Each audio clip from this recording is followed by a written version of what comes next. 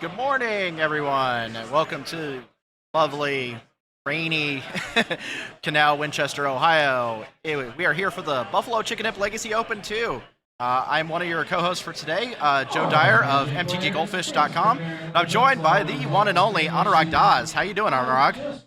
I am chilling. It's early on the West Coast this morning, and the only thing that would get me out of bed this early is some great legacy, and I'm so excited for it.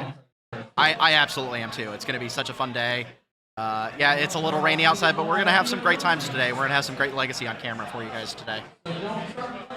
Yeah, So, absolutely. And I think Legacy is in a really sweet spot today where like the most recent thing like that has happened because our format moves so slowly, right? Expressive iteration is banned. It's been a while. And then since then we had, LTR introduce a couple new cards. And mhm. funny enough, I actually feel like for the first time, in ever, format's just in a really great spot where like there's so many playable decks. It's not like Delver is taking over again. So the games today I gonna feel like are gonna be really tight, really close. I think it's gonna be really fun. Yeah, I'm looking forward to it too. I think the same thing. I'm really excited with what Lord of the Rings has done for the format. I think there's a lot of fun stuff going around the format right now. A lot of different decks. I've seen multitudes of different tempo decks, which is always good to see. I like seeing differences in the tempo decks instead of just one refined Delver shell. Bring back the fish, Gerbag Yeah, Angler. yep.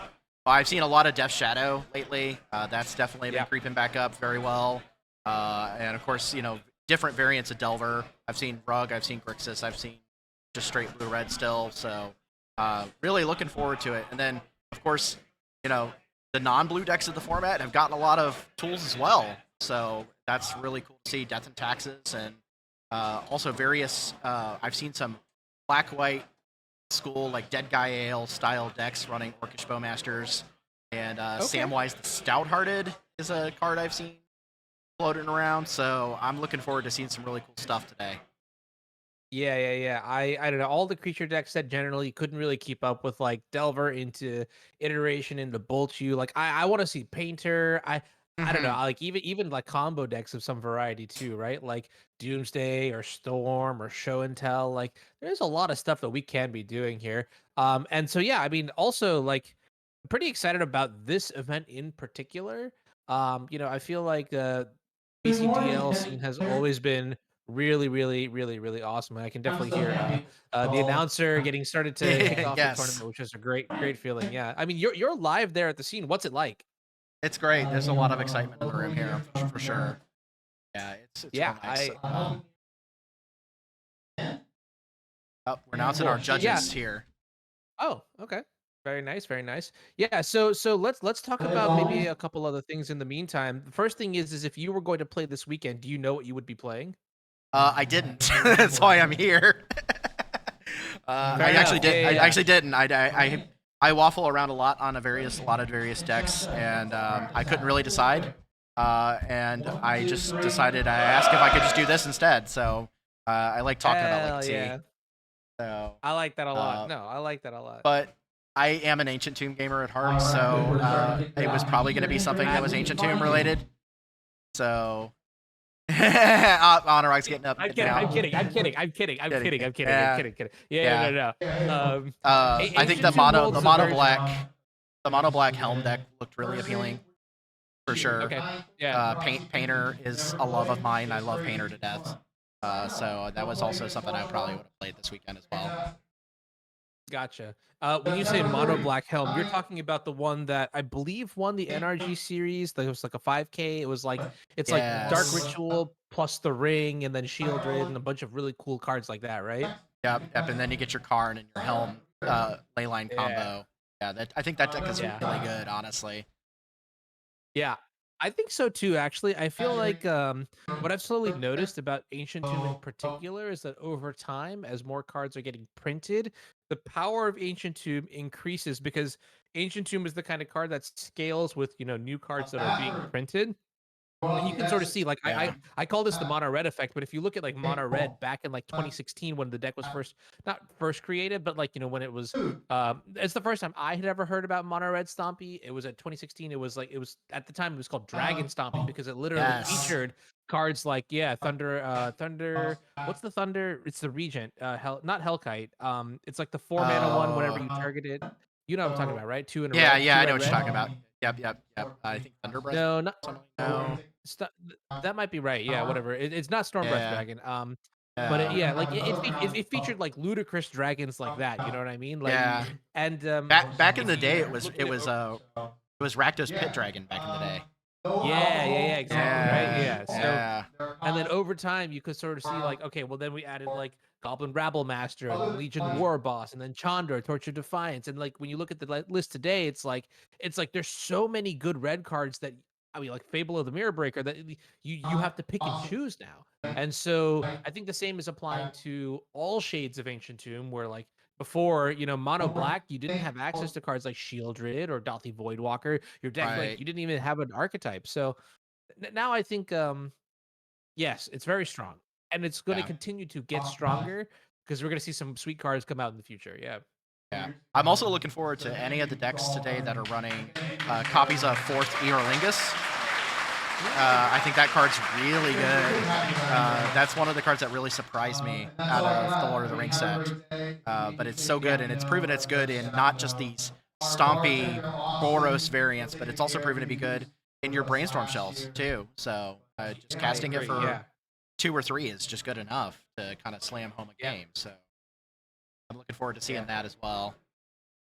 Yeah. The way I think about that card is it's like the fire entreat the angels kind of card. Hmm. It's powerful because it's really good in the early game if you're playing a lot of creatures.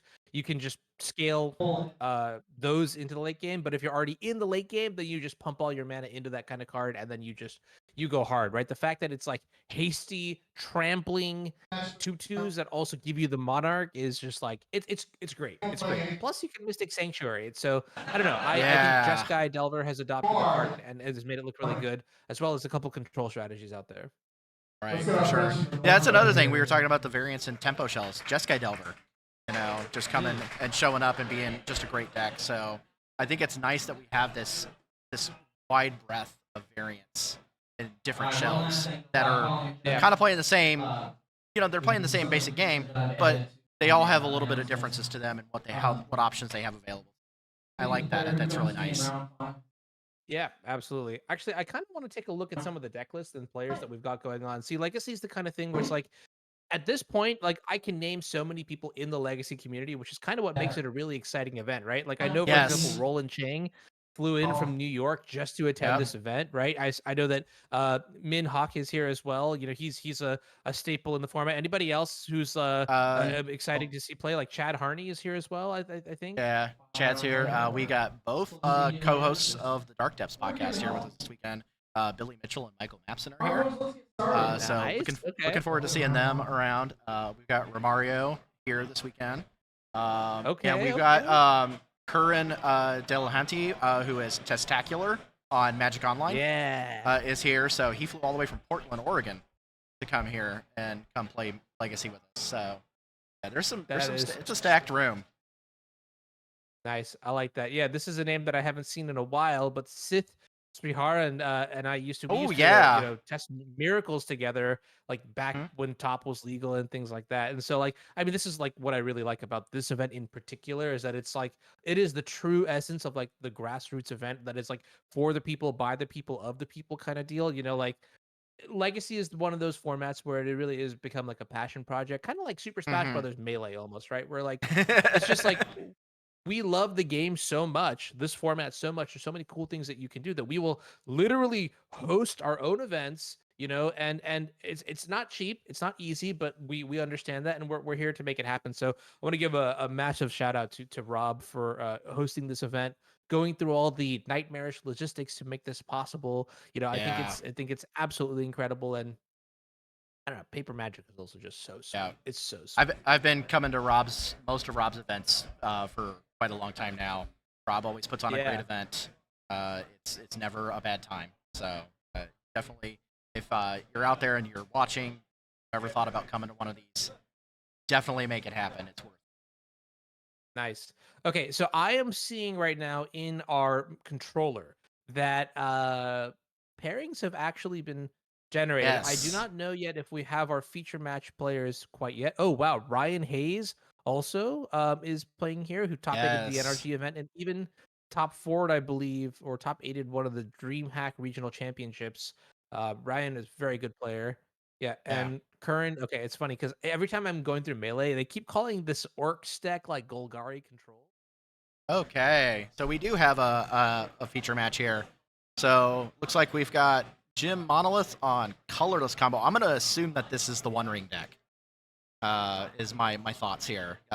Every time I see colorless combo lately, it's been that Mystic Forge One Ring deck that has been showing up around. And we also have Demir Death Shadow. And just based on the hand, I can see. Ooh, well, this is interesting. I see a Grim Monolith, and I see a Lotus Petal, and I see a One Ring. But I also see a Pithing Needle and Horn Power Stone. And I also saw a Patchwork Automaton.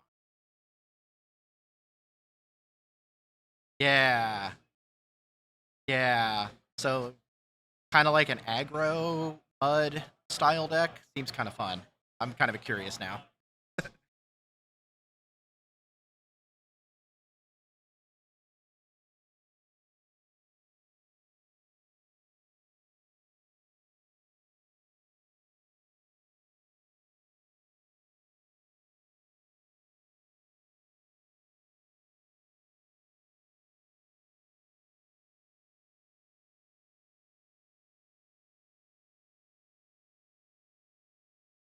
Yeah,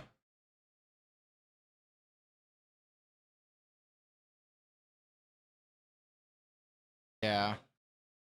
Any Orcish Bowmasters in the list, I'm sure.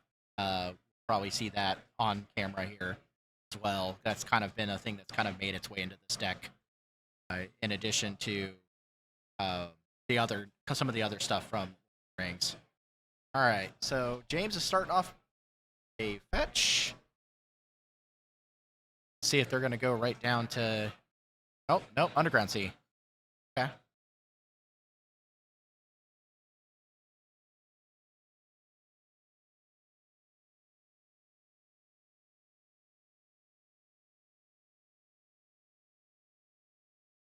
Yeah, this is true.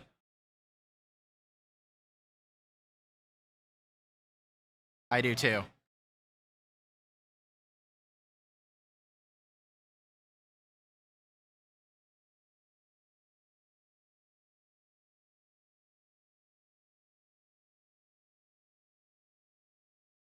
Okay, so we got a Lotus Petal, a Mystic Forge, and a Mishra's Bauble. Wasteland, Urza Saga, City of Traders. I feel like the Mystic Forge is probably the correct pick here. Uh, yeah,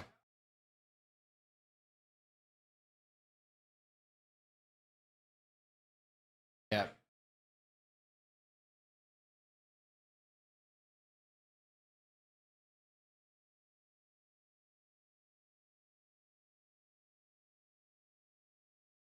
no, yeah. And my experience playing this deck has been that because I have actually been playing a version of this deck very recently, and I have noticed that there are many games where you just get stuck on mana, and that's really basically what it boils down to. I saw him draw a Tangle Wire. I have not seen a Tangle Wire in wow. That's oh man.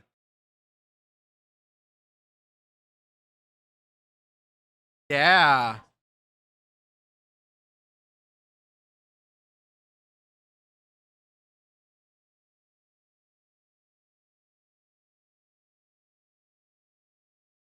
So wastelanded their underground sea. Try to cut off their mana. I don't know how good that is against these tempo decks anymore. Like I kind of wonder if it was correct to just kind of develop your mana at start on, maybe lead on Urza Saga.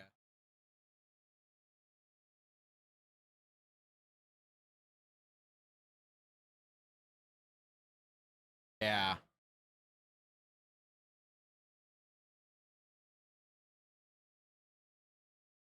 Yeah. They had a basic swamp, so maybe that's cutting them off of their cantrips. Maybe that's what they're for. But I don't know how good that was.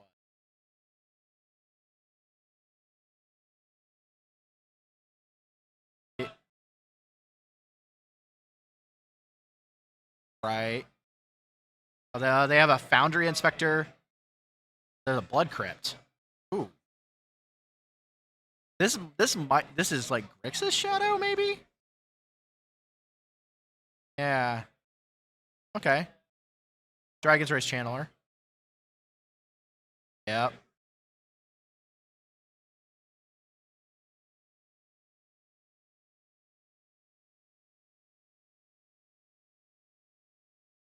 I feel like they're taking the Tangle Wire for sure. Oh. Yes. I saw a Daze in your hand. So, yeah, so that's interesting. They draw something that's really good. Do we have Delirium yet? No, I don't think. I use 2 sorceries, land, and an artifact. So, okay, Ancient Tomb is a good play here. They can generate a construct if they need to.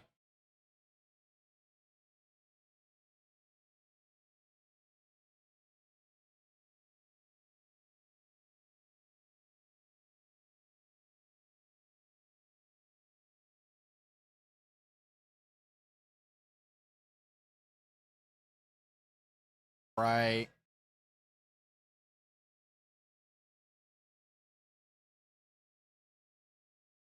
Yeah. So that Wasteland cutting them off of blue actually kind of did a thing because they have that Daze stuck in hand and they haven't drawn a source. So maybe that was yeah. So yeah, maybe that was actually pretty reasonable to do. Oh, there's construct, and yeah, they can block it. They're gonna bolt. Okay.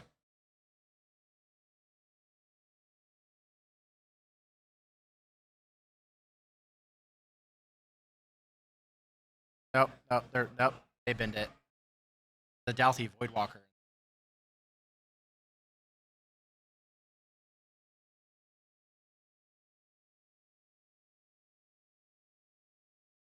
Oh, all right.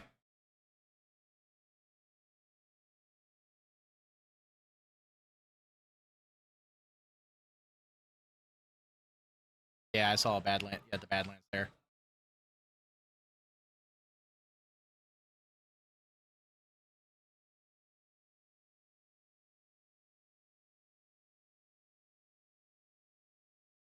I don't think it's Needle. Yeah.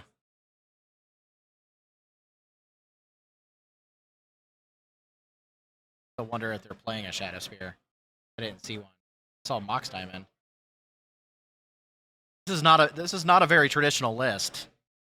I've seen Spheres of Resistance and Tangle Wire and Lodestone Golem. Oh, there is a Shadow Spear. Okay. Yeah. That's pretty good in this scenario.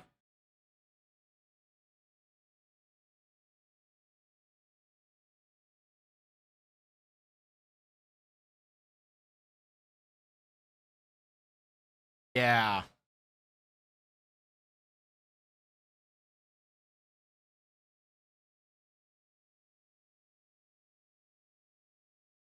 Boundary Inspector.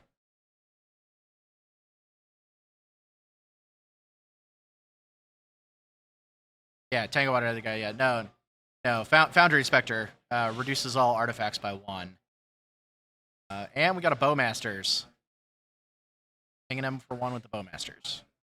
So the tension here is interesting. I love the tension between these colorless decks and the Bowmasters decks because they're playing the One Ring. The Bowmasters is a kind of a natural foil to the one, so that kind of makes it really nice. Very interesting tension between two decks.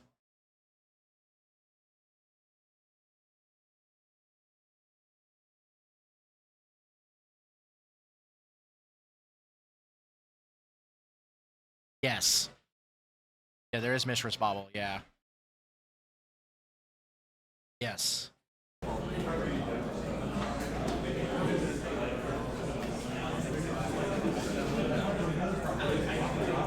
Yes.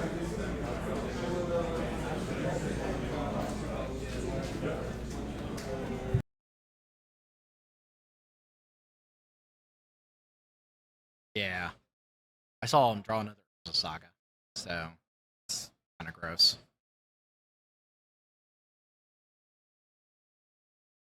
Okay, so yeah, we gotta float our mana to play our Oh,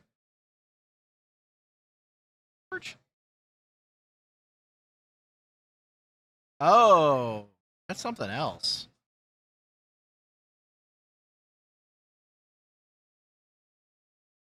Yeah, it does.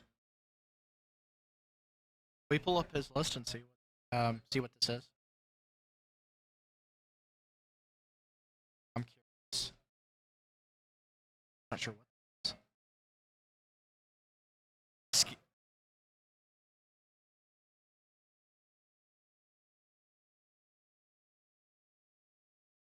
Taking some damage. Assuming to yep, Shadow Spear. Combat with that. 6/6. Wow. That's a pretty good life exchange there.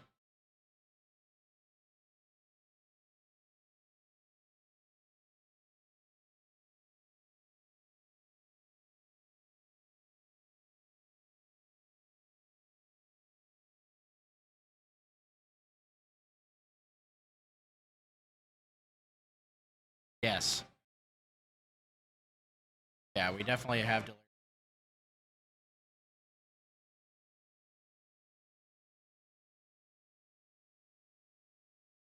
Oh, from the Shadow Spear. Yeah. Yeah. Yep. Okay.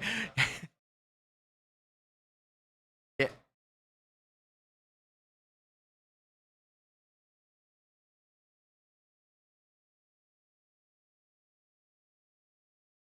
Okay. Thanks.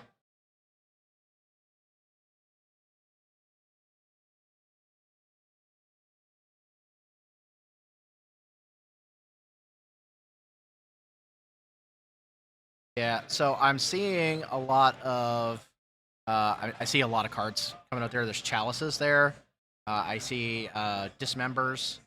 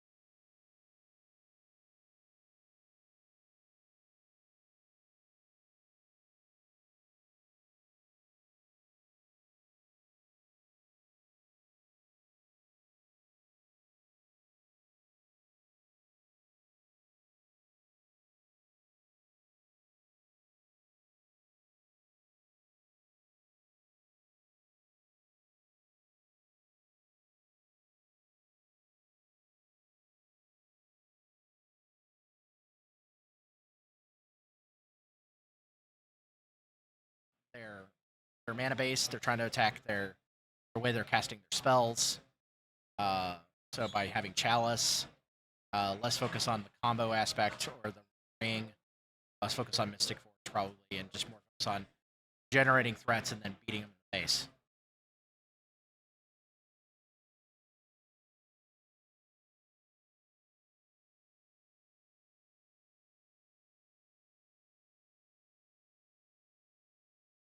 Yes, that's very interesting. Yeah. So from the Death Shadow side here, what do you expect to see James bring in Death Shadow side? Uh, are there null rods in the sideboard? I would guess that's probably a thing. But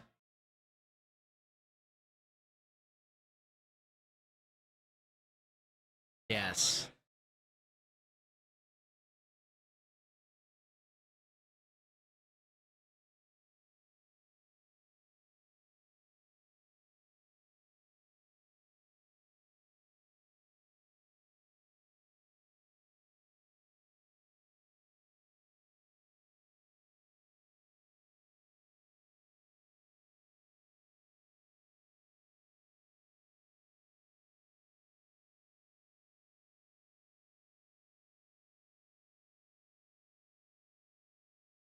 meltdown. Yeah, yeah. Could also be maybe a couple copies of Dress Down in the list as well. That answers the constructs, but also make sure Death Shadows gigantic for a swing. So that is also a possibility. Have seen that in a couple of lists before. Yeah.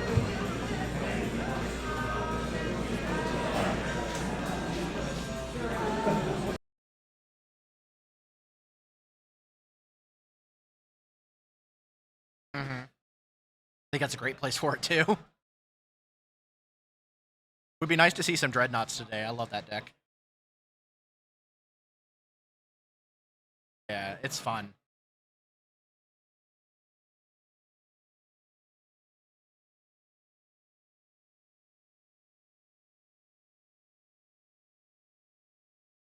Yes, yeah, I have heard of that one. Yeah,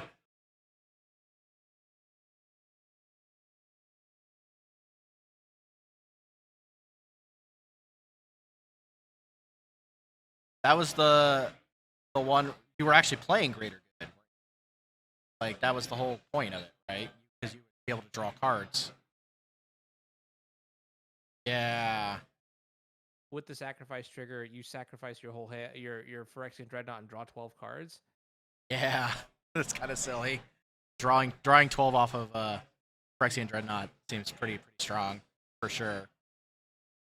All right. So it sounds like my audio is back.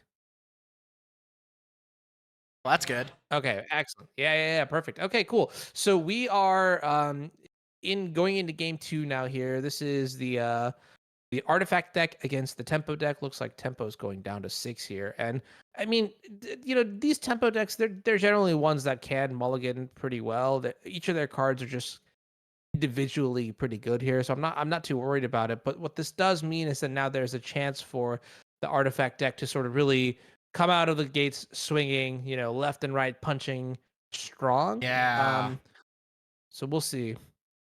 I know that playing these kinds of decks myself, I generally have noticed that if my opponent mulligans, I feel pretty happy about keeping a really strong hand to try and just try and do as much as I can on turn one, because the hope is that they kept a hand that maybe has like ponder land, and they didn't keep a hand that has force will. Yeah, yeah.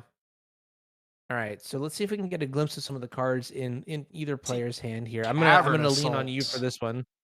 Yeah, I see Cavernous Oh Souls, no. Oh and no, I don't like these cards. I see a Wasteland. I saw some Wastelands.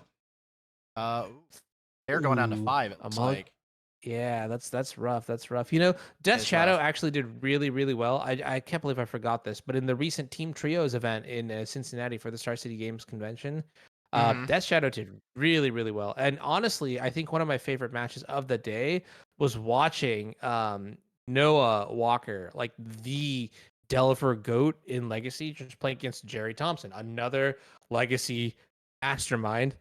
Right. And so I don't know. Yeah, that was really, really sweet. I'm thinking I wonder if James is playing a list that is similar to the one that Jerry registered, perhaps with there was that new card from Lord of the Rings, the Palantir. Oh yes, yes, the Palantir of Orthanc. That card is Yeah. yeah. Yeah, I was Look, gonna ask what's your opinion of it? I think it's pretty neat, honestly. I think it actually does have some power level. It definitely does really interesting things. I'm really curious to see it. See if people adopt it more. Yeah. All right. Well, here it is. I Two think we're cards going keeping down to the 5. bottom now. Yeah. Yeah.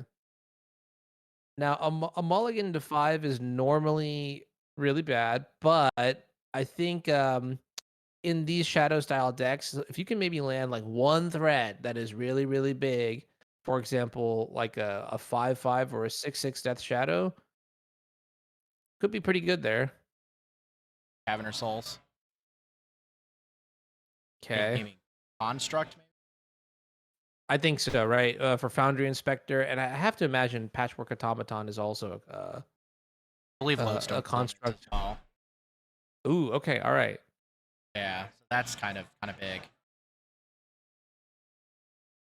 All right, This here it Underground is, Sea Underground is a Sea. little scary because they have like 2 wastelands in hand. Yeah, Uh, this might be one of those games where nobody plays Magic for a while. oh, interesting. Ancient Tomb. Okay. Sphere of Resistance. Ooh. Oh baby. Okay. This card happens to be very good against the deck that is like basically trying to Xerox its way through everything by playing a bunch of cheap 1 mana spells. You can see a brainstorm in response here. Yeah. I don't know. Would you even force a will this if you drew force a will? I mean, I think that you don't know the knowing that they do play wastelands. I think you might have to, but I don't know. Like, is it better to play your proactive game plan and not be able to counter any of their spells? Yeah, that is a really good question. I would tend to just Hulk smash and not try to think about it too much. I am also maybe not one of the best tempo pilots out there, so Yeah, I don't know. I Something would like a for spell I would pierce could force be this. I would force it if I okay. had it. Yeah, for sure. Got it. Yeah. Yeah, it feels like a card that knowing that in game one that they played Wasteland on turn one on your non-basic. Okay. Looks like it So resolves. these Wastelands are going to be really good. They are going to be better than really good. They're just probably going to win the game on the spot. I mean, we're at 4 cards already after our mulligan down to 5. Yeah.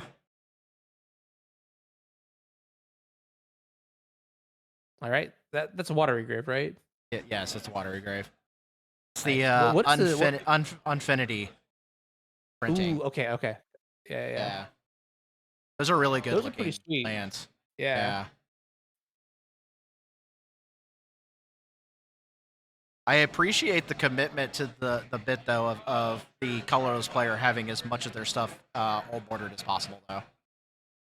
I Like that's I perfect. do like that. Yes, I do like that. I honestly, though, there are a couple cards that I want to see all bordered.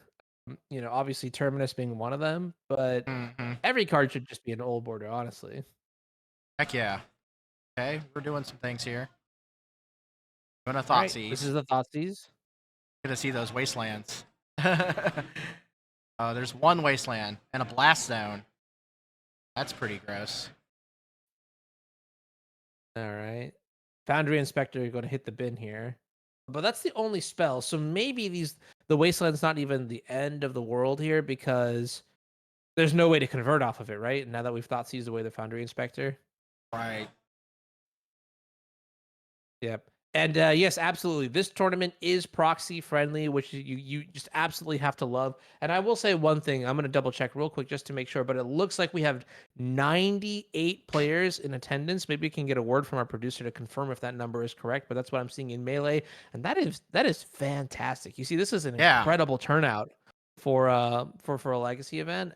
And I mean, like, it's also so sweet that like you could just proxy your cards if you want to play. You don't need to worry about anything like that. So card availability not a problem here. Also, I mean, I'm pretty sure Rob's got proxies that he just hands out to players for the event too. So like even if you forgot to So bring one, like they've got you covered. the one that's in play, the underground seed in play, is actually one of those. Oh, nice. Okay, it looks pretty So well yeah, made. So I'm pretty happy about yep, that. Yeah. yep, yep. Um. Okay. Cool. So I think I saw Wasteland take care of a blood The blood crypt. crypt, yeah. Okay. Wasteland on the blood crypt, and then there was no follow-up play there. So that's interesting. I really Is the like waste? this. I actually, Yeah, yeah. yeah. Um. Sorry, go ahead. Yeah, no. Convert, Well, convert your thought there. I think it, no, you're fine. You're fine. From this position, I think we can sort of just understand that James is maybe a little bit afraid of getting cut off of casting spells by not playing that wasteland, right? And then also when we thought seized, we saw a hand, a grip full of mana. So we know there's no way that we're really going to cut them off of mana. They're still going to be able to play magic through their own sphere of resistance. It's just going to take a couple more turns to deploy uh, their their spells and their threats and things like that. So you could wasteland here, but then you run the risk of shooting yourself in the foot by not being able to use that colorless mana to do something cool. So I really like not using the wasteland. Maybe it's super obvious. I don't know. All lands. That is kind of funny actually. Look, man, no That spells. that Urza Saga though is a prime target for that wasteland.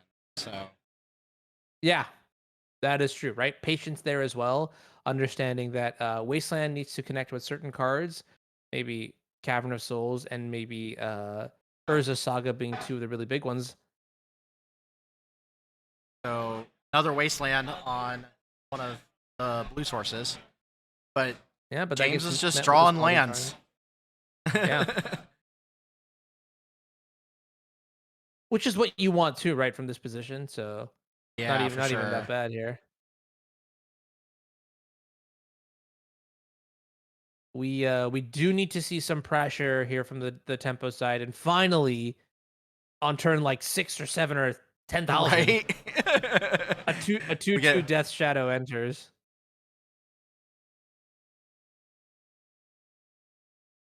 Alright. So now, Jim needs to have a way to oh, yeah, oh there's the Blast Zone that we saw earlier, yeah, so that's pretty good. that's interesting. Yeah. Funny enough, though, this Mox Opal has basically done nothing the entire game. Where Right. we've always It's been one. one short of Metalcraft. Yeah, the whole game. It's wild. Yeah. Okay, so Okay. we're fetching. Makes sense. And it looks like we're going to be activating the Blast Zone here to go ahead and take care of the Death Shadow. Also makes sense. And yeah, it looks like the board is back to parity here.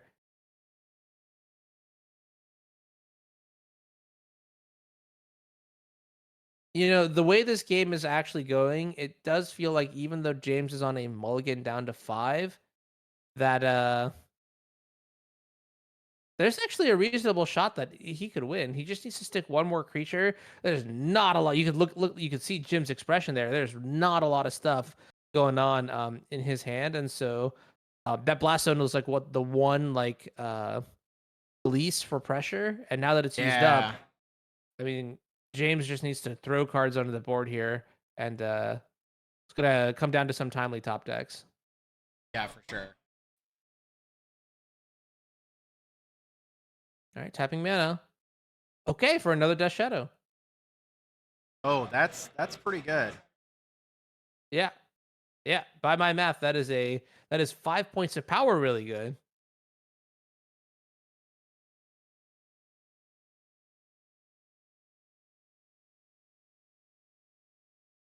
All Yeah, right. So, using the wasteland on the Urza Saga makes the most sense here. yep. Yeah. And can you explain the timing of that exactly? So they played the Urza Saga, and in response to the trigger that puts the first war counter on, is when they wastelanded. so they didn't have the ability to tap it for mana at all. Okay. Because the trigger never resolved. Urza Right. Saga never really learned how to actually produce mana, which kind of makes sense. And this is what was the card that you called it again? It was like the something something. Sculpting Steel. Yes. Okay. Uh, So did that come into play as a copy of the Sphere of Sphere. Resistance? Yeah, it looks like it's a copy of Sphere of Resistance. I have a feeling this game is Oh, very close to being over because you're at this point they've got a lot of lands in hand and their ancient tombs are going to start getting them. yeah, and then the Sphere of Resistance is actually doing negative work here. I feel like you're kind of trapped under your own spheres now, Hmm. That happens and quite a that could bit be a with these problem. kind of decks. I've played enough Mistress Okay. Workshop and Vintage to know that when you get trapped in your own sphere, it's not fun. Okay, we're doing a thing here. Putting One, ourselves two, in three, range. 4, 5, 6. It looks like. Okay, so Ballista for X equals 2. That's interesting. I mean, it's a blocker. Yeah, and it's uncounterable thanks to the Cavern of Souls, I would imagine, or Yeah, it's a maybe not. I'm not construct. 100% sure. It's a construct. Hmm.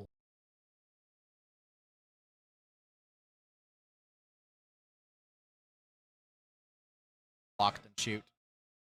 Yep. Oh, that's so tricky. Do you do shoot them here, right? I'm not 100% sure. Otherwise, you probably do shoot They them here. did. Yeah, they did. Yeah.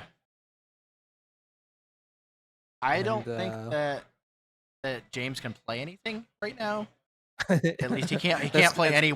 He can't play any one yeah. CMC cards. Like it's because he only has 2 lands. So, but yeah, yep, Wow. Okay, that's actually incredible. On a mulligan to 5, James is actually able to take this yeah, one, and then you sort of saw what happened here, right? It's just like the the artifact deck just had like a lot of mana, which is what you need in order to resolve your 4 drops, but then they just didn't have any action. They just didn't. They needed to draw something up top and never came through.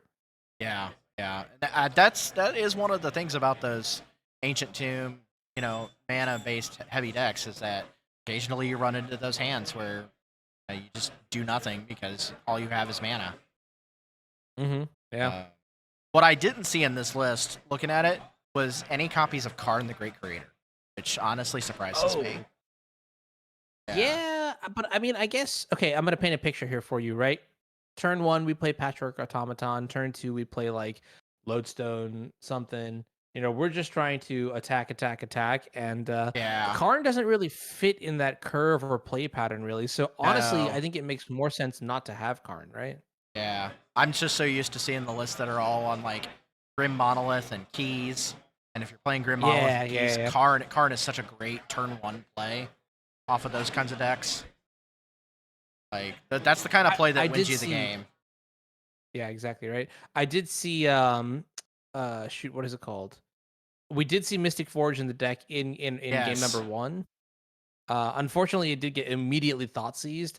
So, it's in the deck. Has it done anything yet? I mean, no, but that's okay. Yeah. It's in the deck. And So, there are so keys. There are keys. It looks like. I'm assuming the keys are there to really abuse the One Ring if it gets the One Ring into play, okay.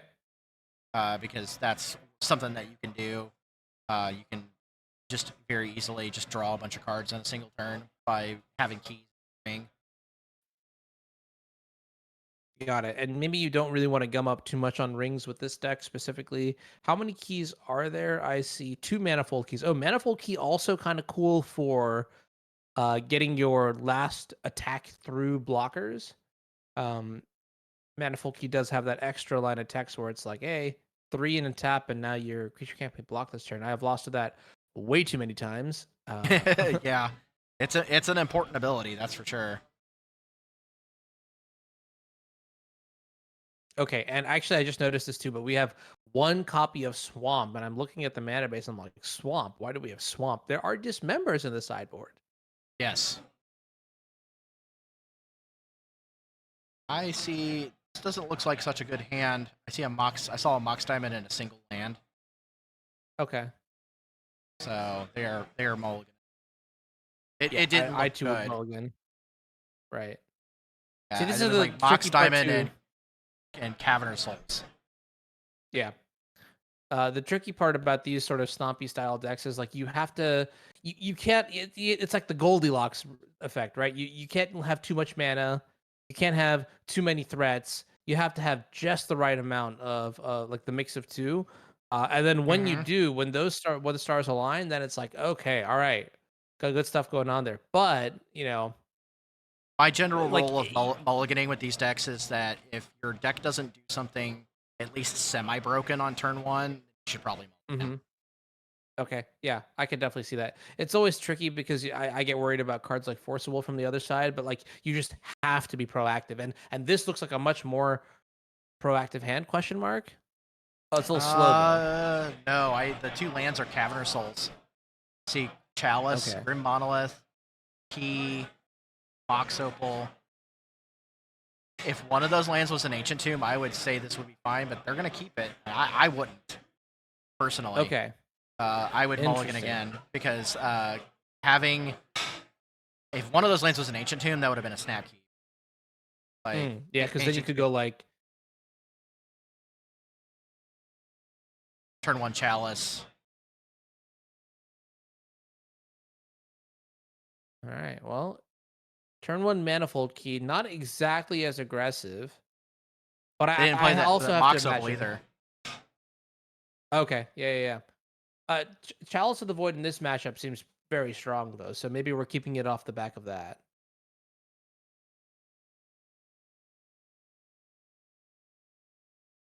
Yeah, I have a feeling we're gonna see a Thought Seize here, and they're gonna take that Chalice. Okay, well, if that happens, then suddenly this hand looks a lot less impactful. I see a Death Shadow. I see a Grief. Hold on, that's cute. Grief pitching a Death Shadow. That's pretty good. Ooh, I wonder if okay. they have I wonder if they have a Reanimate in hand. Oh, is that the Oh, got Canopic a. Swarm right there? Yep. Had a reader. Nice. And looks like we're gonna just instantly pick up that Chalice of the Void. I agree.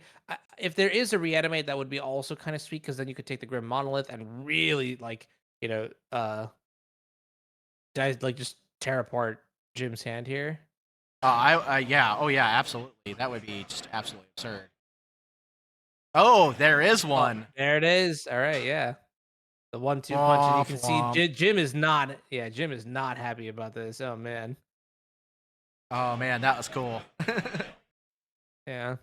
I cannot get away from this card, Grief. I've been playing a lot of Modern and Legacy lately, and just like every single time I queue up for a match, there's like Grief into Reanimate of some variety. That just goes to show you this is a very, very, very powerful interaction. So, Hmm. Yeah, it's very very good. See, which they had a also kind of bubble on begs, top.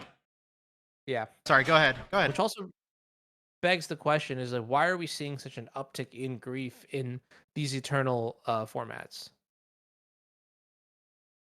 I don't know. I think it's just the card's really good. I think we're just finding that Yeah. the card is very powerful and it's very proactive. And people are starting to really figure that out. So that was Mhm. a cycled Troll of Khazad-dûm from the Lord Nice. of the Rings set. So we have seen an uptick in these cards as well. These land cycling effects, like Troll and Lorien Revealed has shown up a bunch in some of the older formats now. Of course, Lorien Revealed being an all-star popper card right now, just because of how powerful that island cycling ability is. But that's pretty strong. This is a strong Yeah. start from James for sure. Imagine reanimating the troll here on turn two, just casually getting is it a 6/5, I think? Yeah, it's a 6/5 with like super menace. Can't be blocked except Hey. by more than three creatures.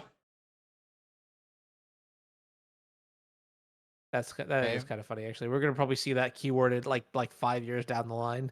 It's just right. literally gonna say super menace. Mega menace. Yeah. Oh, I like that one better.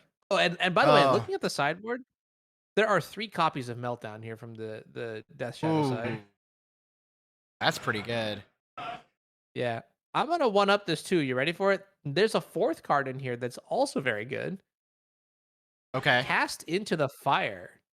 Ooh, I like that card a lot. Yes, that card is very good. Yeah, and we The can actually fact it's see it in actually the in their hand hand. here. Yeah. Yeah. This Patchwork Automaton having Ward, though, makes that a little difficult. But they can use it to get rid of something that is problematic, I think. Is really Right. Yeah. If you need to, you can maybe get rid of like a Grim Monolith. You can get rid of a Sphere. I guess not yet because you don't have the 3rd land, but it also does help that Cast into the Fire is an instant. Oh, that's a good target for it. Is Yeah, that I Shadow Spear. agree.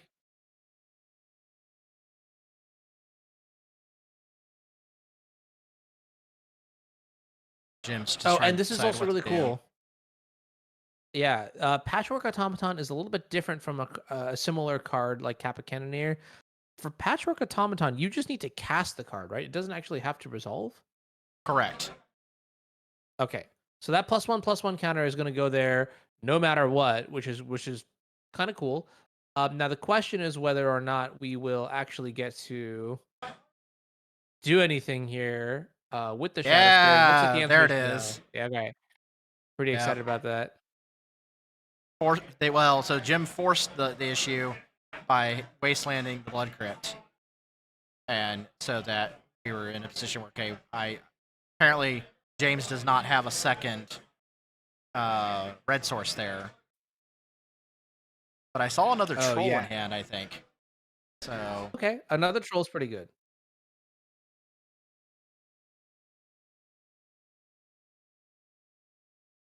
It turns Another out troll is pretty good, these but land cycling cards are really good. They're good at fixing your mana since they can get lands that are non-basic that have types, which is really nice. all right, Blast Zone. Correct me if I'm wrong. Who's winning this race?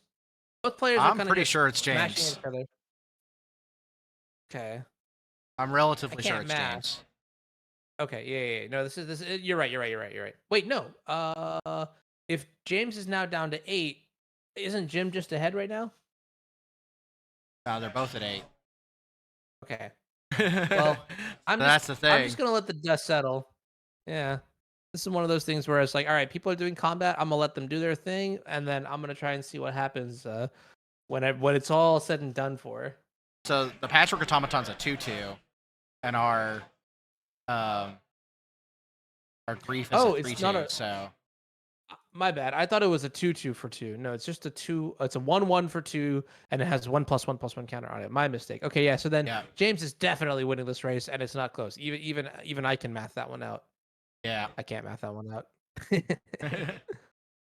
Bobble. Oh, so that is interesting. Now we're at parity on that.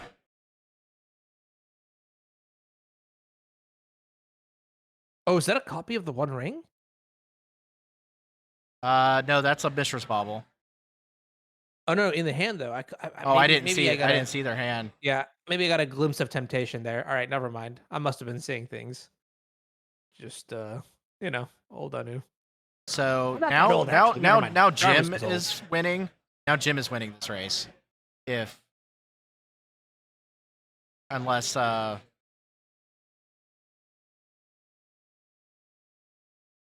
Unless unless something changes, James right? has yeah.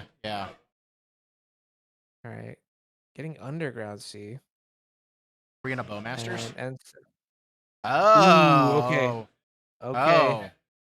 So that actually wins Uh this wh- race because there's 2 to the face off of the Bowmasters.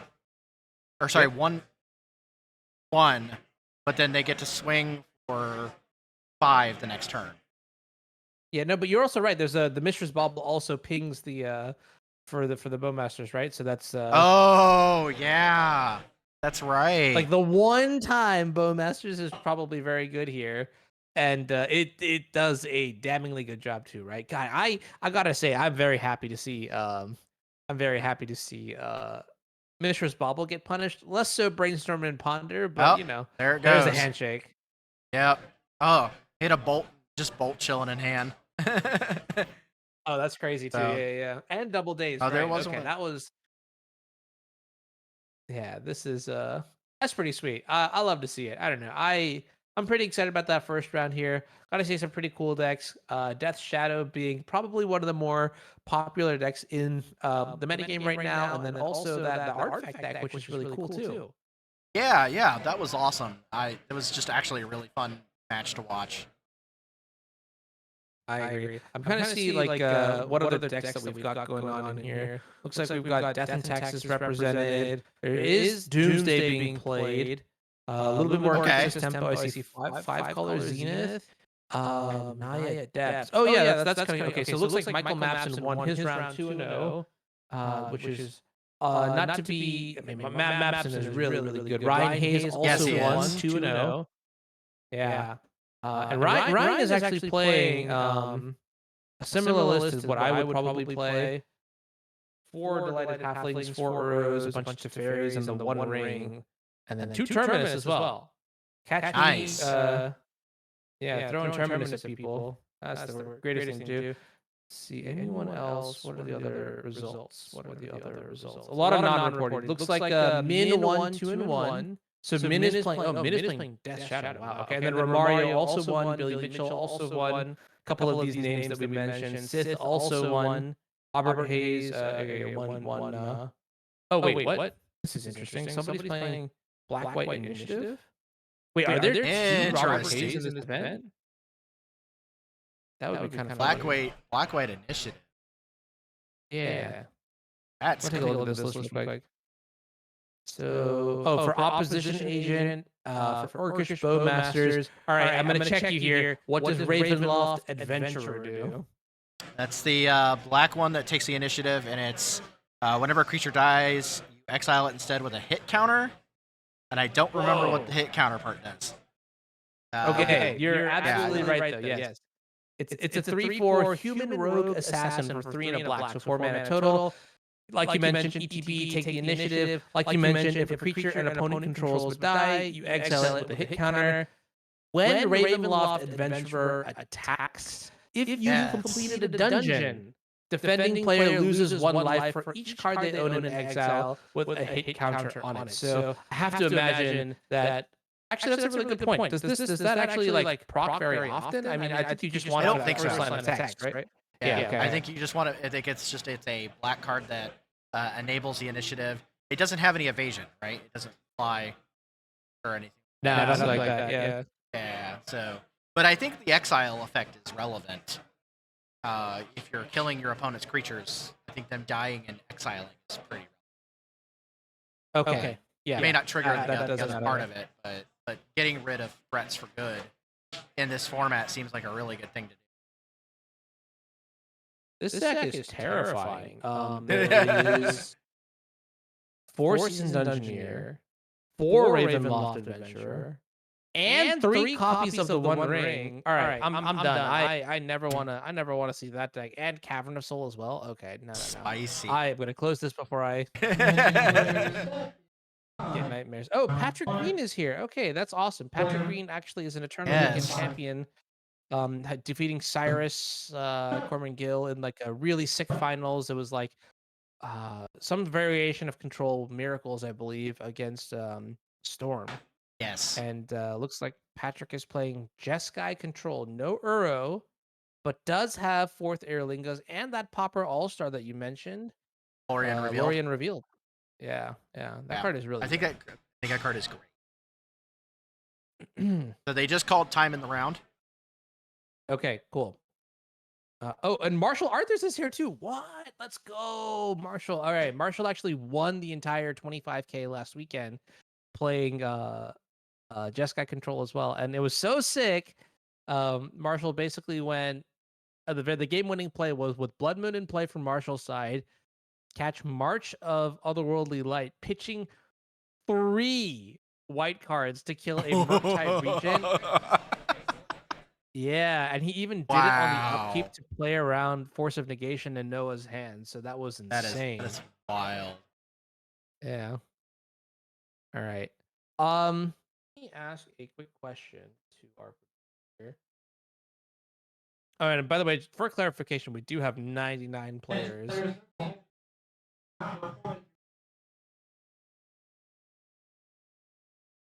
All right, so let's see who else is out here. I see one Rakdos combo deck. Is this just black red? No, it is not. Oh, this is whoa. Okay, this is an interesting list too. It's got four Orcish Bowmasters, four Shieldred.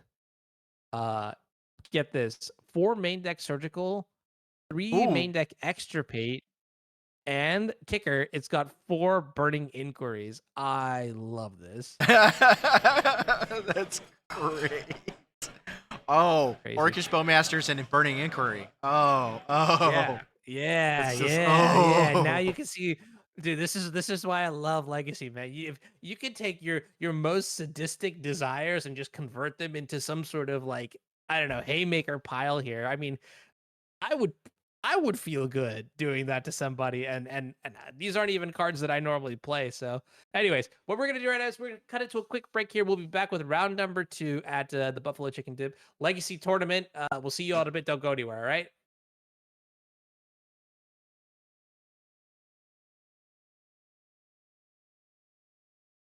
All right. I can't. Rob, I don't know. Is our audio off?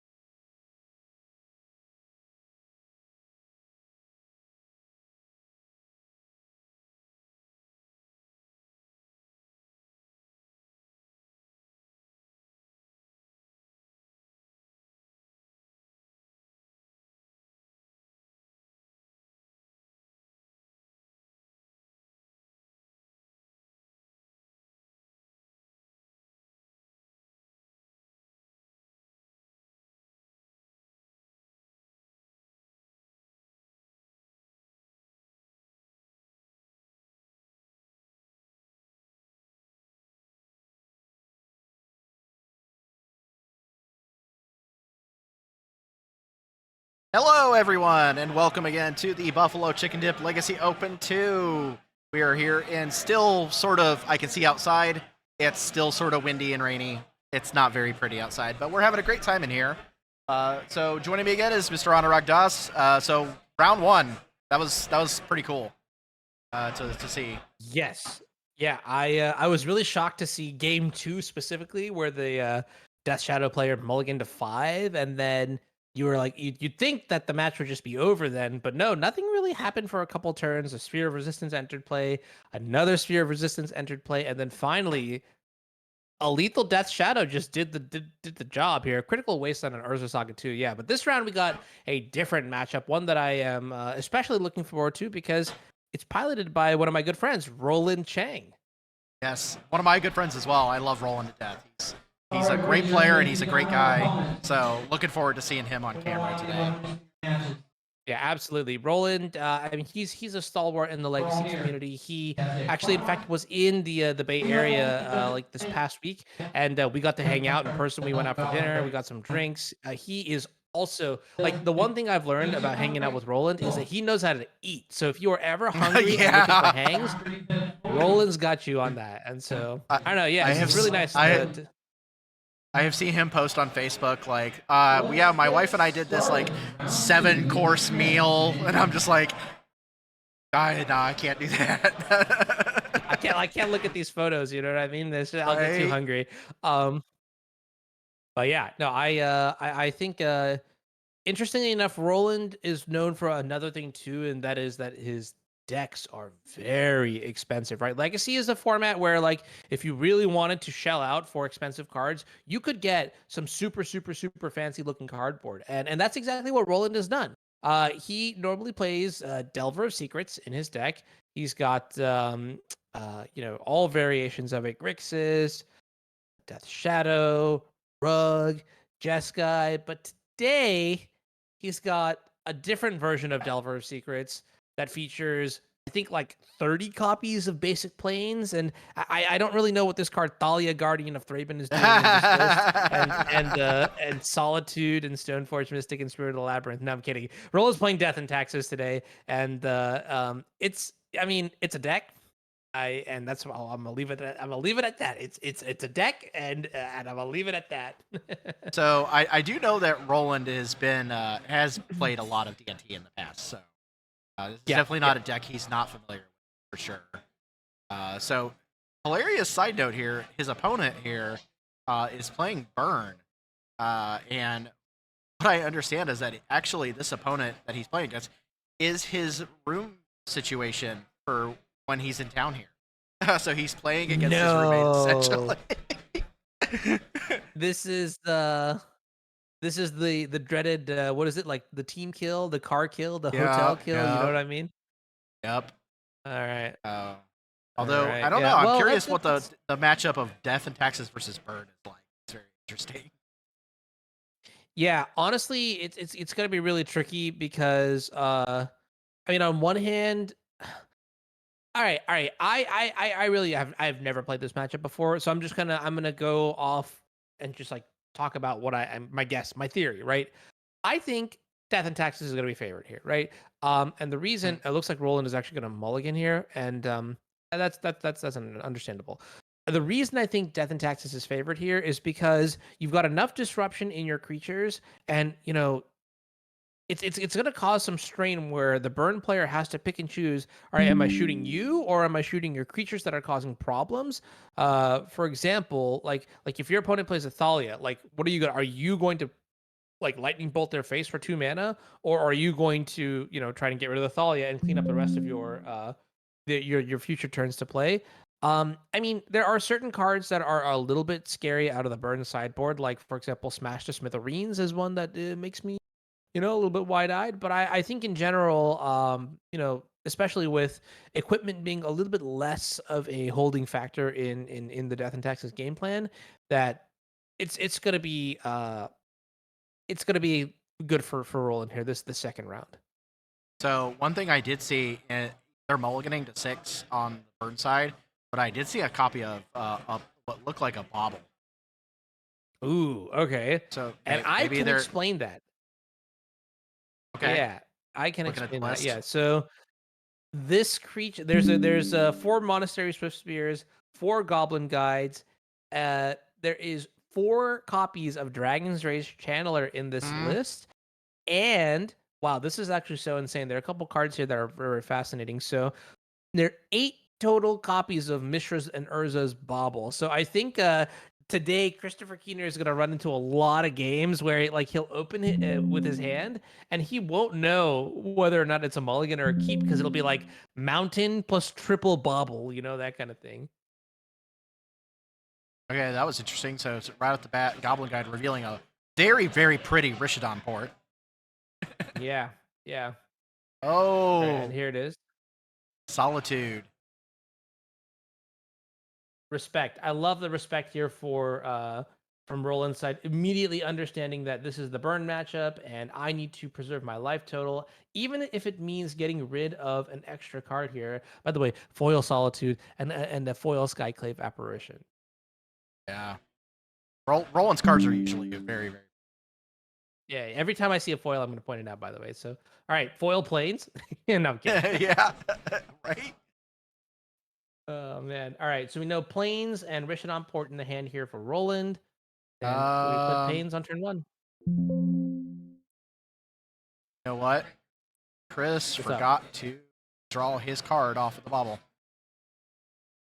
That would be a tough one. That would not be Yep. great. Yep. Nope. I didn't see them draw, and now they're down to 0 cards in hand. All right. Well, you know what? I mean, it's death and taxes. Chris has a chance, so let's not rule anything out here. Roland going down to I believe 15 now, 2 from the Swiss Spear, 3 from the Lava Spike. Yeah. Yeah.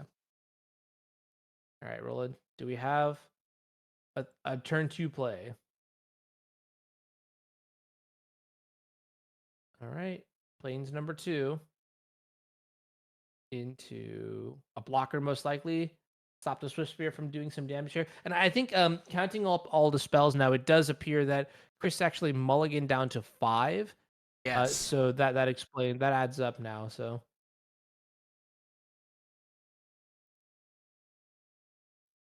all right, here's another bauble.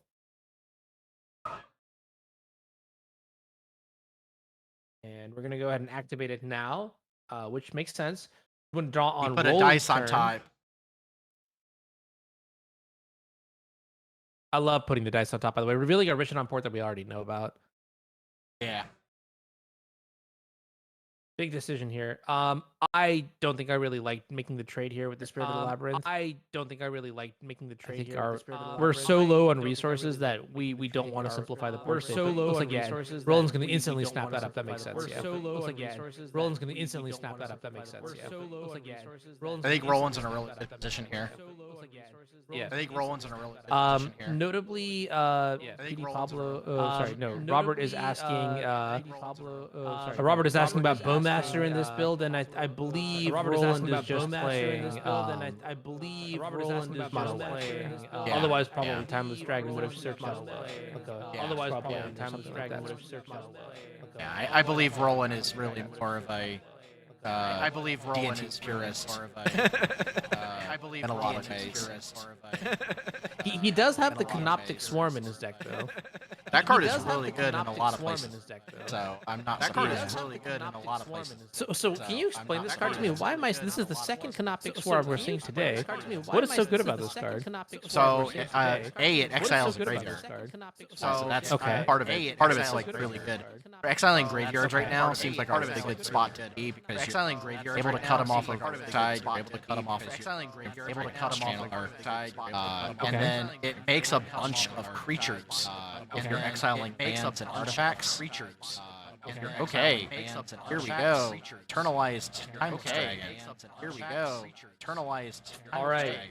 And Mother of Runes in play as well. Yeah. So that's and a I also 4/4 Mother of Runes in play as well. Yes, So I that's also a believe 4/4 that Mother Canoptic of Scarab Runes Storm's as well. fights. I also believe that that also Okay. I also believe that Got it. also It is It is a 1/1 flyer, and I guess it you is- can flicker it. It is a 1/1 So if you keep bouncing or flickering it in and out, you will have a lot of. Actually, that's not even true because you exile the graveyard once, so you only get one insect artifacts when exile cards from the graveyard. Anyways, whatever it is. Timeless Dragon in play here. Mother of Runes. Anyways, whatever it is. Protect the Timeless Dragon in play here. Mother of Runes. Anyways, whatever it is. Protect the Timeless Dragon. Yeah, this is anyways, whatever it is. A little bit rough here for the burn side of things. They haven't drawn a third here hand. for the burn side of things. To be fair, though, burn is one of those decks that like 2 lands is kind of your sweet spot, like 2 or 3. You never want to see the fourth one, so this could just be the perfect amount. And I think I see a copy of Fire Blast and Chain Lightning in the hand here.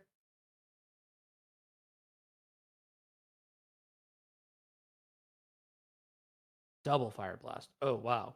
Yeah. Okay. All right. Dorian going to hand.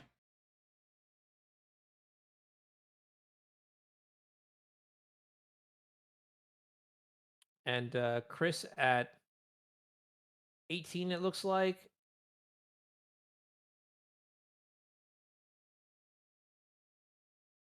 Swift Spear off the top here. So Swift Spear comes in. I guess Roland might just take the 1 point of damage. It's hard to say. Never mind. Oh well, yeah. I don't know. These are things that I don't know. I mean, obviously the burn deck has removal spells, so I would suspect we're probably just going to take the 1. But okay, look at that. He's blocking after a little bit of deliberation and giving protection from red. Yep. Nice. All right. Well, protection is had. So what does that tell you from Roland's side? It tells you that the red player does not have any red instant speed removal. So no lightning bolts in the hand. And I'm not really sure what other ow. Big commitment here. Yeah. Committing that Fire Blast. Yeah. Yeah. Wow. All right. Well, Roland is a pretty healthy 12 life here. And there's a Yorion in hand now, so like if anything, just a 4/5 flyer just kind of mops it up. Yeah. This is, I mean, okay, well, I'll just be totally honest here. I mean, mulliganing down to 5 here with the burn deck puts you in a very precarious situation. So, oh, wow, and just no mercy, just no mercy here at all. Skyclave Apparition. Yeah. Wow. With the Mother of Runes to protect it. And yep, not another land. Chain Lightning. So this makes me wonder, now that you are in complete control, you want to end the game as fast as possible. You want to do the most powerful things here to sort of finish what you can. What are we going to end up doing here? Stoneforge Mystic. Okay. That seems like a good choice. Go get something like Caldra. I feel like you could get Caldra, you could get GTA, you could get Batterskull. No matter what. Just thinking about the Batterskull. Yeah. Yep, there's a Batterskull. You can hardcast the Batterskull here. Right? Really want to. Hardcast the Batterskull, and then just next turn you could even equip it to the Mother of Runes if you really, really wanted to. Like if something, I don't know, nothing can really happen. But there was one time where I lost to a Mother of Runes that it was equipped by a Batterskull, and I don't know. I'm sharing this story. Yeah, I just felt bad. It was really strong. These are definitely very pretty. Pretty Batterskull token. Pretty Batterskull. Very, very good looking cards.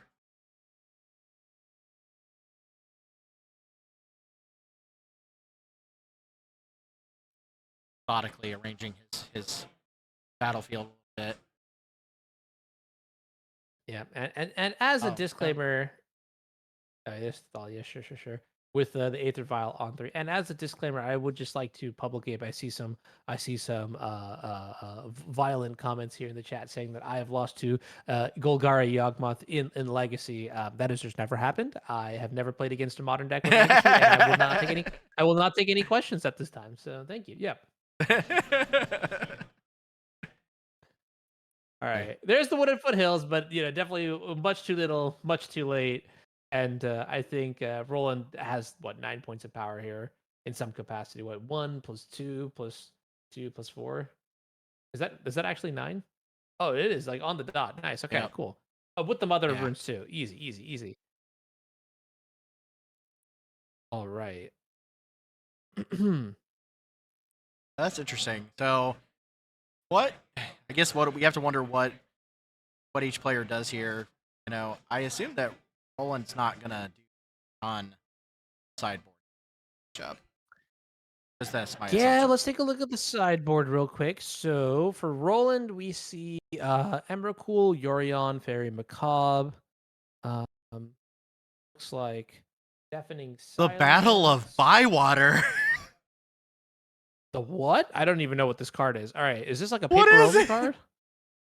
What is it? The Battle of Bywater. So this is a new card from LTR. One white and a white. Okay. Destroy all creatures with power 3 or greater, then create a food token for each creature you control. So maybe this is good against like Delver, for example, Ooh. Yeah. right? Nice to get rid of a Delirious Dragon's Race Channeler or a Murktide Regent, something like that. Maybe That's not so much for wild. this matchup. Thinking about what you said, I guess Roland doesn't really have that much to bring in. Like there's No. yeah. Deafening Silence. That's the deadliest of sideboard plans here. The good old do Yeah. nothing, submit no changes. Yep. I And mean, I'm not sure if we have the there burn is list. deafening silence, but that could also be like a thing in this matchup. Okay, yeah. Uh, All right, perfect. Oh, look at that. Let's go. So we have the burn deck list as well here. And in the sideboard, do you see any cards here that particularly stand out to you? Not really. Smash to Smithereens maybe, but even then, that's not that great. I don't think Alpine Yeah. Moon is very good. Yeah. I would probably Uh, bring in the Smash to Smithereens. I mean, at the expense of a couple baubles. We have so many baubles that and Smash, if you can land it up against like a Dragon's Rage channel or I'm sorry, an Aether Vial or a uh Batter Skull or something, you're ecstatic. But yeah, I yeah. agree. I do feel like the current iteration of Death and Taxes is a lot less artifact heavy. I mean, you probably still just have to get rid of the Aether Vial because it generates so much mana over time, but it's not like it doesn't feel like the slam dunk that it used to be, and that's probably by virtue of Death and Taxes just having gotten a lot stronger over time. So yeah, I would I'd probably. almost argue they keep the baubles and shave Price of Progress instead. Oh yeah, absolutely. No, I agree with you. Yeah, we saw Pri- Roland's pri- dedication there to getting all the planes as well. He revealed the Rishodon port on turn one, in fact, to the Goblin Guide, and despite that, did not play the Rishodon port like maybe up until turn 6. So that's a lot of discipline showed there for Price of Progress, and you pick that up, and you're right. Let's keep the baubles and ship out the Price of Progresses for sure. yeah, it kind of doesn't do anything in this matchup. Might even bring in a copy or two of Alpine Moon, just because it's a non-creature spell that you can cast Okay. uh, for your Dragon's Race channelers and your prowess creatures, but over the Price of Progress because Price of Progress is just kind of functionally. Yeah, makes sense here. All right, let's take a look at our opening 7 cards here. We have a decent mix of lands and spells on the burn side. So I don't think we're going to see them all again down to 6 here. And it looks like Roland has kept as well. Yeah, I see a pretty reasonable set of cards there. Suspend All Rift right. Bolt. Powerful play here. Turn 1, tapping a plane sideways for an Aether Vial.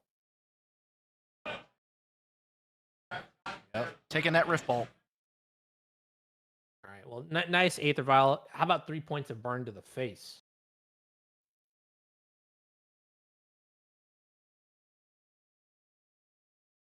Fetching. I'm going to guess that we're fetching for a mountain here. Yeah, okay, looks like I was right.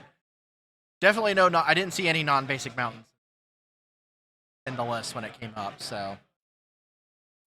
And generally, we won't either, right? Because Price of Progress incentivizes just playing the clean mana base there. Unless something really crazy is going on, like, okay, Dragon's Race Channeler, that one's pretty crazy, yeah. So here's the reason why the fetches are in the list is because of being able to turn on Delirium with land. Ah, okay. Yeah. Yeah. And by my math, we have sorcery and land in the graveyard, so we're going to need to find something out here to get the last two card types in. I mean, the other thing too is like Dragon's Rage Channeler in Burn is kind of interesting. I kind of get the feeling that like it's not PSOE approved. When you think about like cards that you're Yeah. you're not really playing in lieu of it, which is just like more direct damage to the face kind of deal. Uh, and I feel like you do have a potent mix of burn spells to really round it out here. So then you have to like wonder what is Dragon's Rage Channeler actually getting you, and it's getting you a little bit of selection here so that you don't flood out, but it has to connect here, and if it doesn't, then you know the inefficiency just kind of like screams out. Yeah, for sure.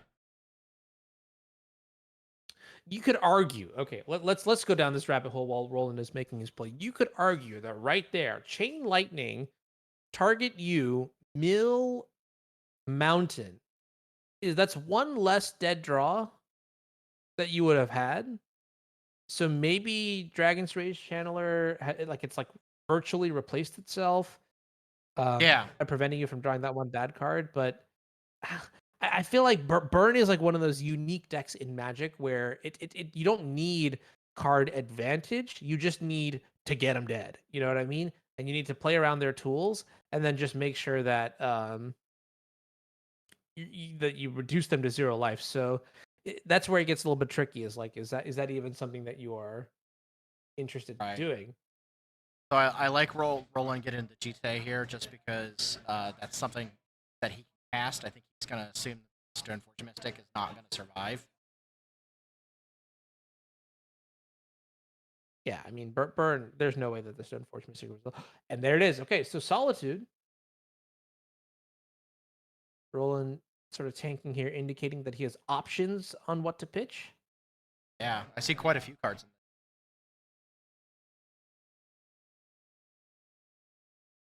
Normally, when your opponent is tanking this long on what to pitch, either all your cards are really bad, or in this case, I think all your cards are really good, and that is not what you want to see here. Then from it's not a the burn that is type, not right? What you want to see here. Then Yeah, from that recruiter of not the guard the burn is definitely a card. So I saw Rockets in there.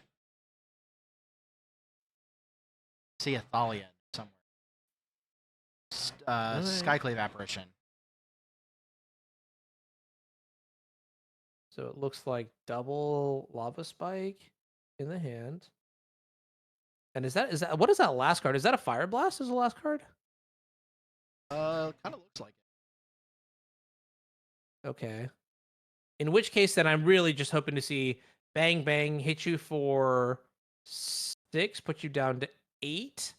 Oh, but the math is not really adding up here. And see, this is what I'm talking about. Like if that Dragon's Rage Channeler had done 3 points of damage or something, you would have had like a live draw here to deal it. like the Mm-hmm. last 2 points of damage after you know the 2 spikes and the fire blast. So it's kind of tricky, honestly. The funny thing is we were talking about Price of Progress, and most of lands I've seen in Roland's hands have been non-basic. Wow. Yeah, and what's actually really interesting too is I I don't know if you caught up on this, but did Roland decline to play a land last turn? No, this is Yeah. this is the turn 3. Never mind. Okay. Okay, cycle Timeless Dragon. That seems really smart. It would have been insanely heads up if Roland chose not to play the Caracas out of fear of Price of Progress. It might have. There was definitely a turn where he chose not to play a land.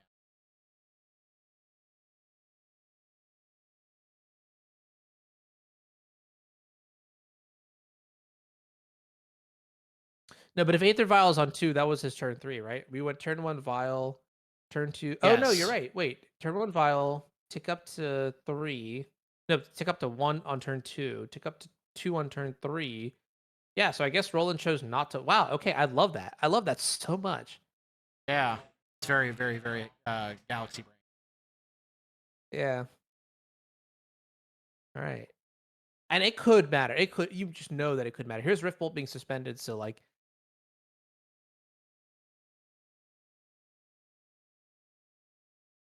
Oh, that's a lightning bolt. And okay, that's a lightning bolt here.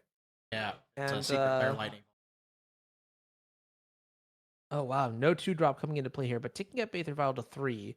And if we don't have a 1-drop, and if we don't have a 2-drop, we must have a 3-drop, right? I would hope so. Yeah. I did see a Skyclave I mean, apparition. okay, okay. Roland is super close to stabilizing the board here. Just needs one more turn to play the GT, equip the GT.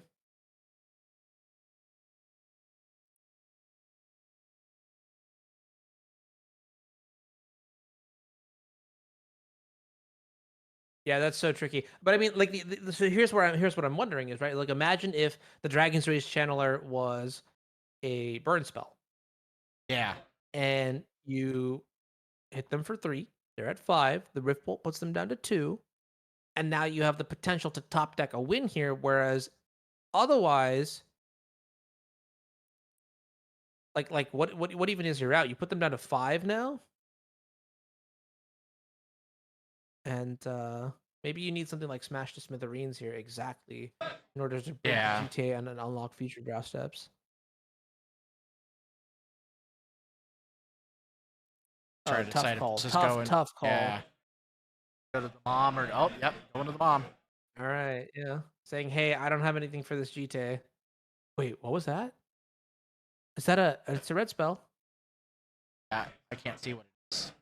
Very barely Oh saw man, it. please. Here's Skyclave.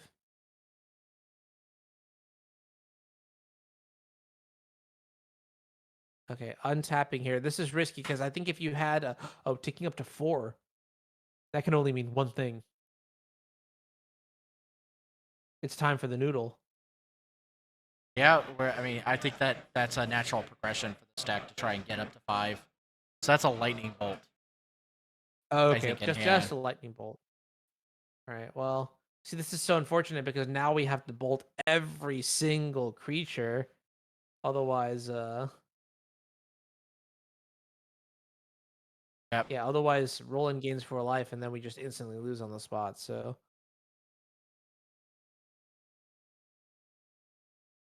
I do suppose that if the Dragon's Rage Channeler was a different burn spell, maybe Roland could have targeted a one of the creatures in play with the Solitude, but that would only be gaining 1 life. And Lion Sash. Lion Sash. All right. Roland says, "Pass. It's your turn." And then explains, does this card have reconfigure? Yes, it does. So he can turn it into an I remember, equipment. yeah, I remember actually losing to reconfigure because my opponent used reconfigure to attach Lion Sash to Athalia. I top decked Terminus when I was at 1 life, and then the Lion Sash just attacked me for 1, and I died. And I was very sad. Nice way to play around Sweet Spot. free planes to hand. Goblin Guide. All right.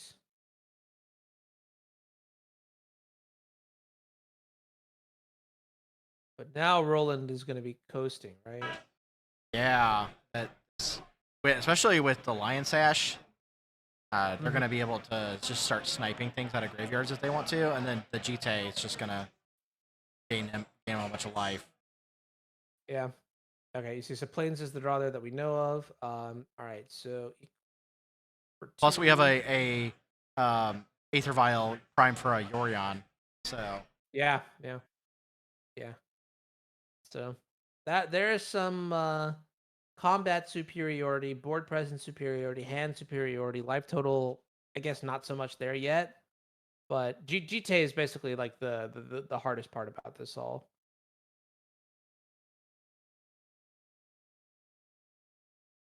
Oh, and I love this so much. I love this so much. Holding up the wasteland to play around price of progress. oh yeah, you got to be able to respect that. Well, and they can use the Lion Sash. They can use the mana for the Lion Sash to do. Not now, but they can put Yorion in hand. Yeah. And I kind of want to just gain some life right now if I'm in Roland's seat. I don't know if Skullcrack doesn't see play in Legacy. It does see play in the modern version, but I guess uh 2 mana to gain to deal to stop Yeah, life gain is probably not playable in this format. So maybe it's okay to not really use the Jite. It's not like the Goblin Guide can attack because we know about the Yorion in the hand. Um, is there any reason not to do it right now, like immediately? like they drew a barbarian ring. Oh, okay. Barbering kind of cool.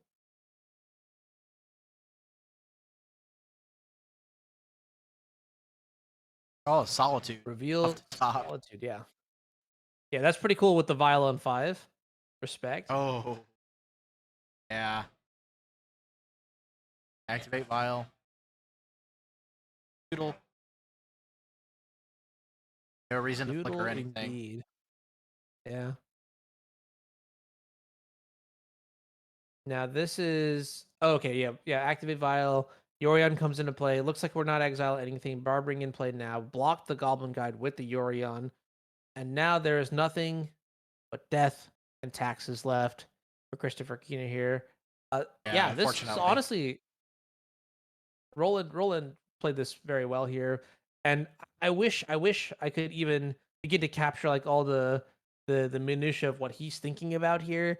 But you could definitely tell like things like leaving the wasteland open, intentionally missing the land drops. Like this is like high level gameplay, and it's really just a treat to get to watch it. Yeah, for sure. Yeah, it's kind of wild.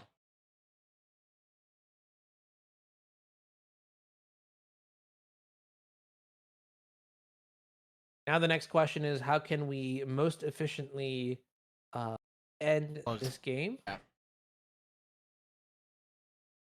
And oddly enough,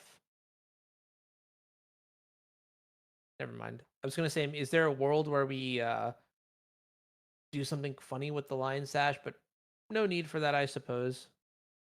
Now, I mean, he leaves himself with a white mana open that he can use to get life off the Lion's Ash if he wants to.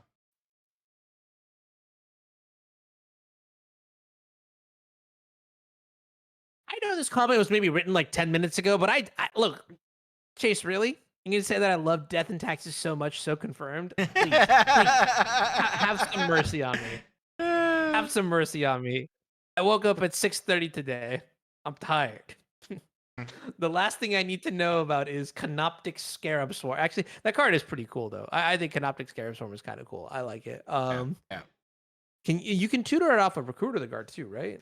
yeah, because it's a 1/1. That in of itself is pretty good. I have a feeling that we're seeing the writing on the wall. Yeah, I agree with you there, and I think this just boils back down to how do we feel about the Dragon's Rage Channeler as opposed to more burn spells, right? And I Right, personally am going to lean on the side of more burn spells. I mean, I understand Dragon's Rage Channeler is very powerful. However, it does seem that proccing Delirium kind of hard. It does seem that playing all these extra bauble effects slows you down a little bit and gives your opponent the time to get Lion Sashes and Stoneforge Mystics for Batter Skulls and GTAs and actually successfully equip, right? Like imagine a world where you just need to point and click and get rid of um, a creature that is being equipped by a GTA and you have Dragon's Face Channel, right? Like it's tough. I see the allure to the card though, but it's tough to right. break the status quo with I mean that's just how it is. Any sort of deck development is always going to be like that. So good to So try it in the tournament, I say. I have a feeling that with the pump off of the GTA that this could probably be sleep. Okay. Yeah. Goes both ways. I think I would not mind gaining a billion life here. I would not mind pumping for a billion here. In fact, I based on how Roland is playing, I would suspect that he would never pump here the Yorion No, out of no. respect for some combination of burn cards, like Barbarian Ring into I mean, I don't really know how that would happen. GTA is so flexible and so powerful in these sort of board states. So we're eating some things with the lion sash here. Okay. All right. Getting in for some damage. Yeah, this is interesting. I wonder, like, are you the kind of person, would you have used some of these counters to gain life? Uh, okay, so yeah, he's not even using them at all. I would have thought to use at least one to gain like a buffer. Mm-hmm. Like 6 life to me feels like a pretty awkward place to be.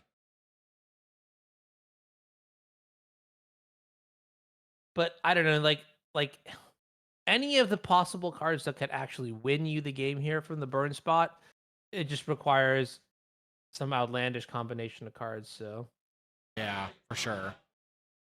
This Dragon's Race Channeler does not have Delirium because rolling 8 lands. oh, okay, So that's yeah, yeah. all right. Interesting. And see, and I will say one thing about burn is that because your deck is so linear, there's a lot of stuff that doesn't really apply to it. For example, graveyard hate, right? Like an endurance, for example, or like a lion sash, for example. But now when you're diversifying what your deck is capable of doing, I think that's some interesting deck design here. You have to be conscious of like the small sort of things like this that could happen. So I don't know. I think there's still like a lot of discovery to be done with this style of deck. Like if there's a way to go maybe even harder on the creatures, or maybe lighter on the baubles and play more burn spells and things like that. It is somewhat tough, but Oh, I will let the burn aficionados figure that out. And this must be a lethal attack now, right?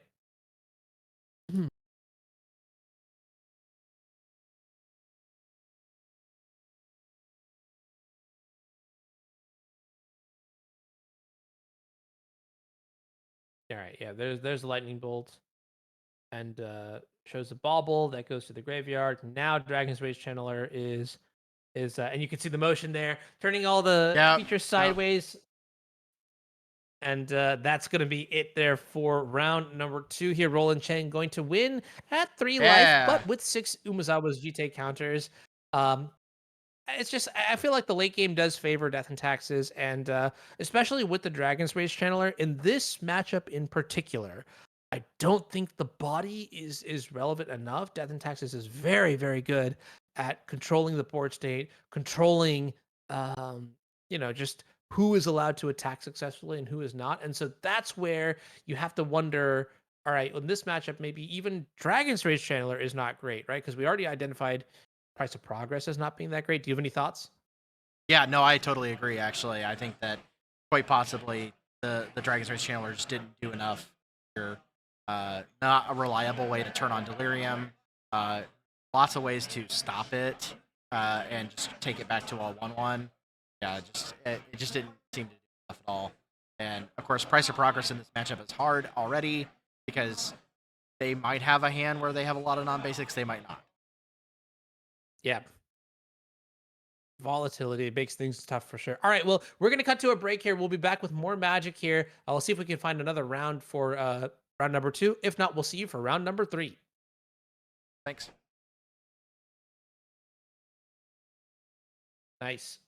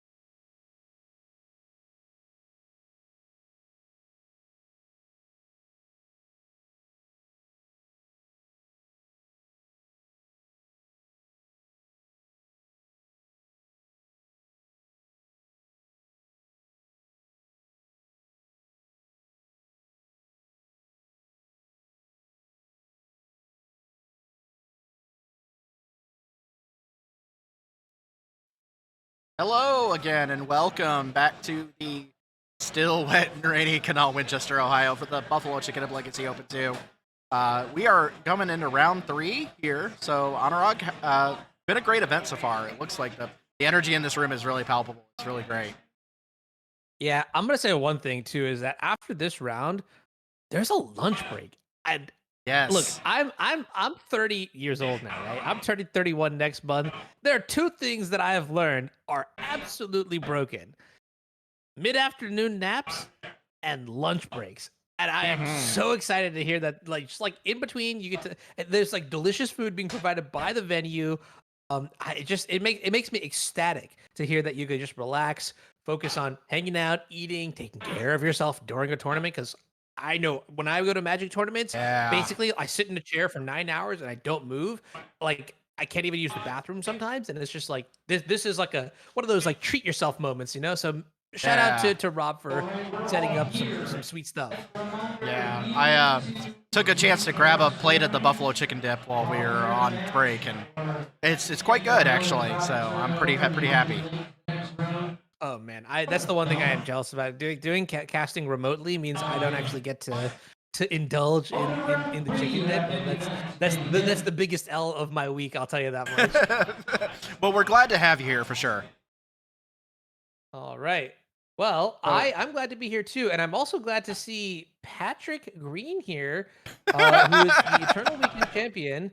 And oh no, he all right. Turn one force. Just I mean, you could see he just like chucked the force of will onto the battlefield here to get rid of the Elvish uh, Reclaimer. that makes sense, honestly. To me, that's definitely makes a lot of sense. Yeah. So yeah, as noted, Patrick Green, noted Eternal Weekend champion. Jared Casterly is also another Buffalo Chicken Dip legacy uh, competitor that's been around the Buffalo Chicken Dip legacy scene for quite a while. So, and Patrick has come to a lot of these events as well. So, Yeah, yeah. Patrick, it has been. I've seen him in chat a lot. He's a legacy enthusiast. Looks like Ponder shuffled and did not find a second land here, so things could be a little bit risky. And this is where you look across the table and the light just fades from your eyes because we don't have a second land drop, and our opponent just went Cloud Post into Cloud Post. And this I can't tell if the players are playing at 2x speed here or what. But oh my goodness, this is the send it out here. For the homie because snap this is off one that of your force of worst negation. matchups. Yeah. Oh, there's another land drop though. Okay. All right. We might be able to play some magic here. Uh, Glimmer Post and 2 Cloud Posts. So we're tapping for. We have 8 mana total. There's Expedition Map. And map is a little bit tricky because it does get Eye of Ugin. I do see a copy of Force in the hand here for Patrick. I almost wonder if that was maybe supposed to counter the Expedition map. This matchup is generally so bad that I tend to stop anything and everything, Yeah. and then just try to hope to get lucky.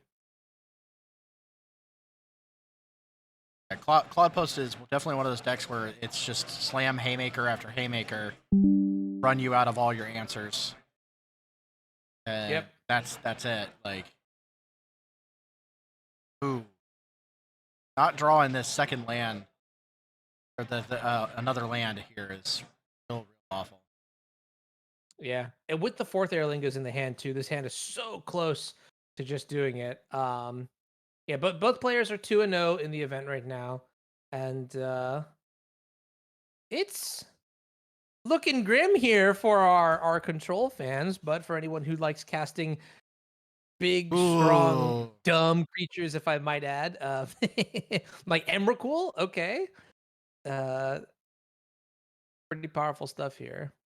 yeah, that Emrakul is definitely coming down, Yeah. especially since that's Hey, a I liver post. Yeah. I have a rulings question for you. How does Dress Down and Swords to Plowshares work against Emrakul? Apparently scooping. Okay, Actually, nice. so if they dress down, uh, Emrakul would no longer have protection from colored spells. Okay, So, but it doesn't prevent then you the could. problem there. It doesn't prevent the cast trigger. Okay, so it doesn't prevent the cast trigger. So in this exact instance, Patrick had Dress Down and Swords to Plowshares, but didn't have that critical third piece of mana, which Yeah. means, so we take a look at the deck list here, which means in that scenario, you could play the Dress Down to prevent the Annihilator trigger, but the next turn would happen thanks to Emrakul, and actually on that next turn, Dressen would actually sacrifice on the end step, and then you'd be able to attack with the Emrakul and get the Annihilator trigger. So Patrick instantly scoops it up. Then now looking at this sideboard here, this looks a lot like some of the. I saw a different version of this deck list. But it is straight Jeskai, no green for Uro, no green for Delighted Halfling. And I think Patrick is just a proponent of having good mana, being able to play Hmm. still some pretty powerful spells here. No Comet, which I'm a little bit sad about, but 2 copies of Fourth Airlingas, which is really strong. Yeah, and I have a feeling that obviously Blood Moon is going to be a card that's going to come in that matchup. Nice. Just makes Yeah, a lot of absolutely. sense. Yeah. Of course, the mono green deck gets Force of Vigor, which is quite good against the deck that wants to play Blood Moon. So, and they are also playing 4 copies of the One Ring, which is just Ooh, seems really good in a deck like this. yeah, I think the One Ring in a deck that can ramp is pretty powerful. Kind of like what we're seeing in the Modern Pro Tour this weekend, where Uh huh. Tron is playing a lot of copies of the Ring and it's doing very well here. I mean, also naturally in the sideboard you've got 4 copies of Carpet of Flowers to bring in against the base blue deck here, and then I don't know. This has historically been easily Control's worst matchup. And especially when we're not playing green for cards like when we're not playing green for cards like Life from the Loam to recur Wastelands, we really don't have a great way to interact with what's going on. So it's really going to come down to whether or not we can get those Blood Moons in play online early enough, and then also have a sufficient amount of pressure to to win the game here. Maybe like an early fourth Aerlingas to get the Monarch and just draw a billion and a million cards. Maybe Right. like the glimmer of hope. Had to resolve a split sleeve situation there at the table. Nice.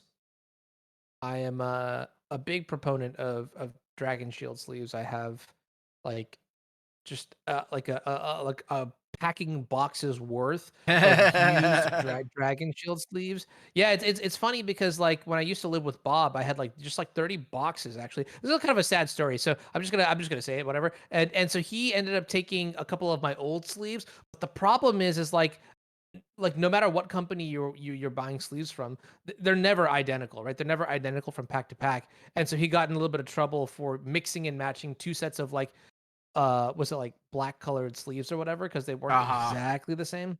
So it was a little bit awkward. Anyways, looks like both players are going to mulligan down to 6 here. I think I agree with that for sure. Obviously, on the Cloud Post side, you mulligan to just aggressively to your proactive strategy because it's really good, and then also from the control side, you mulligan aggressively to your proactive strategy because this matchup is so bad, and you just have to like this is one of the few matchups where the control deck does not have inevitability, which is kind of a rare thing to say. But it is what it is. And looking at Patrick's hand here, I think I only see 1 land. Yeah, I do too. I don't know if I like that, There might be. but he's gonna keep it. There's a okay. There's a dress Lavinia is down there. interesting. Yeah, Lavinia is a Lavinia I really do quite interesting. like. Yeah, Yeah. cuts off Green Sun Zenith if they don't have enough lands to cast the Green Mm-hmm. Sun Zenith for the correct number. Yeah.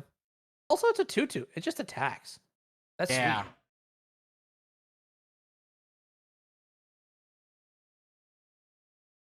And I'm pretty sure I saw a copy of Brainstorm in Patrick's hand. I'm hoping that's a copy of Brainstorm because yeah, me otherwise, too. it's gonna be pretty rough here. All right, 7 cards here for Jared. So it looks like he's mulliganing into 5. So Yeah. Now you may be thinking to yourself, "Oh, Jared is mulligan to 5. This game is over. Patrick's gonna win this one." But no, this is the no, equivalent of like the Tron mulligan, where you get to mulligan aggressively in this matchup, And because Once once you Upon a get Time is Cloud a Post in really play, good card right here. yes. Yeah. All right. Elvish Reclaimer on turn 1. And we chose not to fetch. Okay. And we draw the ooh, okay. I don't know how I feel about this. So turn 2, we're playing Vinia off of Lavinia. Volcanic and a Yeah. basic planes.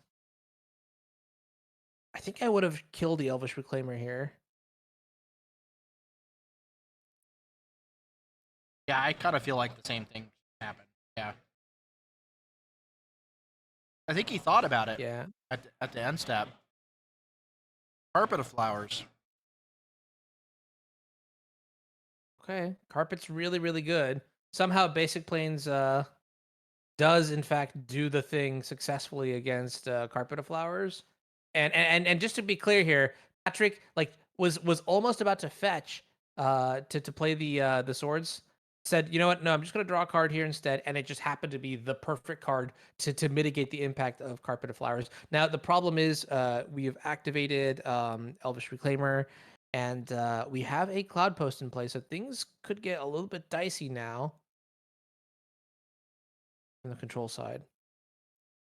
He's got another Prismatic Ending in hand. Okay. So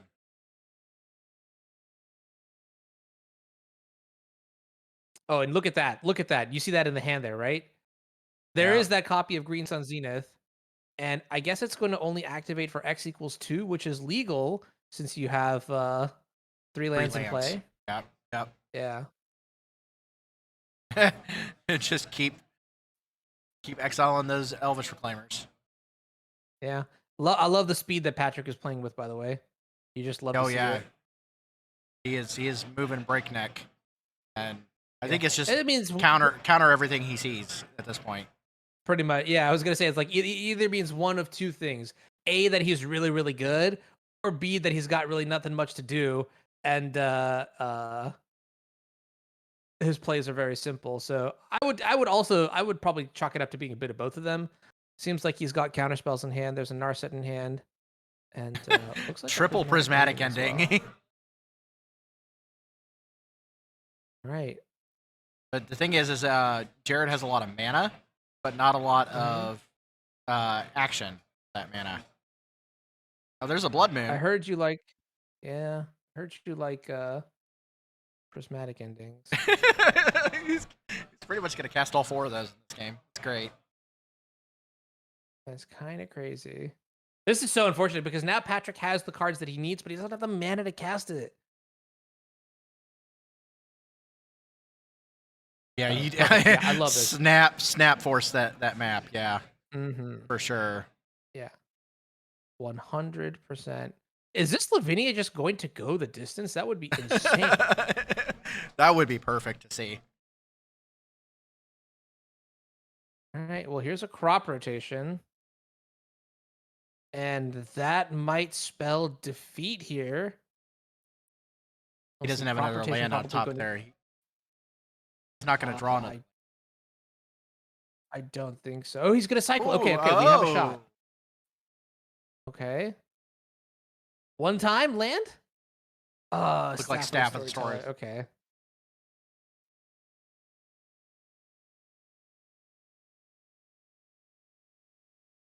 Oh, that's rough. Yeah. He had the land snap off Blood Moon. Right. So now we're worried about what could even come. We have 9 mana in play here with the Cloud Posts, 10, 11 with the Yavi Log. Maya. Okay, we're gonna get Ulamog is going to be kind of lights out here. I I almost think wonder if we.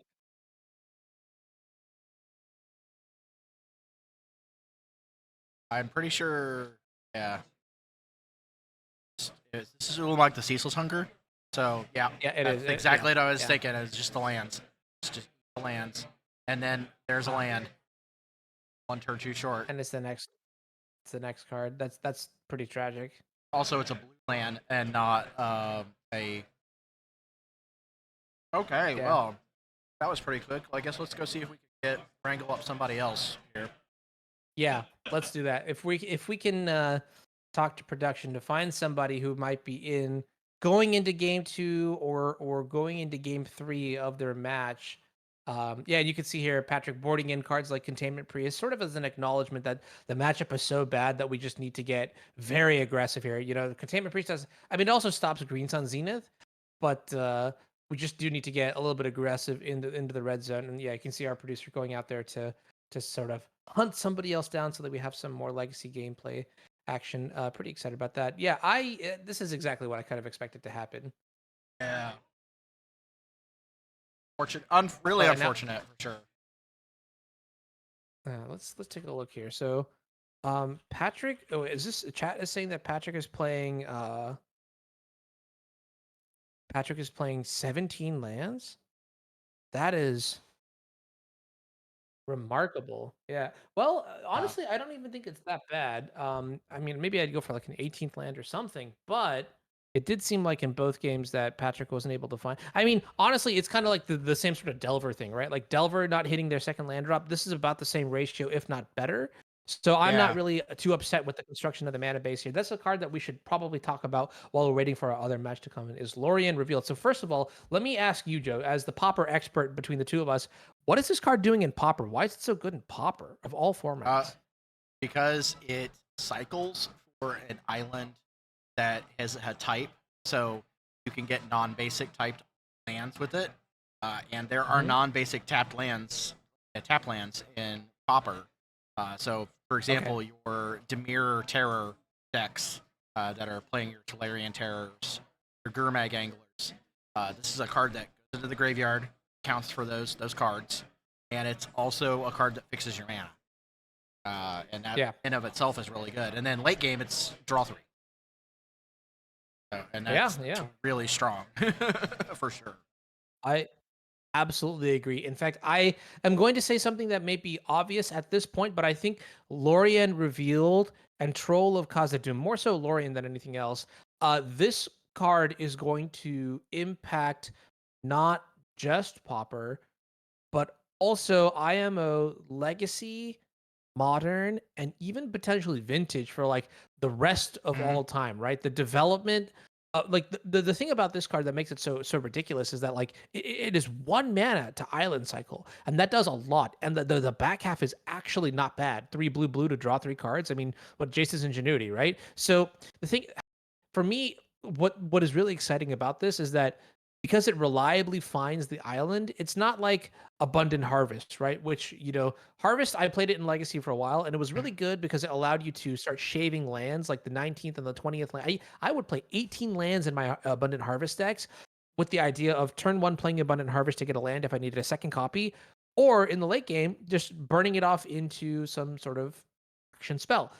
Lorien is like that, but it's even better because it gets you the specific type of land that you're looking for, right? Like if you go Abundant Harvest into like a basic plains, oh no, that's bad. But here with Lorien, you can cycle into like a tundra, like you mentioned. You can get any island, and that in and of Yeah, itself very powerful.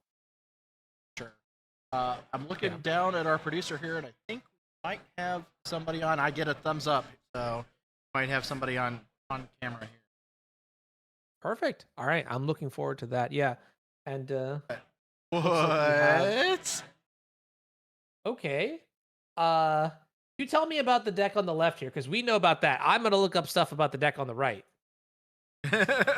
Yeah, I mean, Death Shadow for sure is a deck that's been around. Uh, saw a little bit of it earlier with the Grixis Shadow list. But so far, based on the hand I'm seeing here, I'm seeing a lot of straight blue black spells. So I'm willing Okay. to bet it's definitely just Demir. Okay. For the record, both players are currently 2-0. Now, when it says Grixis Belcher, it is not exactly Grixis Belcher. There is no Char Belcher in the deck, but this does feature, first of all, Tendrils of Agony. So we are storming for sure. Also, Dark Rituals, Infernal Tutor, Lion's Eye Diamond. So on one hand, you might be Oh, thinking, oh, it's Thoughtseize. this Okay, that's deck. pretty good. This is the Riddlesmith Okay, deck. explain. I believe so. I don't, Yeah. I Do don't we have the see, deck I don't list for this? see any copies. Yeah, yeah, I'm looking at it on Melee right now. I don't see any copies of Riddlesmith. It looks like more of like an updated Storm Okay. deck that just doesn't have I see Brainstorm or Mycosynth Ponder. Gardens. Yeah. Is there Echo Vions? I don't even. There's Echo Vions in the sideboard Interesting. That is strange. for Burning Wish, I Bubble. suppose. Yeah. Oh, okay. Is there a Burning Wish? Yeah, there's exactly one Hmm. Burning Wish, and there's 4 Wish Claws and 4 Infernal Tutors. And I would not call this the Epic Storm because there's no No. Rite of Flames. Wait, this is so crazy. There's one Mycosynth Gardens, the one that we see in play, but Hmm. there's also Urza Saga in this deck. What is going on? The sideboard Yeah. has a I copy of okay. So Surge Node? yeah. So I'm guessing that this is definitely some form of uh the kind of like the Burning Wish. Like I've seen these decks around for sure. They Mhm. kind of play the LED. Yeah, Mycosynth Gardens can become a copy of LED.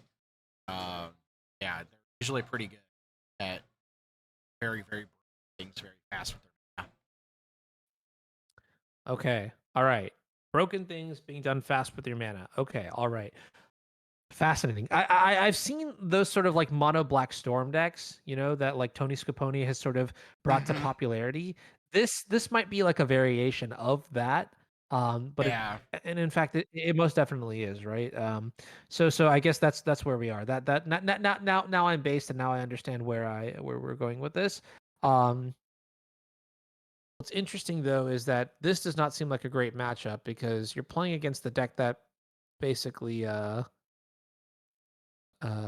you're playing against the deck that basically has all the disruption in the world, and then also could have a fast clock. You can see Ponder there finding a copy of Daze, Death Shadow, and Dress Down. the days does not seem very good here. What do you mean? Your opponent having upwards of 10 mana means Daze is bad? Yeah, You yeah, you might be onto something here. Yeah. yeah. So. And then there's an ancient tomb. Here's the problem here. I saw a card in Joshua's hand that's probably gonna slam this Mhm. game, and there it is. All right. Well, Null Rod that's seems quite good here. yeah. From 10 mana down to 3. There's a good answer Oh, to Null Rod though. wait a minute. Oh, but that's so insane because we saw the dress down off the Ponder earlier. Yeah. This is a fantastic back and forth. And Troll And you can see it Khazad-dûm here, putting right? in the work. Yeah, like Troll of Khazad-dûm, like guaranteeing land drops too is a big deal.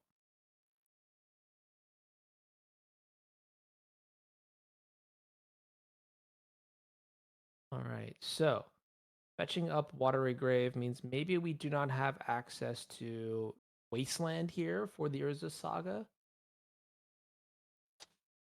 I don't know that he cares. He's got a dress down. Yeah, So, yeah. And it looks like Taylor may uh, have drawn a second saga. okay, very strong. That could be problematic. The second saga. Yeah. But Yeah, it's pretty tricky too. Like honestly, I almost kind of want to take a single hit from one of the sagas, but how much would that even be for, right? So you take, let's say you take, so we go end step activate, then we get one construct, untap I activate, we don't know get if I like this. constructs.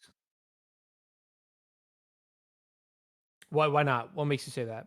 I don't. I especially having to pay 3 to put the Murktide into play. I don't know if I like that against this field. These are gonna get big here real quick. Okay, we 'Cause, do have the Death see Shadow here. in hand here, so we do kind of want to get a little low on our life total. Yeah. Let's see. Another artifact there, so 5, 6. Just off of the artifacts that are in play on their side. Yep. So I mean, you kind of If love they to can see get it, a right? Whoa. What is All needle right. naming? I am a lip reader by profession, and I saw Taylor say Wasteland. I will name Wasteland, Okay. and that makes sense. Yeah, yeah. Yeah. Yeah. That definitely makes sense. I am not a lip reader by profession. I lied. That's a pretty looking swamp. Yeah, and a pretty See, we're looking just chrome box. putting a chrome box into play just to make the constructs bigger. All right, punching in. I would take the damage here. Um, and then I would maybe die. Well, okay, so here's the thing: you take the damage if he's got a dress down in hand, then so here's just something clever. He can use Mycosynth guards to also make him damage if he wants to, Okay. because he can make uh it into a copy of like E or Chrome Mox. Okay. Yeah, I think taking the damage makes sense here because then Death Shadow gets bigger, and then that dress down looks really. Yeah, and I think the patience here is also going to be insane because, well, okay, that is a signal if not for nothing. But yeah, the patience here is really good because you can on end step. You know, your opponent is going to create another token. They're going to untap. They're going to create a fourth token, and then you can use the one dress down to get rid of everything. And then you are looking very, very ahead with a 6/6 Death Shadow and the 5/5 Murktide Regent. So, oh, oh, we didn't activate the Ursa Saga. They Oh, did. okay. They did. Yeah, they did. Oh, they Yeah. did. I'm sorry. Okay, never mind. There's a dice. There's a dice. I missed that. I Yeah. apologize. So just trying to figure out what he's gonna do. Commit to the Dark Ritual response to the trigger.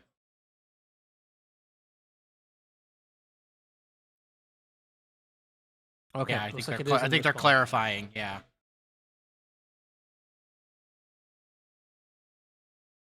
Fascinating.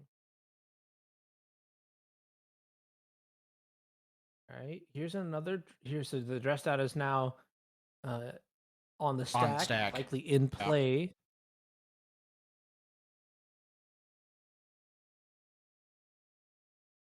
And Taylor taking a big think here. So, based on that reaction, what do you think Taylor might have in hand? I saw another Dark Ritual for sure, Okay, but I'm not really sure what else is going on there. you know what would be sick? Tendrils? Yes. All right, Ooh, doesn't look nope, like it nope, though. nope. Yeah, tendrils would be sick. Yes, that would have been pretty cool. Just to be like, oh, by the way, tendrils you. Yeah, Dark I think I ritual, would have dark gotten out of my ritual. chair and just like screamed or something. Yeah, yeah. Right? That Because would have been the that at would have that been point the dress very. down is just adding to the storm count. Yeah, exactly. Right. Yep. Uh, cool. All right, hey, well, All game right. So let's three. see if we So can take a look at some. Yeah, let's see if we can take some a look at some of the deck lists if they're loaded. Looks like we have. Okay, so it's not Grixis Belcher, but this is the mono black artifact list here. yes. Joe, teach me a little bit about this deck. So yeah, this definitely looks a lot like what Tony Scapone has been playing. The mono black, what we call Black Saga Storm, is kind of what we refer to it Okay. as. It has all the classic hallmarks of a storm deck. You got your Dark Rituals and your your Cabal Therapies, your Thought Seizes, your Ad Nauseum, your LEDs, a lot of your artifact mana, but it has this really strong backup plan that Urza Saga affords it to have, and that's really what helps the deck do what it can do. It plays on both angles, and having both of those angles is really good in most matchups where you can sidestep traditional hate and win the game either way. Yeah, I agree. I think the addition of Urza Saga it does change a lot of things about what this deck is doing and how it is doing it. But I do think it is a very interesting take, and I do really like that it has just like a diversified, sort of unexplored side to the storm archetype. Normally, I mean, I think we're normally used to seeing what ad nauseum tendrils like Ant proper, and then the Epic Storm, and neither of those decks feature really creatures in the red zone outside of maybe the storm spells, Empty the Warrens, and Ave Progenitus, or whatever it is, the green Progenitor ooze ooze. on the other side. Yeah. Yeah, Presentators. There you go. Yeah. Um, so yeah, kind of cool. Here on the other side, we see Demir Death Shadow. Now, this is a deck that I personally am honestly kind of excited to see. It's been doing very well in paper events here. Specific shout outs to Troll of Khazad-dûm, Reanimate, and Palantir of Orthanc in the sideboard. We talked about that briefly last time. Yes. Yes, that card is pretty sweet. So I don't think it's obviously coming in this matchup at all, but it's definitely a very interesting card. Yeah. That And one those were copy of winners. Dress Down. That was the single copy of Dress Down in the entire 75. Wow. That's pretty crazy. Yeah. Yeah, I mean, Palantir of Orthanc. I want to talk about that card just slightly briefly. So this is a 3 mana legendary artifact. Is that correct? I believe so. Yes. Yeah, and so this one seems like one of the. It seems to fill the slot that Court of Cunning and other kind of cards have had in past, like Sylvan Library in these tempo shells, where you're trying to keep up with the control decks by playing value engines that recur. Palantir specifically allows you to either draw cards at the end turn and end step, or mill X cards, where X is equal to influence counters, which you gain every turn, I believe, and then dealing damage based on the cards that you mill. So this is a it's a lose-lose for the control player. Either you get to draw cards or you deal damage to them, which Mhm. means that it also features some inevitability, like late game. You have to answer this card or get drowned out. Yeah, for sure. So I see at least a Force of Will. They're both going back. Oh, okay. Force of will, but maybe no lands, maybe no threats.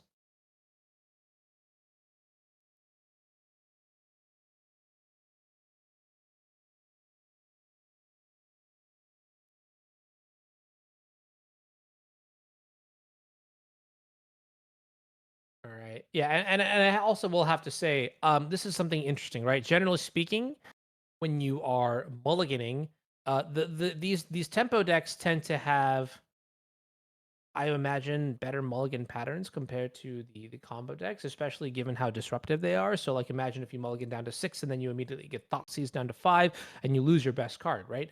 That's where Urza Saga, I think, shines because, first of all, it's immune to a lot of the traditional interaction in this matchup, right? Like, it dodges Force of Will and it dodges Thoughtseize. Obviously, it is susceptible to Wasteland, and Wasteland is still good in these matchups, but fewer answers. And then also just lets you put out very proactive threat, things like that. So, uh, kind of hoping to see how good it might be here in this postcard game. So yeah, I see a Burning Wish, a City of Traders, sure. Swamp. Looks like he's keeping. I saw a Bobble. Right? Uh, It looks might just like be a double Duress. toss. Okay. Love the old border foiling there. It looks gorgeous. Yeah.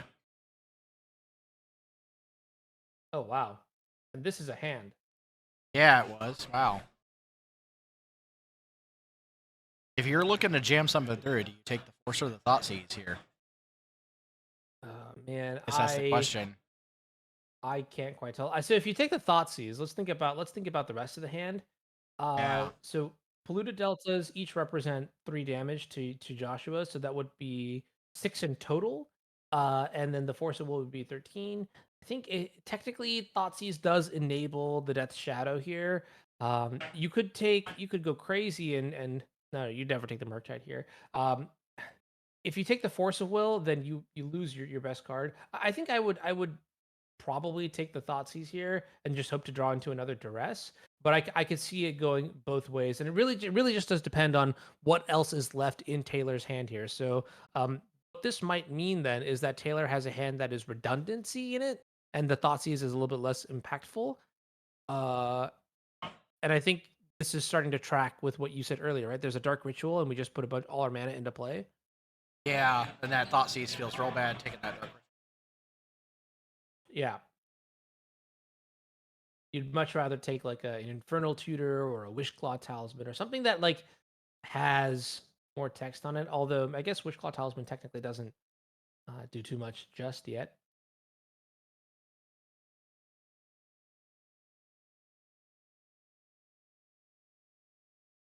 And there it is. Yep, City of Traders and Dark Ritual. So yeah, that is a very good reason to take the Forcible here is when your hand is redundant, when you don't actually need it to survive through a Thoughtseize.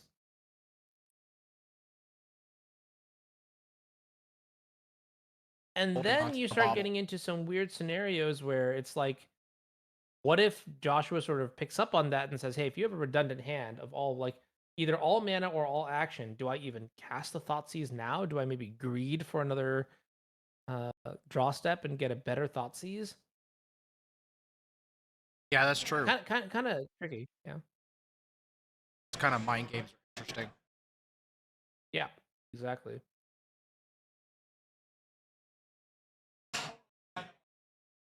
There's only 4 cards in the graveyard right now, so Murktide Regent can't quite rear its head. Death Shadow though can come 3/3 and 2 means that it would just be a 1/1, Yep. but everybody starts somewhere.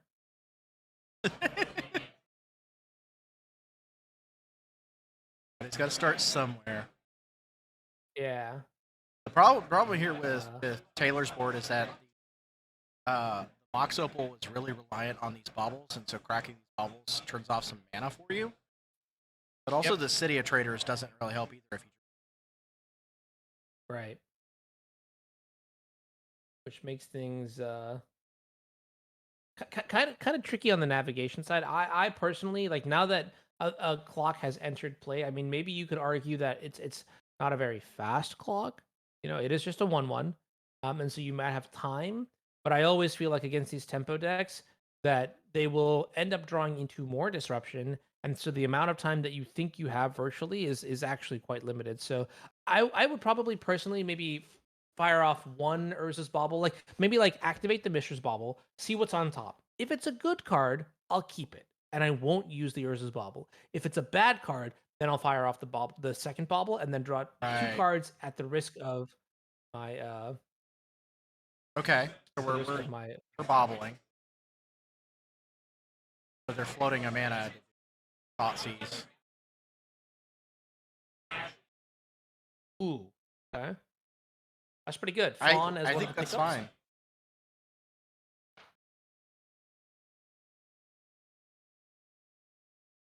The This problem is here tricky. This is, is so yeah, tricky. right. If you take the Murktide, they are able to have 3 mana up to cast Force Negation. If you take Force Negation, they're able to cast Murktide. So I think Murktide's the correct pick here, simply because you don't want to establish their clock faster.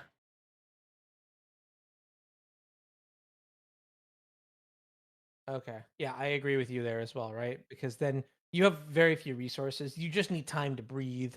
And Mhm. yeah, I agree. Like Fawn kind of sucks, but Murktide ends the game in 2 turns and like 3 turns, and like nobody wants that. So we're gonna see Mishra's Bobble.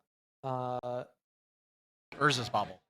dr- oh yeah, sorry. The baubles are being cracked. Cards are being drawn. Some cards are being revealed, and up to 3 cards now. Ugh. 2 Lotus Yeah, Petals. Don't forget your City of Traders. Oh, they forgot yeah. their City City of of Traders Traders. will need to be.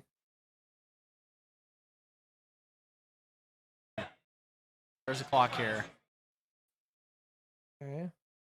Oh, There's Ursa Saga. Okay, okay, cool. It's gone. So nothing has really been impacted by that, and you know, honestly, this is not so bad. I think Taylor's in a really good spot here, and it was basically because of that Urza Saga top deck. yeah, that certainly helps. especially since they have double, just double Lotus Petal.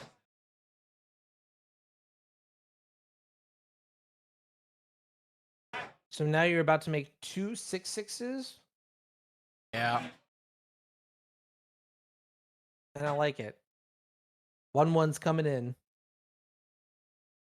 I think Taylor's at around like 15, maybe a little bit less from the Thoughtseize. Yeah, they cast one Thoughtseize that would put him to 18. Take in, say 14. 14, 15 at least. All right, Taylor with some emotion there must have drawn something very impactful. We know about the force of negation in hand here for Joshua. Cycling.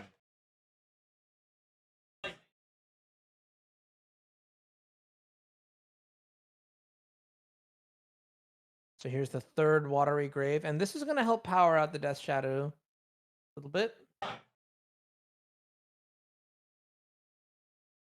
Although I will say, I do think that the Urza Saga tokens will still outclass the Death Shadow for now.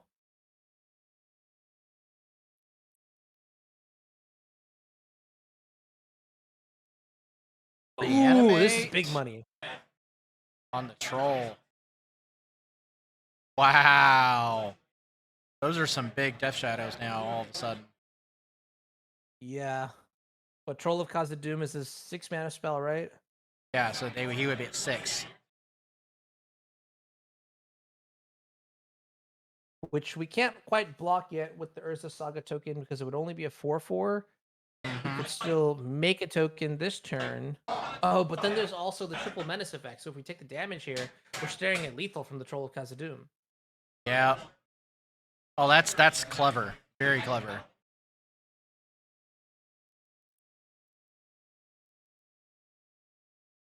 Okay, respecting the fact that they want to play the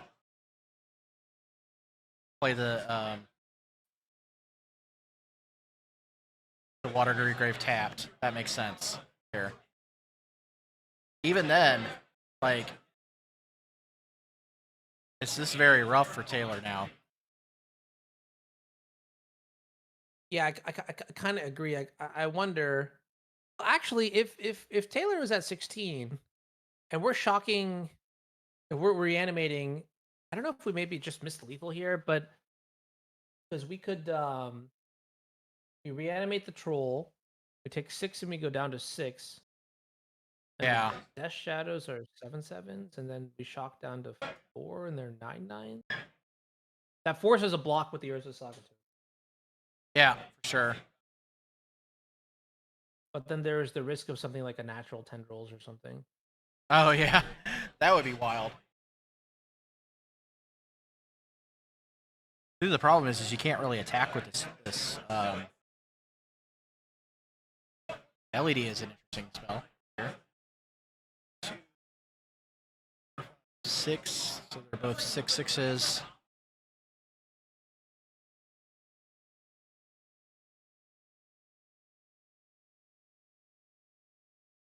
As I say, there's no way Taylor's at 16. That's not right. Yeah, we did take some damage, so we'll see if the players can update the life totals later on, but not a big deal otherwise. We understand at this point that it's like a lethal attack from the Death Shadows, and oh wow, look at the instant block here. I mean, that makes sense. Yeah. Vernal Tutor. Of course. Yep. Okay. That wrapped it up really quickly. Wow. Yeah, what a game. Yeah. That was pretty cool. Yeah, a little bit tricky there.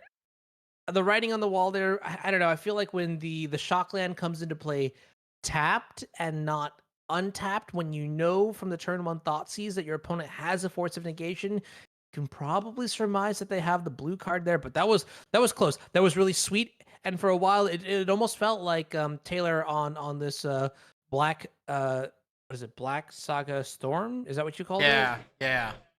That it was about to take it there. But yeah, and Death Shadow just doing Death Shadows things here. Just want to give a reminder, a shout out here to the Buffalo Chicken Dip tournament here. If you're in the area, you should definitely come by and check when the third event is firing off here. Rob puts a lot of work into these kind of events. It is a very fun, community-driven event.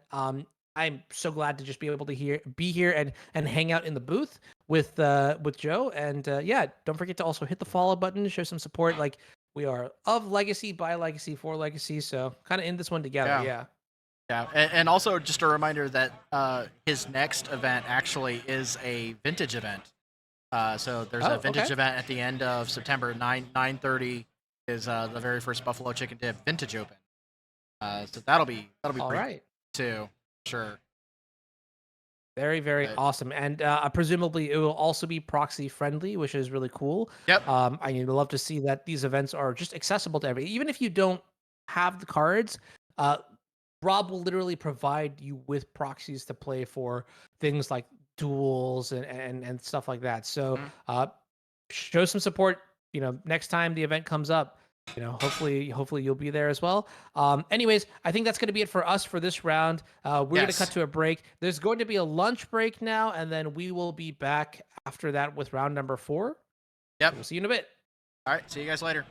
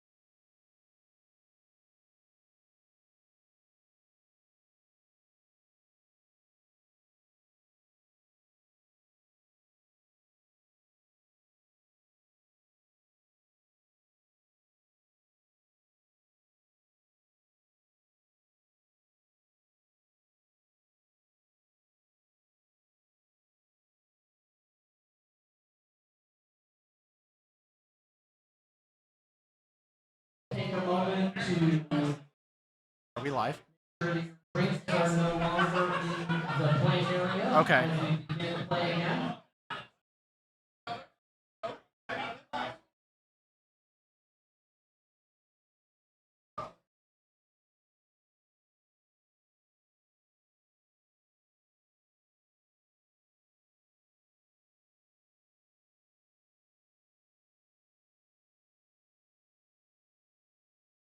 All right.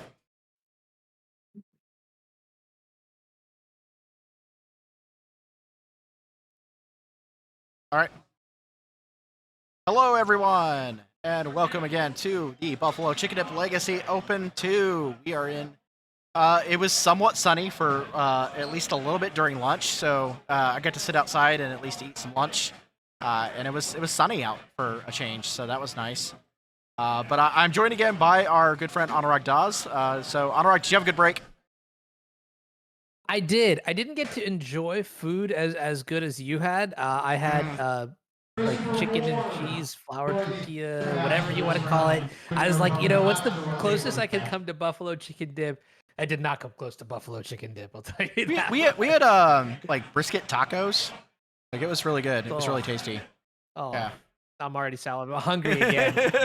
Yeah, but it's been a pretty exciting event. I'm super stoked to see that we have over 90 players, almost. I believe we have 99 players, so one short of 3 digits, which is incredible for this legacy event here. And I want to give a major shout out to all the people who have worked really hard to put this event together, to the venue for supporting, and the judge staff too. Everyone is doing a fantastic job. This has been a great event so far. I'm excited for some more Magic. Yeah, me too. So we've got our current standings up here. There's a lot of great names in this top 15 here. I see already. I see Billy Mitchell of the Doc Jeffs podcast. We got Romario Neto. Just all sorts of people here that are looking really, really, really good. Yeah, we saw Jared Casarli in the last round's feature match with Cloudpost now at 3-0. And honestly, what really strikes me is just how diverse this top 15 is. I mean, check it out, right? Before, you might have expected maybe half of it to be Delver. Now there's a reasonable amount here. Still a couple tempo lists, and that's perfect. It's not also the same tempo list. There's different shades. There's Grixis Delver. There's Demir Death Shadow. We might even see some Jeskai versions later down the line. A couple other cool decks here that we haven't yet seen. Mono Red Prison. We talked about the Orzhov Initiative deck, and one deck in particular that I am interested in. That is Cephalid Breakfast. Yeah, Cephalid Breakfast is really, really good. Honestly, I think it's very good right now in the current format for sure. Yeah, so I'm hearing word that is actually going to be our feature match for this round. And while we wait for the players to get seated, why don't we talk about this deck a little bit? So, Joe, can you tell me about what the deck is trying to do? So primarily, Cephalid Breakfast has a combo. So it is a fair deck that plays a combo on the side so that it can win the game pretty quickly. But that combo is related around Nomad's Ancore and Cephalid Illusionist. And it uses that to repeatedly activate and fill its entire library down to where it can use Dread Return to cast and get back a Thassa's Oracle to win the game. But the great thing about this deck is that this isn't just the only thing this deck does. It plays a very fair game of Magic, too. It's playing all your favorite things like Ponder, Brainstorm, and all that stuff. And it can play this really fair Magic game that can back up its combo to where it can win even without having to actually do its combo, but its combo is always there threatening the game. Yeah, exactly, right? I mean, when you're playing Tundra, Swords to Plowshares, I know Brian Koval has been very, very high on this deck. I'm going to see if I can pick out the exact deck list here to give you a little bit more insight into what build of Cephalid Breakfast this is, because there are various ones of them. And this one seems to be, this one looks like Koval's version that features Urza's Saga, has copies of Teferi. No main deck removal, though, but we do see Force of Wills and Oracle's Chant. Yeah, and I assume if it's more based on Brian's list, is that Staff of the Storyteller in the list as well? Oh, really good point. That normally is in Brian's list, and I do not believe it's in this one. So maybe a slight deviation from it. I do see just the 3 copies of Urza Saga though, and Hmm. that might be the start. Yeah. Any Orcish Bowmasters? Is a good question. Negative. Unfortunately, we Oh, are. interesting. I see 4 Illusionists, 3 Nomad Encores, 3 Stoneforge Mystic, and then the Okay. usual Narcomoebas and the Oracles. Yeah. So Chris's opponent here is on Painter, and Painter is this is an interesting matchup. I've actually played this matchup myself on the Painter side of things, and this can be a rough matchup for Cephalid Breakfast, simply because Painter has a lot of tools now, and especially in Paper Magic, they've got new tools like Chaos Defiler that can be very, very, very strong in this current matchup, and just the deck itself also plays very similarly. Painter has this very fair plan it can do because it's gotten all these really good fair cards like Fable the Mirror Breaker and Fury, but it also has just this combo that looms over the whole game. Yeah, it's funny that you mentioned that because I never had this thought before, but it really is just like two sides of the same coin. Mm-hmm. You know, both decks having that A plus B kind of combo here. We're gonna see Christopher untap here and draw for turn after having resolved Ponder, and a Brainstorm. On the other side of the table is a Goblin Welder, and this one is pretty incredible. Really does give the Painter deck a decent degree of what is it called? Resiliency. Lot of cantripping going on here. I did see a Pyroblast in the hand of the Painter player, so of course Yeah, the red very Painter interesting. decks, yeah, want to play that Pyroblast. Their Pyroblast, they want to max out on those because whenever they're playing Painter Servant, they want to name blue. Okay. Well, yeah, I mean, Pyroblast does make sense. This is one of the few decks that actually can main deck as many Pyroblasts as this deck is, right? So Rakdos Painter, this list specifically has 6 copies, 3 of each Red Blast and Pyroblast. And the reason you get to do that is because when Painter Servant comes into play, you get to actually name a color. So even in decks in non-blue matchups, you get to name the color blue. Then what happens? Every single card in the game becomes blue, and that turns on your Pyroblast. So it is very good with Painter Servant, but in a large majority of matchups, you're effectively pre-boarded, right? In this matchup, for example, Pyroblast is going to be able to handle Cephalid Illusionist. Against Delver, for example, you're able to handle things like Murktide. Here is a Shuko, and that should give a big insight into what is being played and what is going on. Yeah, for sure. More than likely, there's a Cephalid Illusionist of some sort gonna hang out here, and hopefully, Chris has the counter magic to back that up. But uh, I think Kevin's trying to figure out what he's gonna do here with that. Just gonna attack.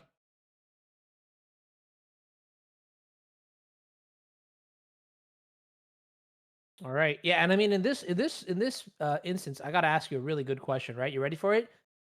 Who is the beatdown? I have a feeling right now it's the Painter player. They're at least in the damage position. Yep, there's Pyroblast on Cephalid Illusionist. Yeah, and we could see that one coming from a mile away.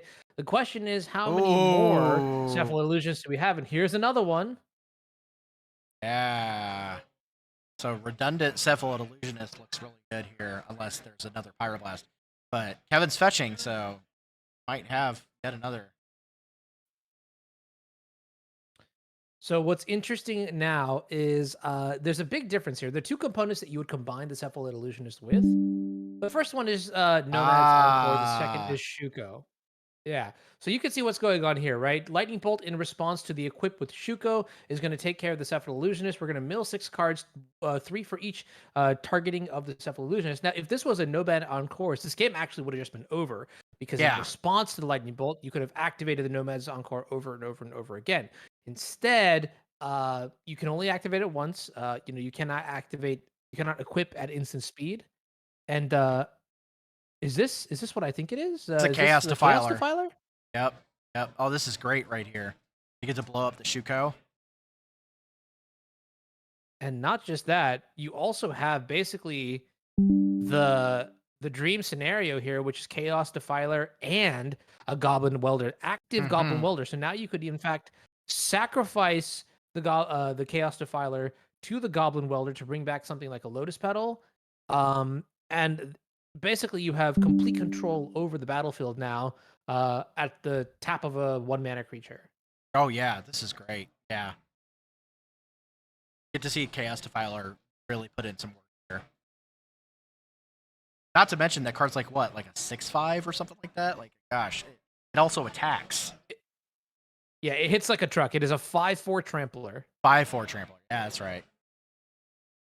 Now here's a big issue, right? Is that the way that this breakfast deck is built, it doesn't have main deck removal spells. So we're actually not going to be able to remove the Chaos Defiler from play. So you can see that in this instance, Christopher is going to go ahead and get Caldera, saying, "Hey, like if I can't have any permanents in play, because we could maybe expect to see Goblin Welder activate on the end step, or maybe during this turn to get rid of the Stoneforge Mystic, um, There's just a or just a bolt. Lightning Bolt off the top that works too." Uh, we will see. We'll end up seeing Christopher maybe try to hard cast the Cauldron Complete in a turn or two.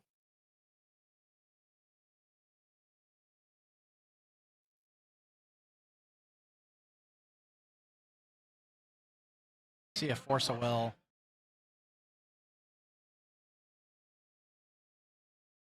Ultra, and that's a Nomad's Encore. Is that a Nomad's Encore? Looks like it. Yeah. Yeah. Now the good I news is that definitely saw next another turn, another lightning bolt in Kevin's hand. So yeah, this Nomad's not really a big issue, and the fact that the Chaos Defiler can just come in, chunk in for another 5 is actually pretty good. I also saw there's also a Fury in Kevin's hand. So that's Okay. also really good here too. Doesn't need to spend the lightning bolt on it. Can just use the Fury to clear out things if he needs to.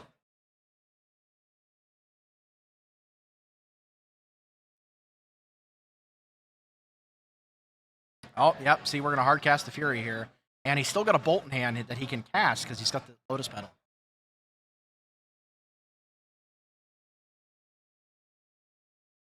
So Kevin is clear of the beatdown here. He's putting the pressure on game, sure.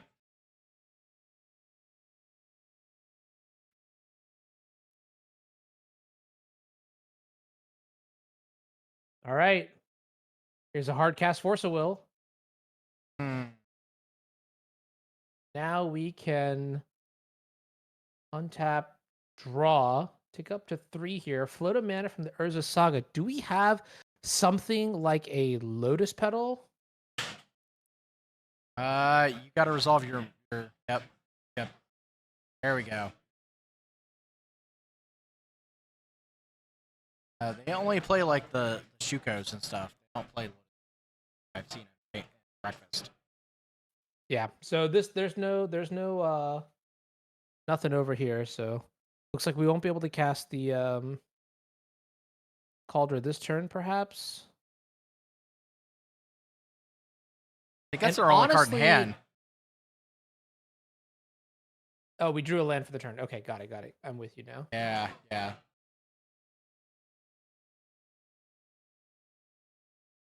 I'm a little bit surprised that we didn't see that we did not see Goblin Welder activate to kill the Nomad Encores last turn, because this kind of gave a window for Christopher to actually draw into. So Oh, the this is beautiful. he can destroy the germ. Oh, I see what he did. He exchanged the Cauldron Complete with the Shuko. That is That is so fantastic. sweet. Yeah. Goblin Welder, one of those cards from an older time. It is symmetrical. So not only can you weld your artifacts in and out, you can actually weld your opponent's artifacts in and out. And I totally missed that. So that's sweet. That's why I love Legacy. Uh, Oh yeah, yeah. that's why I love Painter. Painter is so much fun to watch.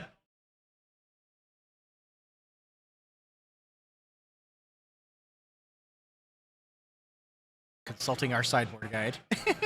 So, okay, can we look at the deck As you list for should. this? I think get an idea where we're at here. So, cephalid breakfast. What do you think you would be bringing in here?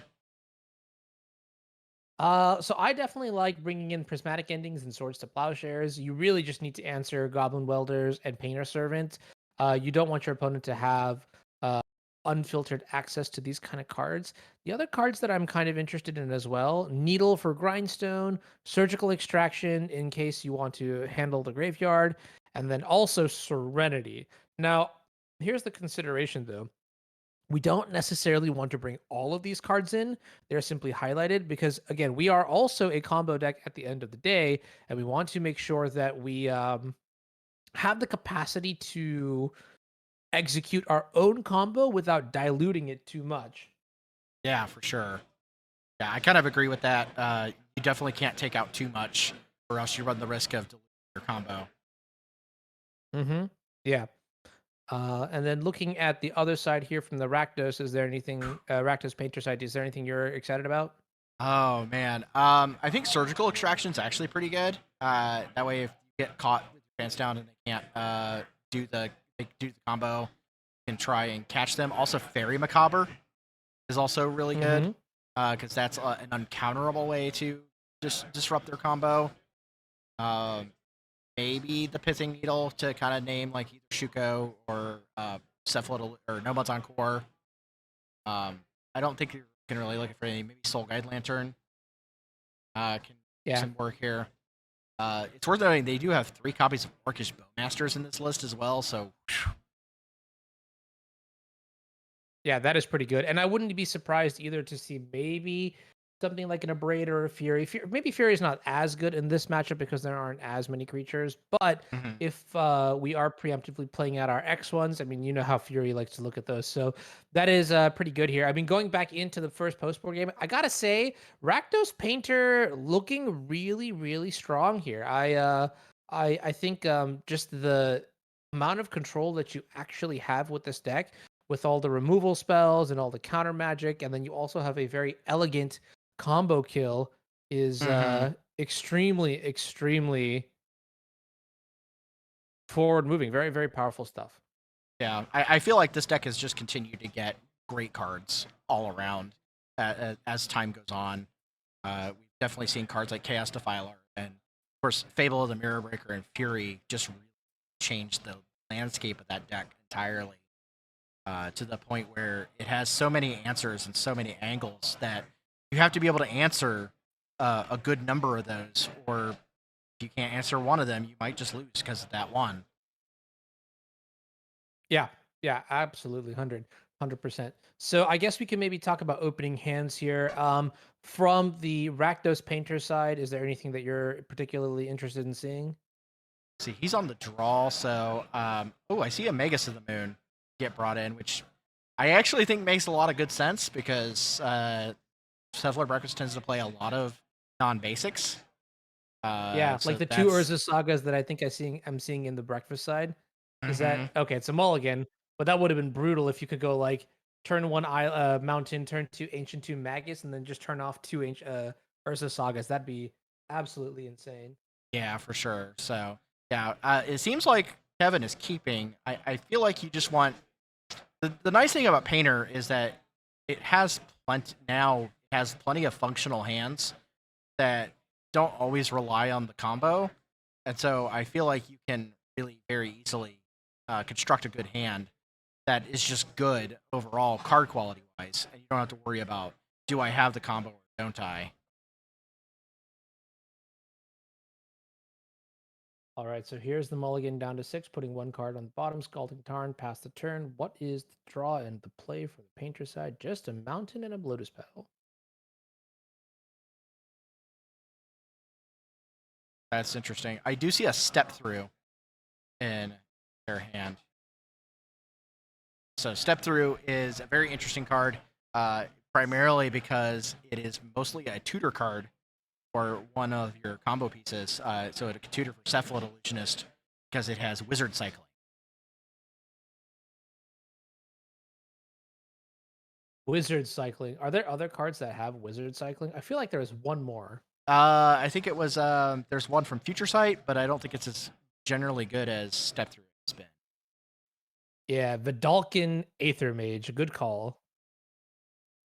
And it costs Interesting. 3 to wizard cycle. So yeah, you are correct. Yeah.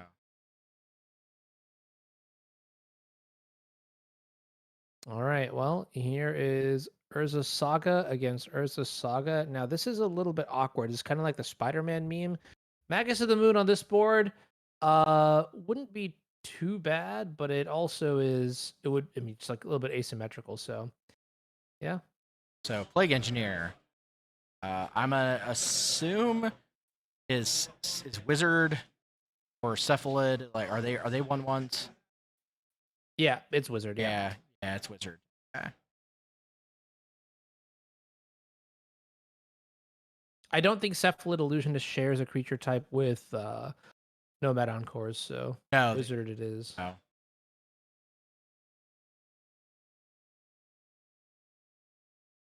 Now, what's really interesting here is this like mini game. If we actually have that Blood Moon effect in our hand, whether we are going to deploy it now, there are 2 Tundras and the Urza Saga in play on Christopher's side.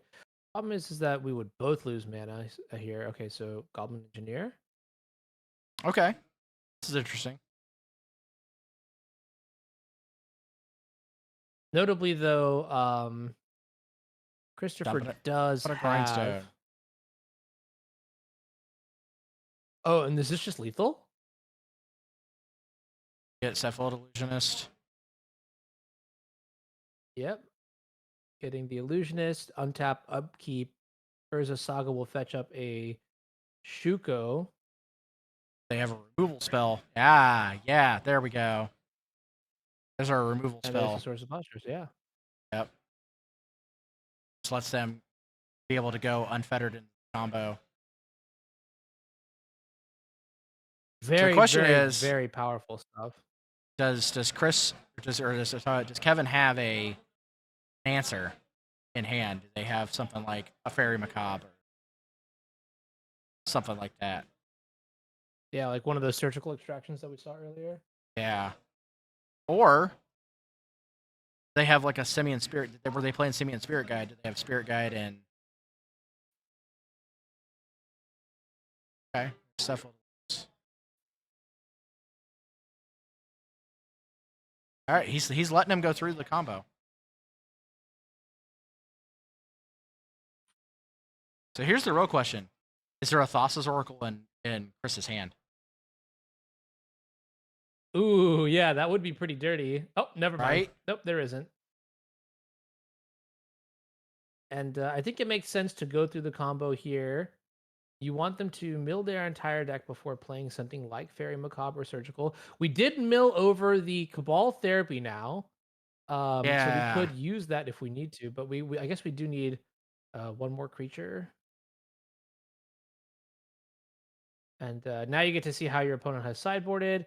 We're going to play Dread Return and then buy back the Thassa's Oracle. There's the Fairy Macabre. Yeah, wow. Oh man. Just making him have it. Yeah, that's pretty good. Yeah. Wow, that was cool. And then just instantly scooping. Wow. Yep. Yeah, what else do you do in this? That's it. Oh, that's cool. They got that like secret layer Source of Plowshares. I like that a lot, yeah. Yeah. So let's go ahead and 31. ask Yeah, let's see if we can get another match on camera. So, but that was cool. That was fun to watch. That was very exciting, and I was really interested to see it from the painter player's side, just to see what kind of combination of cards that they had and things like that. And then, like you mentioned, Fairy Macabre coming in. I feel like in general, the non-blue deck, since you don't have Force of Will, you do need to bring in as much interaction as you possibly can. And good to see that Kelvin also agreed with you on that. So yeah, very awesome. Going to advance over to 4-0. Wow. So for those that aren't aware, Painter has won a surprisingly large number of Buffalo Chicken Dip events. Oh, really? Okay. Oh yeah. I mean, I believe it won the last Buffalo Chicken Dip Open. and it's won at least 2 or 3 other Buffalo Chicken Dip Legacy regular events. So Painter's a deck that's very real here. These events. Makes sense. Yeah. No, I think that's super awesome to see Painter is one of those decks too that's also just like very very very exciting to play with and against because there are so many like levels that you need to play in and around. Um but uh yeah, I'm not surprised to see that it's been doing pretty well here in on the Yeah. circuit. It's a fun deck to All play. right. Yeah, so I think we should cut to a break here while we try to get the next round set up. We're gonna look around and see if there are any matches that are any deck that you are in particular excited for or rooting for in the Uh, top cut that we looked at earlier. yeah, I wouldn't mind seeing like depths up there. I like depths quite a bit. I also wouldn't mind seeing anybody. I haven't seen one yet, but I haven't seen anybody on the mono black helm deck. That would be fun to see. Okay. But Yeah. yeah, There I'm is looking actually forward. a mono black deck. There was oh no, this is mono black Belcher, so the Black Saga Storm at 3-0. Romario is playing Orcs at also at 3-0. Would be good to watch. Joe Brennan on Jeskai Control at 3-0. Playing two. Wait, is this Narset Transcendent? Is that the isn't that like the Wow. one that's That's like the the four that's mana like a one. vintage card if anything. Yeah, right? And then a decent amount of tempo and Delver decks, so yeah, not so bad. I think it's pretty diverse otherwise, so Yeah, so far it looks pretty good. all right, cool. I'm trying to think what else we might be able to talk about. Do we know when the next event is, Joe? I know that the next event is quite possibly the vintage event, which would be Okay. at 9:30. So that would be vintage, not legacy. As far as the next legacy event is concerned, I'm not sure yet. I'm sure we'll hear something probably pretty soon from Okay. Rob. Yeah. For the vintage event, do you know that's also probably proxy friendly, right? It is, yes. Yeah. Very, In very, fact, very awesome. I have heard that um, it's going to adopt kind of a similar policy to the NYSE style events for the proxies for that event. Okay. So kind of run it kind of like an Okay. NYSE used to run back in the day. What So is do you mind me asking what the NYSE structure is? they generally allow you to do proxies like so like you could like erase card names and write in the card name and write in the card text on a card that has a similar color for a similar Oh, mana okay, cost okay. of some sort. So you could take like Got it. a card that costs 3 blue, and you could wipe out the name and you could write Force of Will, put Force of Will in the text box or whatnot. You know, the card text in the text box and that sort of thing. So very very lenient on a little bit more on proxy standards. Yes. Okay. I am very, very much so about that. I am also a little bit curious. I mean, this kind of makes me think of like mental magic, for example. Which I'm Mm, very bad at because I okay, I guess 3 blue. A step through is 3 blue, right? yes. Okay. Let's see. Lorien revealed is also 3 blue. Yeah. Okay. And that's like my full list of like cards that I know that are are coded that way.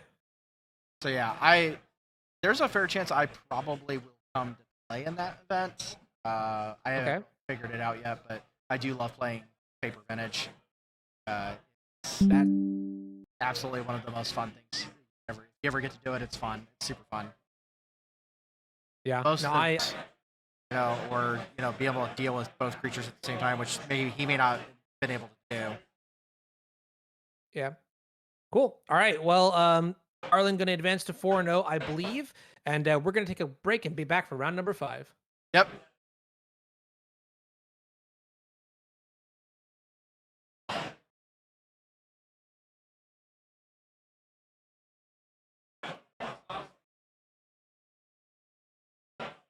Magic players, we have created round 5. Magic players, round 5 is ready.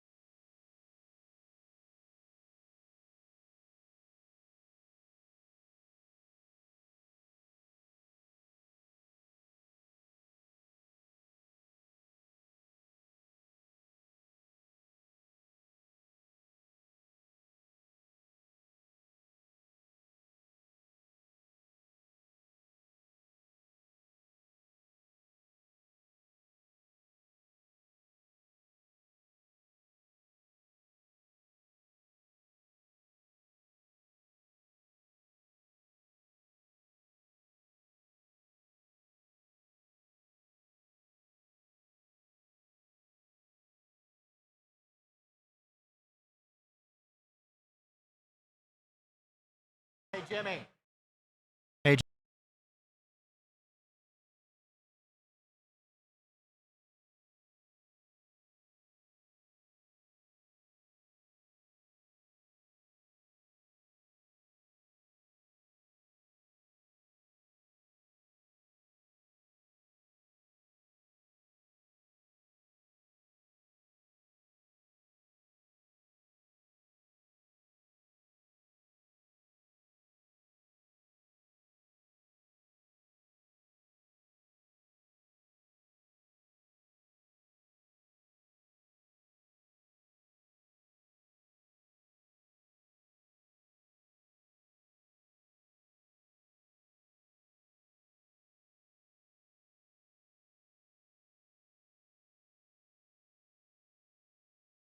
All right, folks. Take a moment to pull our feature match.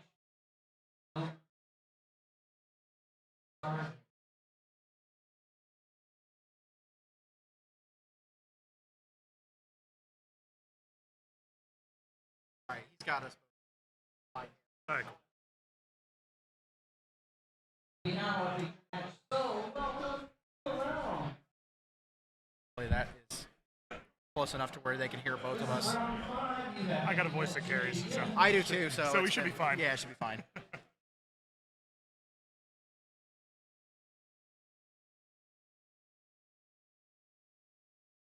Well, I assume things didn't go well. Two. A good Sorry. matchup round 1. Round 2 is super close. 2 and game 3 in round 3. So had to force it. We've watched some really interesting ones, for sure. Nuts.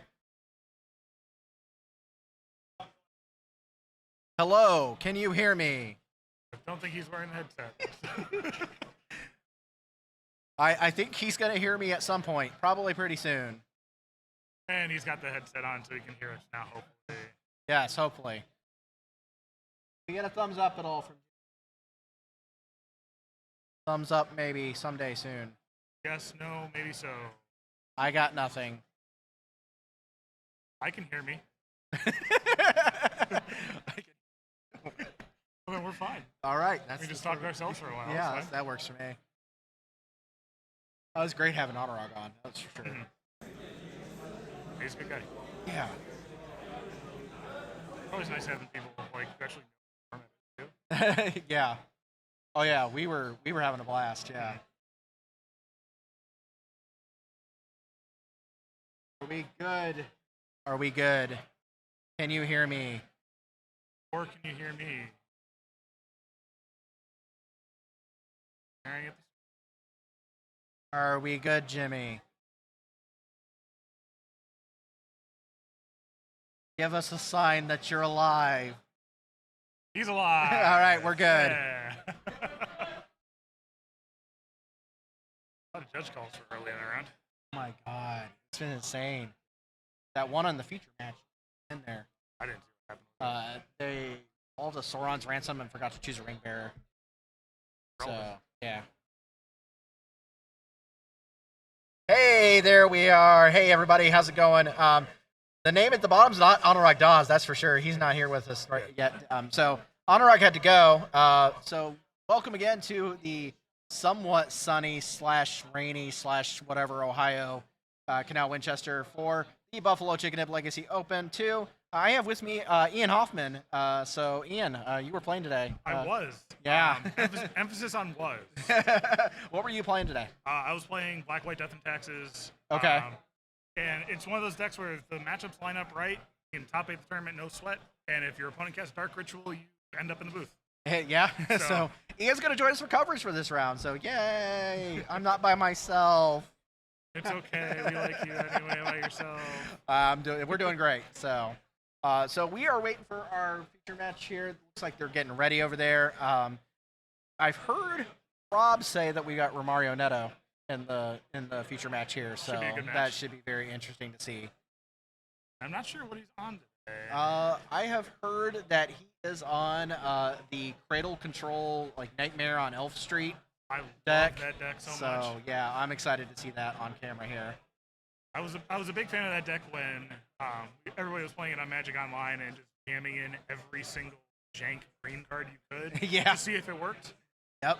I know I was playing some Young Wolves and Yawgmoths in the deck for a little bit. It was the most fun 3-2 I've ever had on Magic Online. There you go. Yeah. I have to say my most fun 3-2 on Magic Online was Battle of Wits. So. That's anytime you can win one game with Battle of Wits, it's always nice. Yeah. Yep. I remember the first time that they did the all access token. Yep. I played Battle of Wits every 2-card combo I could think of in Vintage. Yep. I've done that before. Won a single game, funnily enough, against a guy I actually knew in real life. So it made it so much worth it. The last one I played actually had actual battles in it, so Very nice. we were on peak there. Well, that I saw Craterhoof in play before all the cards came up. Yeah. So it feels like that game ended really quickly. We didn't get the coverage up just in time. This is definitely not Arlen Bonfiglio.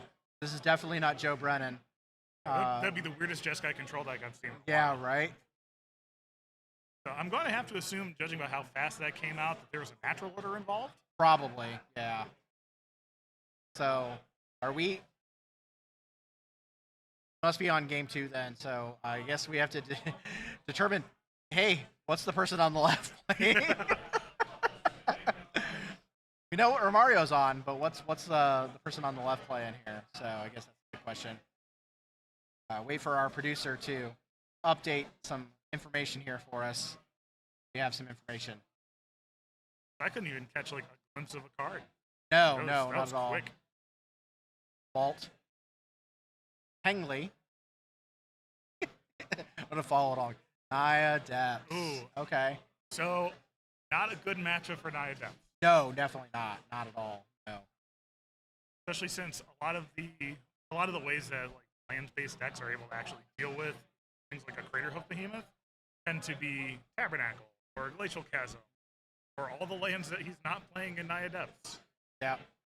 And the Romario naming his deck Golgari Belcher. It definitely feels like it sometimes. It definitely does, yeah. So, so I guess if Romario won this game super quickly, we don't have deck list here. Actually, down there. Might be able to pull it up. I might be able to pull it up on my phone here. At this point, actually, deck list here. Knowing the kind of cards that the Nia Depths can bring in this matchup definitely helps. Right. Because you have to assume that he's going to have some number of Swords of Plowshares between the main deck and the sideboard. I've seen some lists of Nia Depths Chalice. It's not as common because without having access to Mox Diamond, a lot of the times it's harder to be enough to matter. Yeah. I have been seeing some people even playing cards like Perfory Notes. Really? That's interesting. Actually, brought a couple of those for one of my friends today on lands. Nice. It's been a while since I've had those. I broke those out of like 2018 binder. Wow.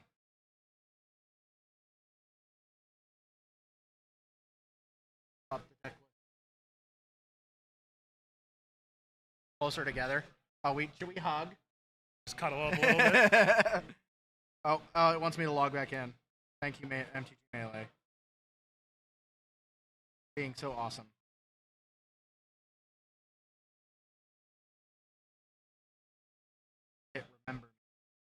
Remember me. Hopefully it actually works to remember you. That is true. I gotta say, one of my biggest pet peeves is when the website says remember me or remember me on this device, and you have to still log in every single time. Yeah.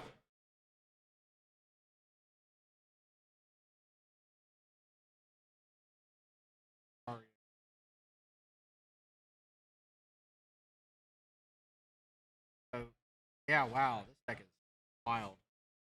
It's awesome. One Urza Saga is interesting. Yeah, that's very neat. So sideboard wise, we got Thoughtseize, we got Endurance, Force of Vigor. What do you bring in here? So I'm looking at the 2 copies of Pithing Needle for sure. Yeah. Just being able to either name Knight of the Reliquary or even just Thespian Stage, just to try to even just time lock him for a turn. Right. Sometimes it's all you need. Snuff Out seems Yeah, really good. Snuff Out solid. Yes, that seems And really good. any 0 mana interaction that you can have, especially in this format, you've already seen with the Pro Tour and for Modern, like all the pitch elementals is taking Yeah, that's for sure. over. Anytime you can just do something for 0 mana, turns out it's a pretty good way to get ahead. Well, let's look at the Maya list while they're shuffling up. And it looks like he is on a 6 out of the depth deck. Yeah. So, Minsc and Boo, all the stuff you normally expect to see here. Elvish Reclaimer, Side of the Reliquary. Quite a bit of different stuff. They've got Swords of Blushers main, so. So 4 swords in the main deck, plus the 1 prismatic ending. The Blast Zone main deck is always a good tool. If you're able to just snag like 1 or 2 different mana dorks early on, Right. you can definitely just blow them out. It turns out Gaia's Cradle's not very good if you don't have creatures in play. Yeah. Glacial Chasm seems. Okay, so he is actually playing the Glacial Chasm. Yeah, that seems very interesting in this sort of matchup where occasionally just want to delay them from having a game plan and being able to deal with a land that prevents them from getting in for damage. Yeah, because a lot of times, especially with like the Crater Hoof hands that they'll have, it's like they attack you for 35. Yeah. And they only have 8 power left at the end of it. Right, exactly. Deafening Silence is interesting. That's definitely interesting to me. That's surprising. I would not have thought to bring that in against this deck. Trying to catch a glimpse of what he boarded in out of Cradle deck, but found the Bayou too fast, so I couldn't get a glimpse. Yeah. So, I see an Ignoble Hierarch.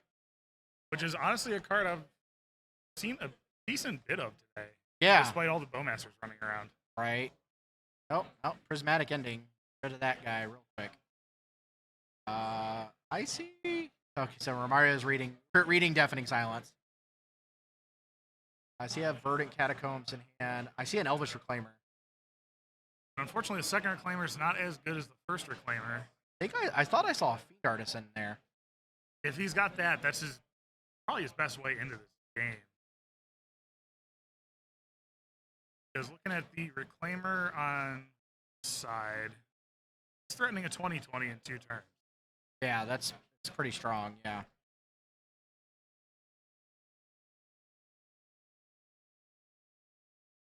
Yep, Fiend Artisan, there we go. Hopefully finding everybody's favorite or least favorite opposition agent sometime soon. Hopefully. Otherwise, this might get a little rough. Trying to see what else Romario has in hand. So Thespian stage.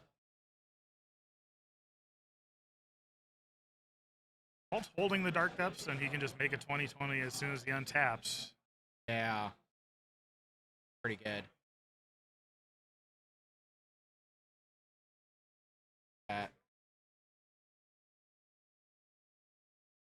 Flagstones. Flagstones is really good here, considering that it can sack to Elvish Reclaimer, get Plains, and then also get Dark Depths. Yeah, being able to profit on lands while you're ramping up is one of the ways that this deck really abuses the Elvish Reclaimers. I played against Nine Depths in round 2 today, and unfortunately, he did have the Flagstones. Yeah, that card's really good in the deck. I was also very surprised to see my opponent in round 2 play Orcish Lumberjack on turn 2. Really? I haven't seen that card in a long time outside of some man. we're gonna meme on Moto videos. But I have played some Applejacks in the past. he cast a Minsc and Boo real early in that game. Mm-hmm. It does that, yeah. All right, so Dark Depths sighted. Yep. Not looking pretty for Mario here. Kind of have to assume that his best way to win the game here is play a Gaia's Cradle, play a Crater Hoof, and hope. But I don't think hope's going to be enough. No, definitely not. Especially with that Blast Zone. Yeah. That's rough.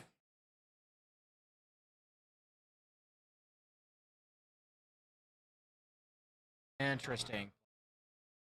He is going to have to decide between activating the Blast Zone or making the 20/20. I don't think Romario has anything that can block the 2020. I would Other use- than an Endurance. Endurance can block, which is very relevant, it turns out. And then if he natural orders for Atraxa, that also blocks for a turn. That is true. That card is also gives him a chance to read and maybe do something. Actually, the Atraxa wouldn't be enough though, because Walt does have enough mana in play to make the 2020 and activate Reclaimer for a Caracas. Oh yeah. It looks like Pithing Needle is going to force the action. Yeah.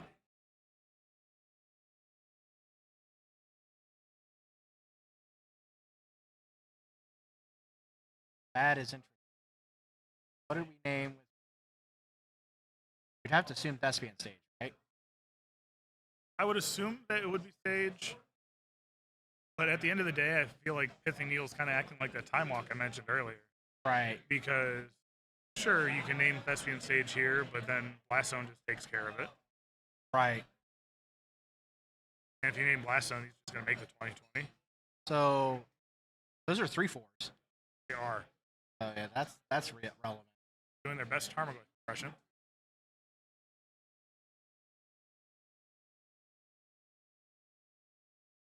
Takes the hit. He just takes it. Yeah, wow. You can't really blame him in this situation, because taking 6 when you're about to make a 2020 to kill your opponent in one hit is pretty reasonable. Right.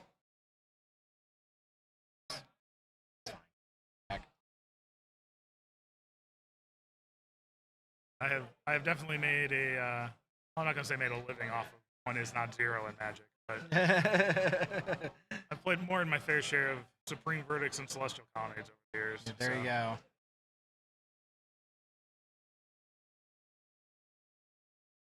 I'm still curious what I have to assume he wrote down what Pithing Needle is naming this thing there. Oh, hey, for activating artisan? It's like activating for 1 or activating for 2. I think for 2. You have to buy you for the Pithing Needle and then activate for 2. Pulling the mana off of the Mox Diamond in response, because it's probably going to be Collector Roof. Ooh, Bowmasters. That's interesting. Not expecting that one, I'm not going to lie. So I think what Romario's doing here, I think he named Thespian Stage with the Yep. But in that case, he's also removing his own Elvish Reclaimer. Yeah. So basically, he's going to get one shot at this now. Right. So any endurances that Romario could have are live to block. And Romario can just fetch an endurance with the Fiend Artisan. Yep. I saw a Cradle in hand, so I think that might have been a second one for the draw step, too. That's not so good, but Not this turn, but next turn it can pop off. yep.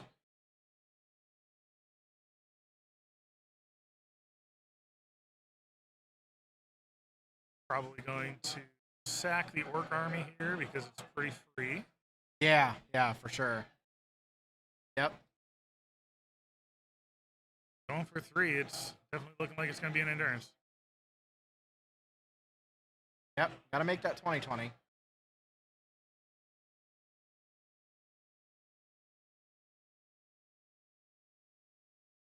Another option? It's either endurance or Grist, but Grist doesn't answer the 2020. No, it definitely does not. And that's the look of a man who doesn't have an... Nope, he's got one, okay. Yeah, he's got it. It's just that I think he was thinking for a second, just to try to figure out what he wanted to do.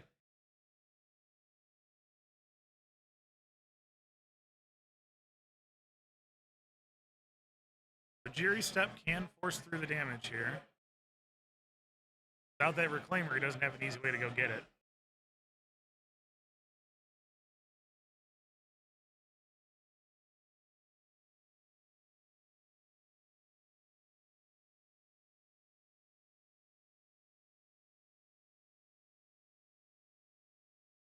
Days of it. That's interesting. He's just gonna maze his own. Turns out when Mazavith can give your big dumb idiot vigilance, pretty much. Yeah, Pretty that's good way to stay alive. silly. Especially if it's absorbing a critter hoof hit. You know, here, so you get 3, and then you get 3, and then you can sack one of those creatures to get Atraxa.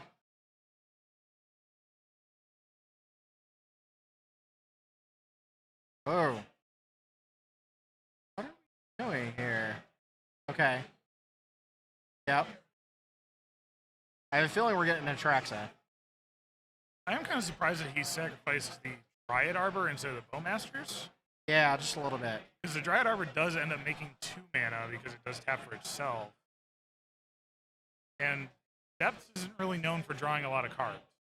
Right. So that Bowmasters is kind of just a 1/1 of it. Yeah, for sure. All right. Hey, we got Atraxa. Mario's just looking to refill his hand. Not die. Not dying is a very relevant thing to do, turns out. Yeah. But having the Atraxa actually bogs for 2 turns almost. Because you're able to block.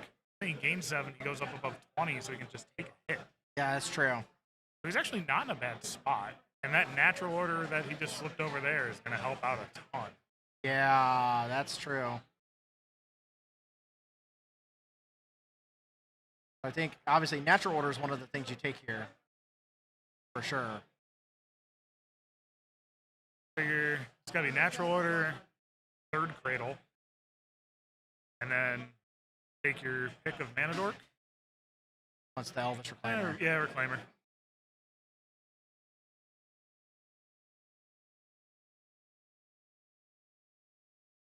That's not a bad Atraxa for that. It clears a lot of dead cards off the top of your library. It definitely does. Because you're not getting all the insane value you get out of, like, say, Reanimator or like, a lot of the Pioneer decks that are getting Atraxa out right now. Because when most of your deck is creatures, you're only going to be able to get 1. But getting a 7/7 Flying Vigilant, Death Touch, Lifelink. it turns out that's pretty good value on its own. Right. Well, that's interesting. Huh. So that was, he actually would have had the option there if he had wanted to deny him the life gain. deny him the life gain, especially holding the Knight of the Reliquary, because now he'd be able to go search up a Sajiri step and just force through the Atraxa anyway next turn. Right. That's an interesting play. Although I suppose the Atraxa could always just attack into the Marrow Age too. Right.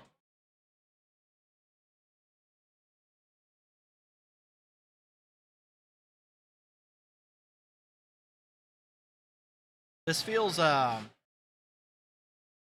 very difficult for Romario to navigate here, for sure. For sure. Especially having so many options, and Fiend Artisan opens up so many different options. Yeah. And then just having the natural order. Because I've seen people go for natural order into a Grist. I've seen people go for Craterhoof Behemoth. Logging him.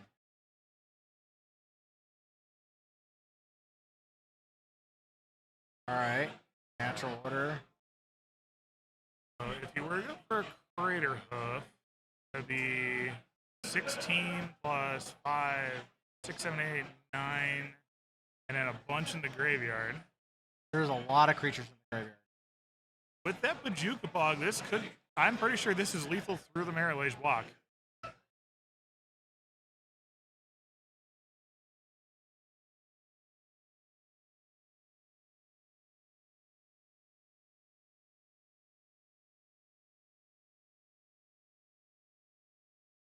Counted 7 creatures, so that's a 12/12 trample. Oh. Yeah, that seems pretty good to.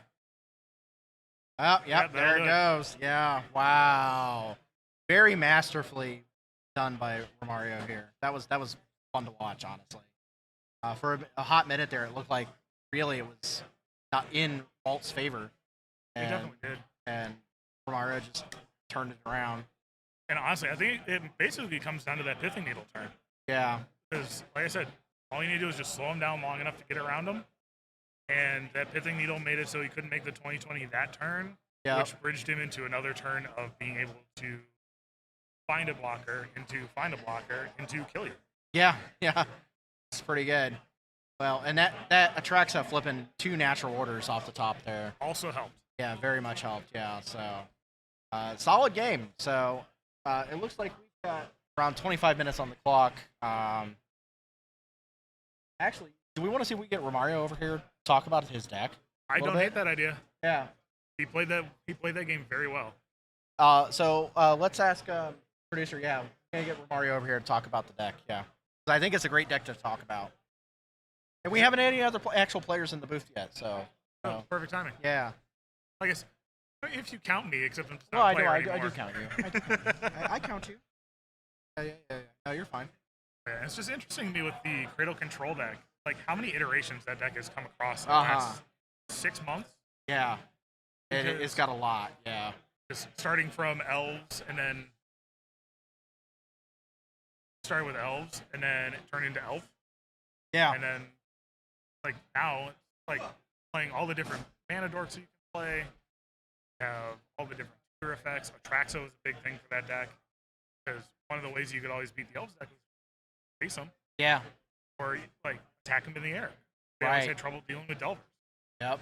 Turns out a 7/7 that can block a Delver and gain you a bunch of life is a way to race. Yeah, for sure. Mario here walking over. He is heading over. I will. I'll hop out and let him take over for a little bit. Yep. And then probably be back for the next round. Yeah, for sure. Yeah, absolutely.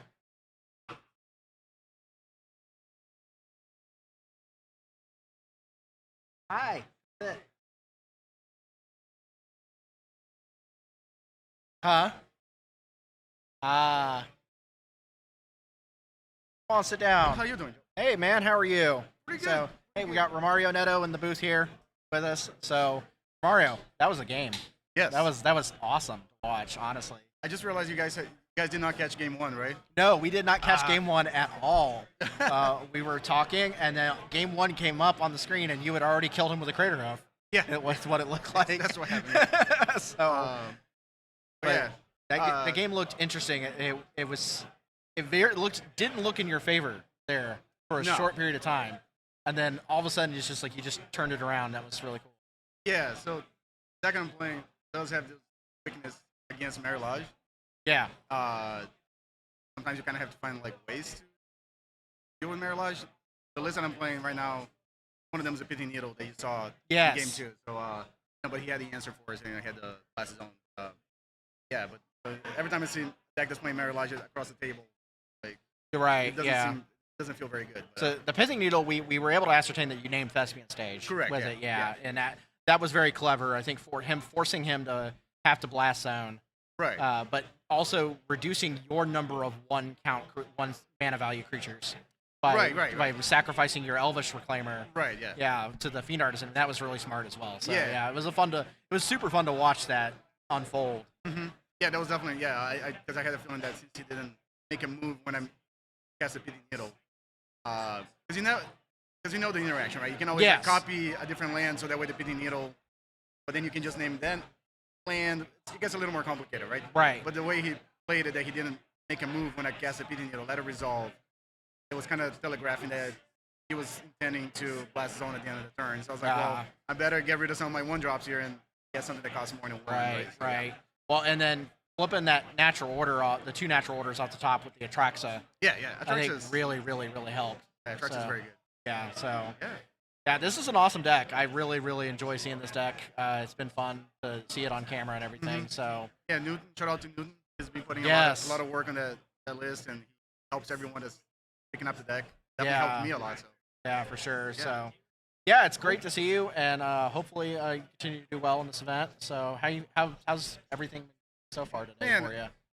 Loving it. Yeah. The venue is awesome. Yeah. Anyone that's watching that has a chance to come out to one of these events, definitely should. do Yeah. it. Like it's a long drive for me, but I think it was totally worth it. Yeah. I'm having a good time. The lunch was good. Like no, it's Yes, really it cool idea was. to have like a break during the day at a Magic event. Like we always used to like try to find convention center food. Like no, Yeah. or one of your friends has to run to the nearest restaurant to bring food for everyone. We didn't have that. Like we just had time to get food, sit down, Decompress a little bit. decompress a little bit. Yeah, exactly. Yeah, The restaurant here, the place is also really good to drink. They have awesome beer too. So yeah. Uh, Yeah. yeah, and they also have the hotel attached to it. So yeah, no, Robert has Yeah. done a great job. Yeah, this is a great venue. It's a lot of fun, and it's just the energy in the room here is just very palpable. Yes. Like it's just excellent to see so many people, and a lot of people I've met for the first time in person today. So that's been really good for me. To put a So, face to the yeah. name. Most of them I know by face, just because they are also content people, Uh-huh. in the sphere as well. But we have both Billy and Michael from yeah. the Dark Desk podcast. I've been on their podcast before. They're just a bunch of great guys. Right. Just fun to see them. So yeah, just absolutely great Yeah. to get to see people. Yeah, that I you do have an not- atmosphere that it's competitive because we are playing for prizes, but it's not cutthroat. I guess to say like no, people are being yeah, polite to. yeah, It's absolutely. the legacy community is awesome. Yeah. Oh, yeah. The people in this community are so great. They, people are here lending cards to people to play. We got the Rob doing the proxy thing, letting people find people to play. Yes. Like it's just fantastic. Which I think other bigger organizers should adopt that Absolutely. some kind of policy. Not maybe not the same one that Robertson he provides the cards. Maybe some CEOs don't want to do that, but some kind of policy that allows proxies. I agree. Because Yeah. I think legacy is to the point that getting very prohibitive. Yes. Yeah, Yeah, so- for sure. Between the new cards being very expensive and the old ones getting more expensive, getting expensive. Yeah. Yeah. And it's Like- just you had some great games on coverage today. So and Any it's just, spicy decks on camera? yeah, we had like Black Saga Storm on camera earlier. That was my one loss today. Yeah, we had that on camera. We had to watch Roland Chang demolish his house, the person who's house sitting him for the weekend, with Death and Taxes on Burn versus Burn. Burn. Yeah. Wow. Burn in 2023. Yeah. We got to watch a really just like a slog of a match there at the last round between Grixis Delver and Jeskai Control that went into turns. Okay. And it was just back and forth. I mean, those are two decks that are notorious for playing long games, right? So, Yeah. So I'm a big fan of Grixis, but it is something that if you go to an event, yeah. be prepared to play the full 45 minutes of your round because it is going to happen. Especially if you're playing control too. Yeah. The control decks too, especially right now. They definitely have But yeah, a lot of long, grindy games for sure. So, well, we'll let you go here, and we're gonna take a break here. nice talking to you again. I think our producer's back, so we're gonna take a short break. We got about 18 minutes left in the round. We'll come back for round 6. I don't think we've got enough time to get another match on camera at this point. So, thanks everybody for joining us so far. Hope you guys are having a great night so far, watching some great Legacy coverage in Canal, Winchester, Ohio, for the Buffalo Chicken Dip Legacy Open 2. So, thanks.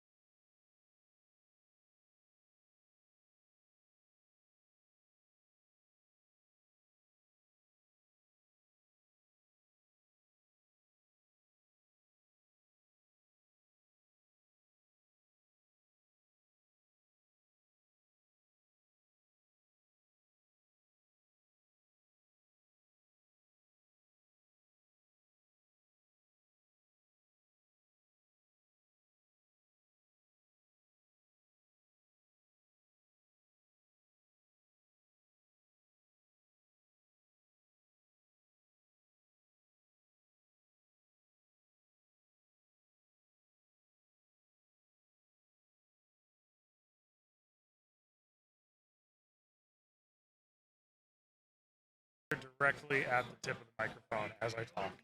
Hello. Oh, hey, we're on now. Hey, welcome back, everybody. Welcome to the Buffalo Chicken Dip Legacy Open 2 in not so sunny Canal, Winchester. It's still rainy and wet. It still looks gross outside. And it's getting wetter the longer we sit here. Yeah, sure. It's Ohio. It'll be sunny in like 5 minutes. Yeah. But hey, it could be worse. The Right. last time we were here, it was snowing. This is true. So I'm happy to take the upgrade. Right. So we're entering into round 6, so I think we're going to get standings here shortly to kind of get an idea of where everybody's at in the event so far. This is a 7-round event, so we do have 2 more rounds to go here, round 6 and round 7. But let's see here, look here at standings here. So brought us up here. So in first place right now, we got Nicholas French Seats on depths, abs and depths, so that's interesting. We saw Jared Casterly earlier on Monogreen Cloud Post, Romario Neto on the Nightmare on Elf Street deck. A lot of these people we've seen today, quite a bit. Kelvin Wallace on Raktos Painter, Christopher Ward on Cephalid Breakfast. I'm seeing some great names here. Min Hawk here on Demir Death Shadow. And I'll be honest, after knowing him for years, it's very strange seeing him on a deck that doesn't have a Tundra in it. This is true, yeah. Like, for the longest time, he was always the Miracles guy, and then now trying to attack people? Right? Min, who hurt you? That's true. So this looks good, though. This is very interesting. So, I'm definitely noticing there's a lot of decks on this list that all have access to a certain Bowmaster.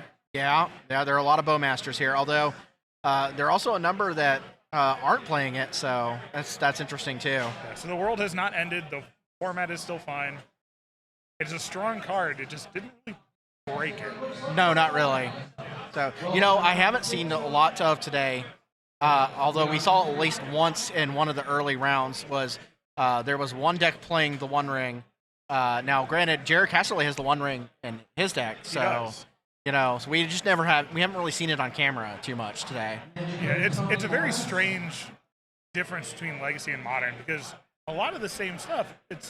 You'd expect that the card that can draw 3 to 4 cards in Legacy, would end up seeing a lot of play because you have a lot more efficient cards, a lot more 1-drops you draw off of it. But on the flip side, 4 mana is still a lot. It is, yes. And if you don't have that Delighted Halfling powering it out on turn 3, it's still counterable. Yeah, that's true. There's a lot of dazes in the room right now. Yeah, there are quite a few dazes here. Yeah. So I'm looking forward to see what our top 8 looks like. I have a feeling I'm gonna kind of pick and choose here a little bit, but I have a feeling that Painter could probably end up in our top 8 for sure. Definitely. Yeah. Painter's always been one of those decks where when you're looking online, it pops up every once in a while. But then you get those paper events within 4 hours of Ohio, and there's always at least a couple people playing the deck. And it's always had a really good run here at Buffalo Chicken Dip events. Yeah, I know the last open here at BrewDog was won by Painter. So, man, maybe a repeat performance. That'd be pretty sweet. So, hey, this is a really, really interesting thing we got going on here. So we got our feature match here. We got Dylan Hostetler on 5-color Zenith. So this is the Yorion Zenith deck. And we got Marshall Arthurs here in the room today. Except that's not Marshall on the camera. No, that we got them switched around. I'm pretty sure that we got Dylan here on the right and Marshall on the left. No, it's not Marshall either. Is that Marshall either? No. Oh. So who do we have here playing against Dylan? Which one is Dylan? What is life? Well, Dylan's going to be the one with the Yorion in play. Yeah. So I'm guessing that's the one on the right. Unless we grabbed the wrong table. Well, Dylan played Marshall last round. That's what it is. So, Ed Shea. We got Ed Shea. There Okay. On Grixis Tempo. So, Grixis Delver. Yeah, Grixis Delver. So, a couple of Delvers, a couple of Bowmasters. Looks like we do have the names on the wrong side. Yeah. Yeah, we do have the names on the wrong side. And I know I'm always a fan of any deck that can play Yorion in it. Definitely no bias at all based off of what I played today. Oh, yeah. No, I love these Yorion, especially these 5-color Zenith Yorion decks. They're generally a lot of fun to play. Yeah. This deck has, gosh, there's so many one-ofs in this deck. It's not funny. Starting with the mana base. Yeah, yeah. That was Yeah. the worst part about playing the Ren and 6 money piles in Modern. Was always, all right, which of my shock lands do I get now? Do I get a Triome? Right. But then you resolve a Ren and 6 on turn 2, and your decisions didn't matter the rest of the game, so it was fine. This is true. So one of the better starts out of the Grixis Tempo deck there. Pretty much being able to start on any of the one-drop creatures is always solid, but going with a Dragon Rage Channeler into a Mishra's Bauble is one of the stronger starts that the deck can have. Yeah, for sure.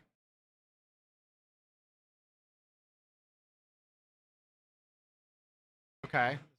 Oh, we're thinking about that. Nope. All right. Yep. Playing You're around gonna the plow. days.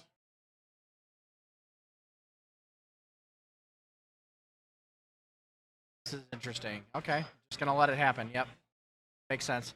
Really, really shiny signed Source of Plowshares. Also, I love this. I love the full art Yorion that from the Universes. the Multiverse Legends. Legends, Yeah, that's that's really good. Days in the Delighted Halving. That makes sense. Come on, you play around days with one spell, but not the other. I think it's fine. I think they're okay with just having their Delighted. trading. I didn't see any. Although they did just draw an Uro. And put an Uro into play. Yeah, it turns looks out like- it doesn't matter what happens in the format. The card's still good. Yep. That is the Wasteland. That out is of the Ring Wasteland. set. Yep, the Lord of the Rings Wasteland. Yep. Took me a second, but then he threw it at his opponent's Volcanic Island, so it kind of told me what to do. Yep. So leveraging that. Okay, so that's interesting. See a Force of Negation in hand. And a Life from the Loam. That Life in the Loam is going to be pretty good here. Yeah, it is. Well, Ed, I hope you like playing with one land for the rest of the game. Well, thankfully he's got a basic island in play, He does. so that is really, really nice. But this also allows him to leverage being able to possibly play Uro from the graveyard at some point. Yeah, he can actually cast it from the graveyard as early as next turn if he dredges.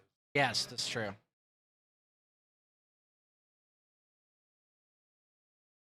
Delver not flipping is not where you want to be. It looks like a lot of my Delvers I've played over the years. Yeah, it's definitely not a good place for this deck to have a Delver that doesn't flip. Yeah, he's going to dredge. That makes a lot of sense. I mean, those are some choice cards that he put in the graveyard. I mean, there's a Prismatic Ending and a Swords of Plowshares. And there's a Force of Will for the last one. Yeah. But I feel like getting the Uro on board and being able to, start gaining life here, I think is the most important thing. Especially since the deck's not playing Snapcaster Mage or anything to get those cards back. Right. So having him in the graveyard, it's literally just there to fuel the Euro. And I mean, Uro is one of those things where it's a clock that the Tempo deck now has to try and race, and that's very hard for the Tempo deck to race. Even if this Delver was flipped, you're gaining 3 and taking 3 a turn. Math checks out. That's pretty good for the Euro player. Yeah, for sure. 3, 4, 5. Leaving the fetch land in the graveyard, which makes sense to be able to also cast future Life from the Loams. And it looks like the Euro has resolved, so it's not a good spot for the Delver deck. Not a ton of removal that they'll typically play that can answer a Euro. No, not really. It's basically snuff out or bust. I mean, especially pre-board, no. But post-board, you probably have Pyroblast of some sort that can answer it. But And unfortunately, none of them answer it permanently. no, that's for sure. No, you really need to exile an Uro to be able to really deal with it. That in and of itself is hard. And I also saw off of the draw there for the Uro trigger, there was a Swords of Plowshares. So that's really good here. Even if this Delver flips, it's probably not going to do anything. And it doesn't look like it flipped either. No. I will say the one thing that the Grixis tempo decks have going for them anymore while trying to play against the Euro, Orcish Bowmaster can block infinitely if it's not answered. This is true. Because they attack, they draw a card, you make a 1/1. Yep. You ping them for 1. And you block with a 1/1. And then next turn, you do it again. Ah. Speak of the devil, there we go. So I think that's fine. They wastelanded the Underground Sea to force the issue, and they're just going to force the Bowmasters. This seems like it's just a matter of time. Yeah, for sure. And yeah, don't care about giving your opponent 1 life when you're hitting 6 for sure. This is one of the situations where sitting in the Grixis seat, you almost like have to consider saving your brain power, saving your time, because odds of coming back from this position are not very high. No, But not at all. So then not only do you have to be able to have the resources to win through this, if you don't, you have to win 2 games. Right. And this life from the loam here is putting in the work. Yes. Got their wasteland back. Oh. Doing a thing before they go to combat.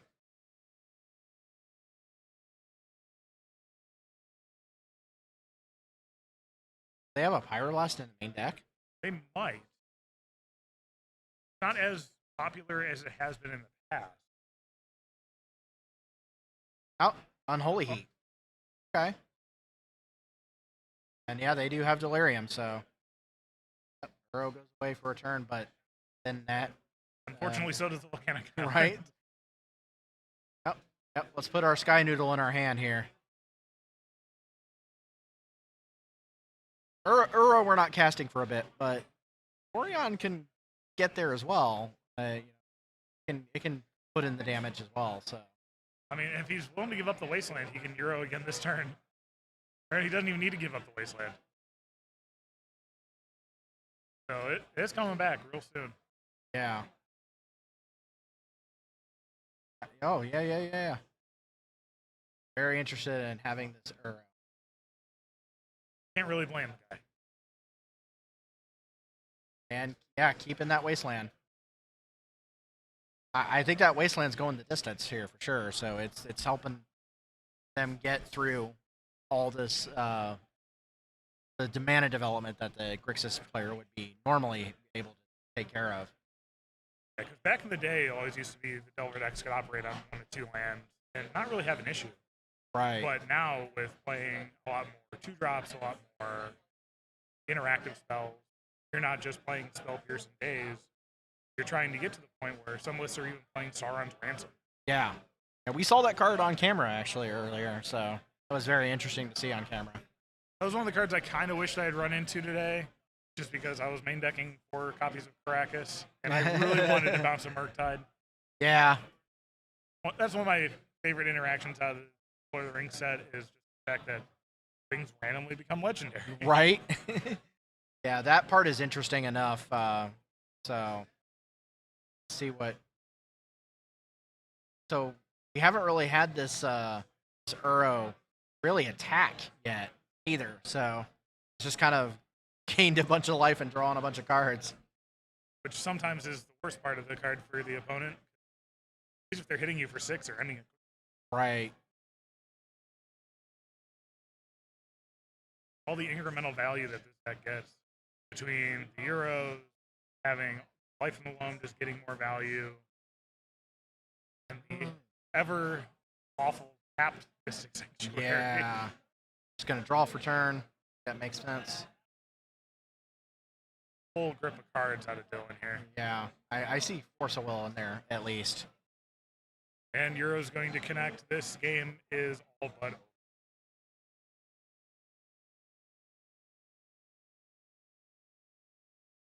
Put a land into play. And look, there's a Wasteland.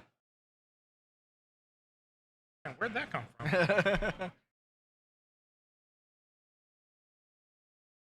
Yeah, this is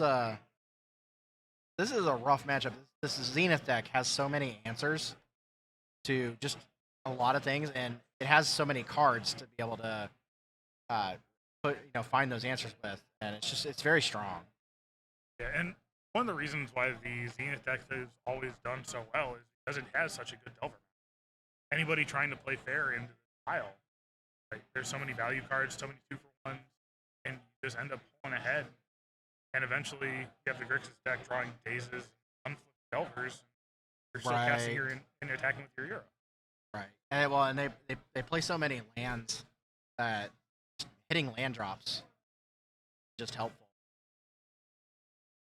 Orion, gonna force the Orion. That makes sense. A fairy Orion too. That's just a 4/5 flyer. Right. I am pretty sure I see an Omnath. Oh, I love this I'm deck. pretty sure I see an Omnath in hand. And that looks like it's going to be a red source. Yeah, quite possibly.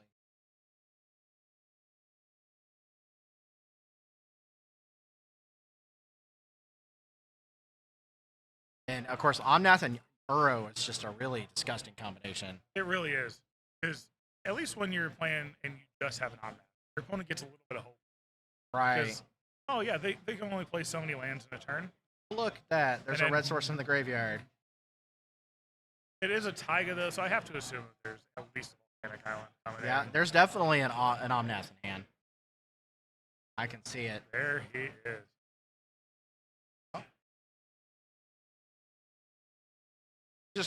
He's not even gonna present it yet. Oh, so this is interesting. Yeah, so he still has a land drop return. He could get back the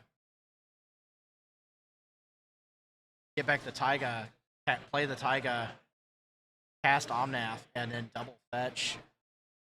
And with the opponent being at 8, that is a reasonable clock. Is gnoming him for 4.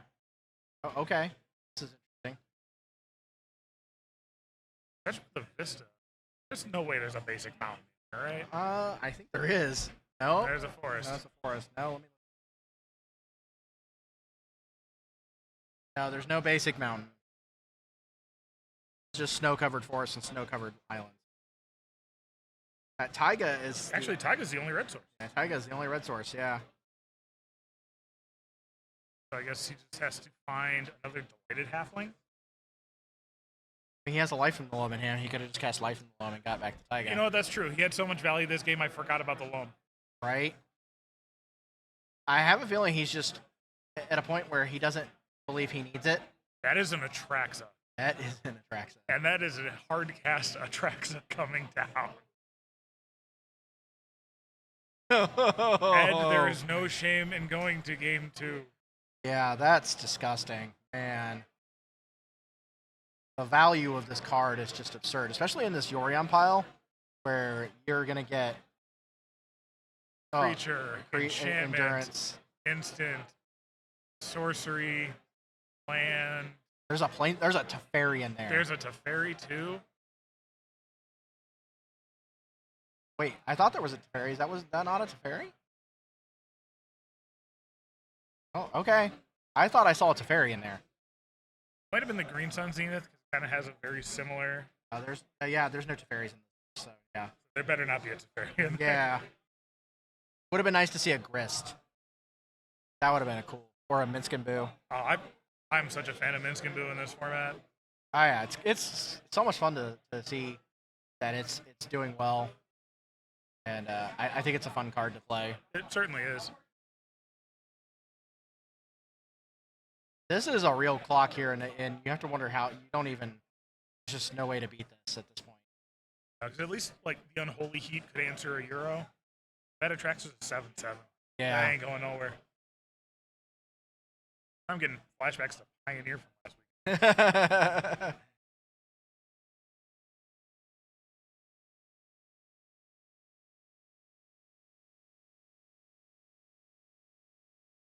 Endurance. Evoking an endurance to just get rid of the graveyard right now. Yep, remove all chance of having a Murktide Regent. Regent. Yep. Makes sense to me. Yeah. That's just being very proactive.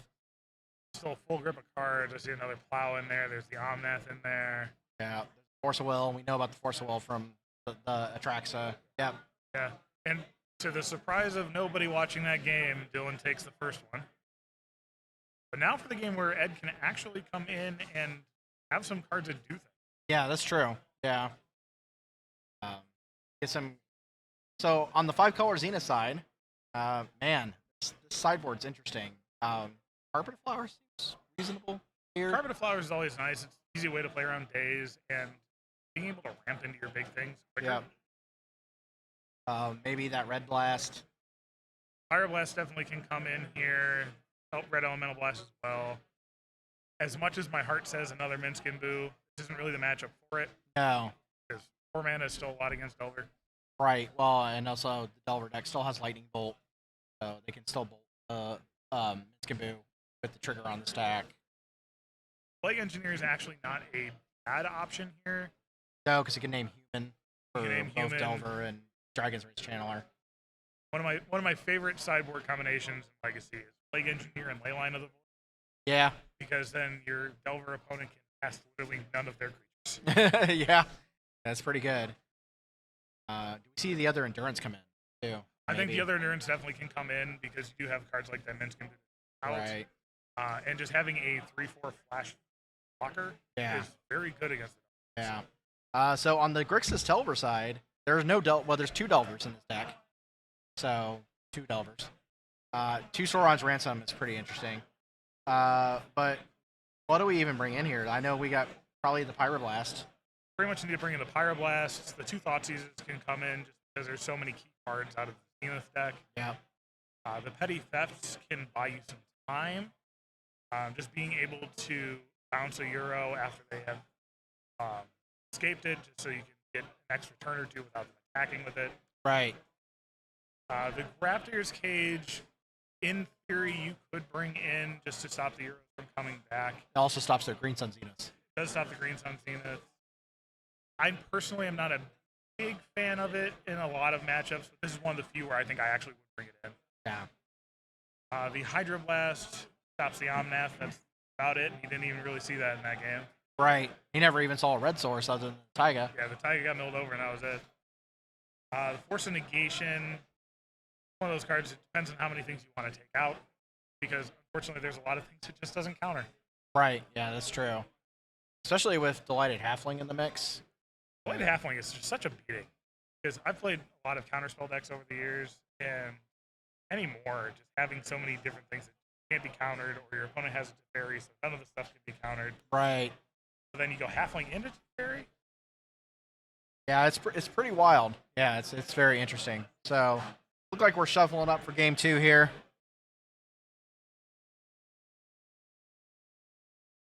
Definitely hoping to see more of a back and forth this game. I just don't have a ton of hope for it, unfortunately.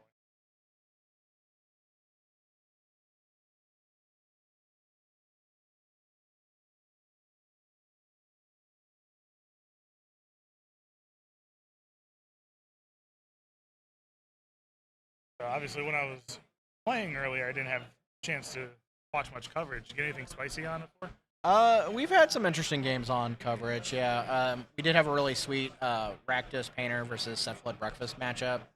The deck that wants to mill itself versus the deck yeah. that wants to mill the opponent. Yeah. So that was fun to watch. That was a very interesting set of games. Very quick set of games. I would actually, imagine so. yeah. The Painter player really just kind of demolished them. They just Painter's one of the decks where if your interaction doesn't line up right, you are never going to have a chance in that matchup. Yeah. We did get to see a really fun interaction of them using Goblin Welder to weld out a Cauldron Complete for one of their Shukos. Significant downgrade. Oh yeah, for Significant sure. downgrade. It was fun to watch. Yeah, for sure. We did have Mud with like Patchwork Automaton and like Tangle Wire on round 1. Like it was like Tangle Wire, Patchwork Automaton, Lodestone Golem. It was. I'm glad I didn't play against that guy. It was classic like Mud, Foundry Inspector, Mystic Forge. Yeah. It sounds like he took the vintage aggro shops deck and Yep. then just took out all the banned cards. Yep, pretty much. Yeah. Well, and you got to see Sphere Resistance, and yeah, so that was fun. Yes, here's one of those cards that's just in such a good spot right now. everybody's playing all these fair decks that are overloaded on cantrips, but then the combo decks are so reliant on having their fast mana. Yeah, for sure. Like, you can have a sphere of resistance out against like Doomsday, for example. Yeah. Like you take their turn 1 Doomsday and turn it like turn 4 Doomsday. That doesn't look so good at that point. It's not so good. All right. Well, I see a 1-land hand with a Brainstorm on Ed's side and a Daze. He does have a Thoughtseize. He's on the play. On the play, it looks like he's going to 6. Okay.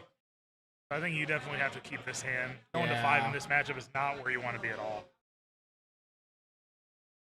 Looks like Dylan's mulliganing as well. Yeah, and Dylan might be going to 5 here. So Ed's got a shot.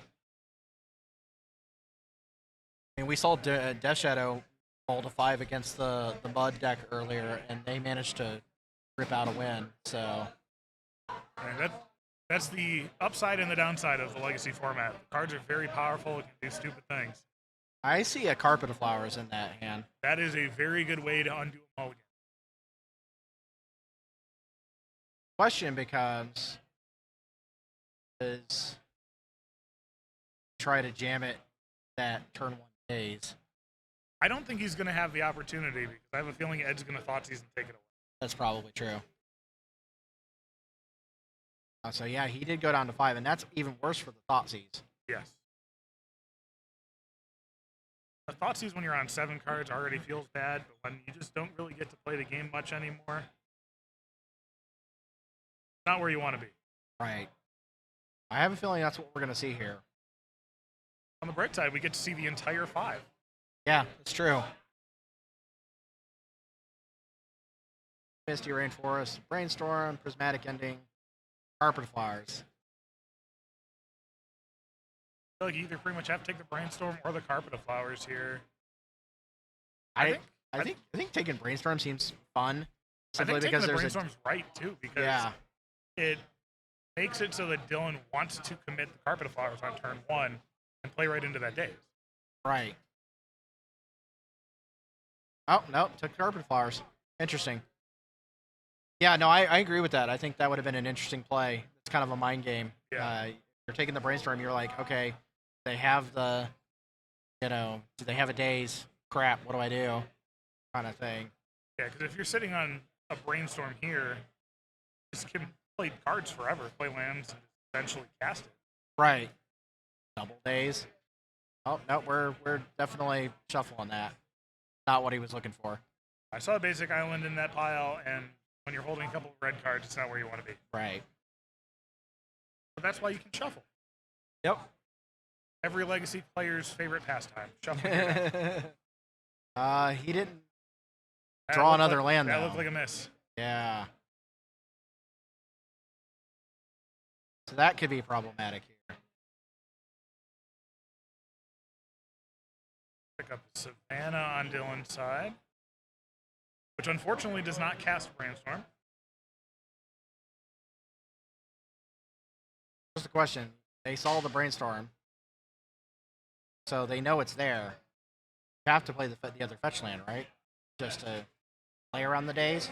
Yeah, because you don't want to ever just run into a Daze, especially when your opponent has not played a second land. So you know that their hand is all gas. Right. Okay. That's very interesting, playing the Savannah. It says either one of two things. He wants to hold up a Swords of Plowshares, or his hand is just that gas and he knows he's not shuffling anything. I see a Plague Engineer. I saw an Ice Fang Coatl, and it's like an Endurance, maybe? Yeah, I think this is falling under the hand is all gas. Yeah. It looked really good. That's a Brainstorm. And Do you go for it? 1, 2, 3. Was there a fetch land in those 3? I see one. There is one, and there's also a ponder, it looks like. So Yeah. the game's not just over on the spot. That's good. Every Legacy player knows that bad feeling of, I need to find a land, cast Brainstorm, we're dead. Yep. This is the worst. That is the worst feeling. So I think I saw there was a Dragon's Race Dragon channeler. Race. Yeah. You're gonna fetch and get that Dragon's Race channeler. which he knows is going to run right into this prismatic ending, but Dylan has it now, he'll have it later. Right.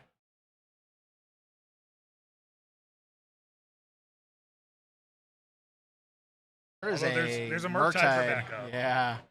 And a Brazen Borrower, so. Which has a secret hidden motive, just being able to be cast as a 3/1 creature. Yes. Not quite a Vendilion click, but sometimes it does a decent impression. Yeah, very much so. The endurance here is sweet. That cuts off the Murktide, though. And Dylan showed last game that he's willing to just throw out an endurance to keep that graveyard in check. Yeah.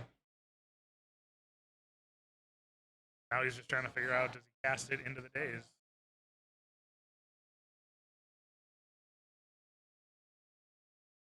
Prismatic ending. Could be actually also trying to bait out a counterspell too. Go for the endurance this turn. Oh yeah, there's an the Ice Fang. Aquaddle. Yep. Yeah. Which honestly also could be a decent answer to a Murktide. Yeah, that's true. Not the easiest because it still dies to lightning. Right. And he's definitely thinking about it here. Yeah, it looks like it. Yeah, that's for sure. Yeah, all right, we're gonna go for it. Clear it off.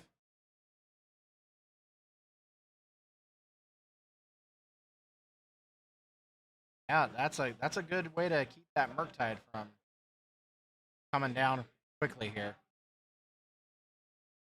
The way the rest of his hand looks, that might keep it from coming down for a couple of turns. Right. Hey, look, the Force of Will. Yeah, I saw first of all. There's a Brainstorm, and we're gonna cast that Ponder. Try and start building back up our graveyard a little. Second Borrower, double slam. I don't think that's exactly what you find here. No, not really. Thinking about it though.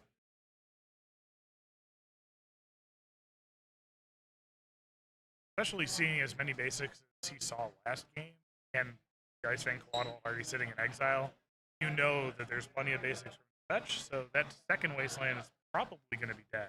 Yeah, for sure. Yep, he saw it and he's shuffling. Especially since he didn't have another way to shuffle his deck in that pile. Yeah. Basically have to take all three of those cards or none of those. He drew a fetch land though. He did. Combo with Brainstorm, it turns out. Yeah, that's pretty good.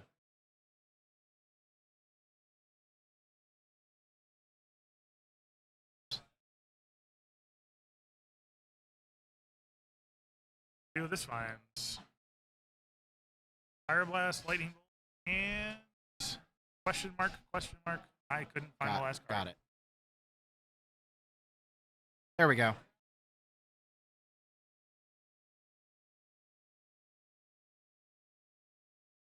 It's down to only one card in hand, too, courtesy of that Thought Seize on the multi 5. Right. Well, and then he just pitched a card to Endurance. That's a little rough on his end, but There's a lot of cards that can come out of this.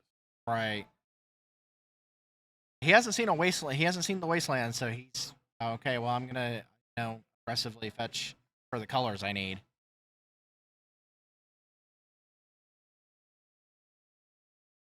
Like a perfect time to draw a Euro.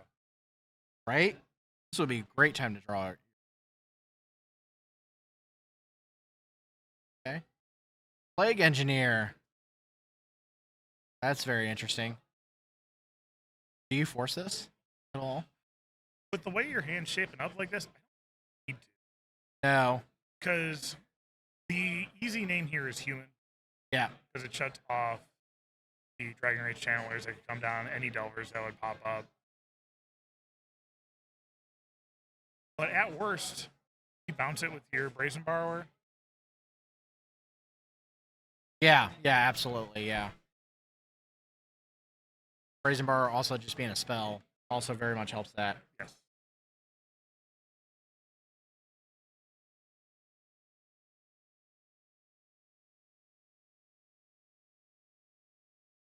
All right.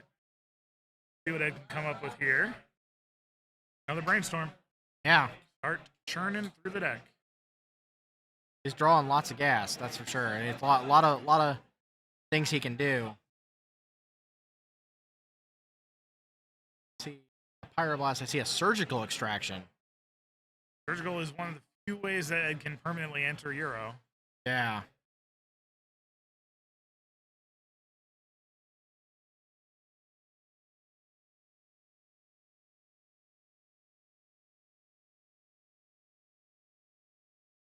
Feels like there might be a Murktide coming down this turn if he's got a fetch land in that pile. Though. Yeah.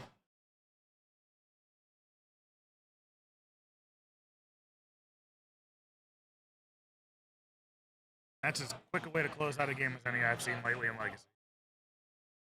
Not a fetch land. Not a fetch land, but still taps for mana. Yep. A 6/6. Yeah. No, there were 3.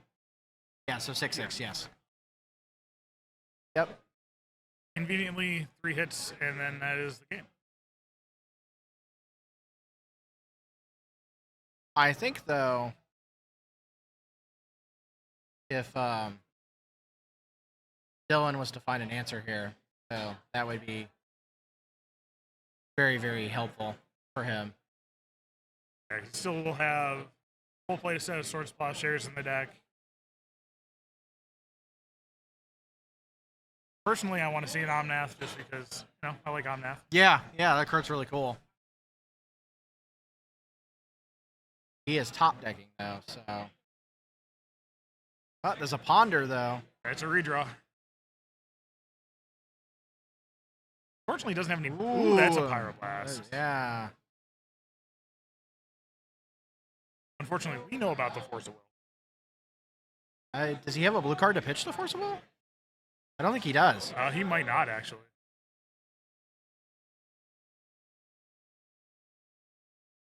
What is he keeping on top there? Pyroblast, and I think it was a Caracas as one of the other cards. Okay. Oh, you know what? He did have a blue card because he had a Brazen Borrower. True, so he just let it go. That's interesting. Oh, no, he put the Borrower back on top. Oh. I think the Borrower is currently the top card because I saw 2 red cards with the Force. I believe his hand right now is Surgical Extraction, Force of Will, Pyroblast. What's going on here, though? What is the Plague Engineer actually naming? Actually, it might be naming Orc. Oh. Yeah, that is a thing. Pyroblast the Leovold, yep. Yeah, you're probably right. Yeah, it's probably naming Orc. Yeah.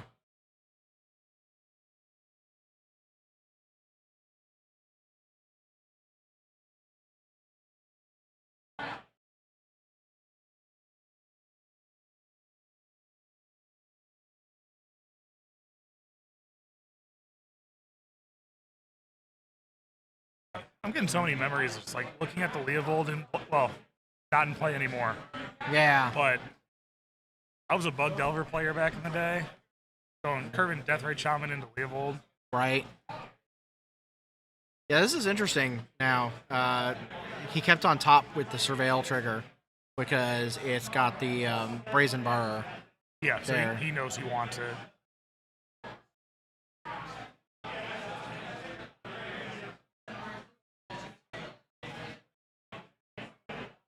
Surgical check. Nothing really standing out. No. No, I think the thing you want your surgical for is Uro. Yeah, because that's one of the few ways that Dylan will actually be able to get back into this game.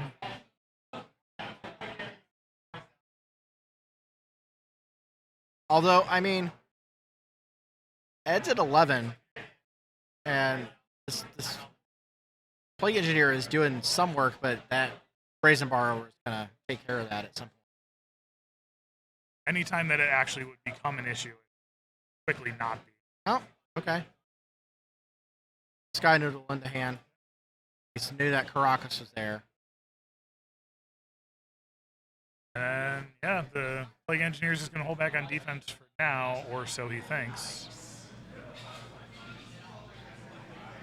Yeah. Honestly, I almost wonder if it's right to just cast the Borrower as just a 3-1. I think getting rid of the Plague Engineer is probably fine. I think he's going to try and get the Dragon's Race Channeler up to being able to attack as a 3-3. Yeah, well, now you open yourself up to the downside of if you don't turn it on this turn, then the Plague Engineer can come back down, name human, and just take out your Darcy. Right. Second Force Will in hand will help you stop that, though. Not necessarily. There's a Pyroblast in the graveyard plus a creature and a land. So there's no additional card type there.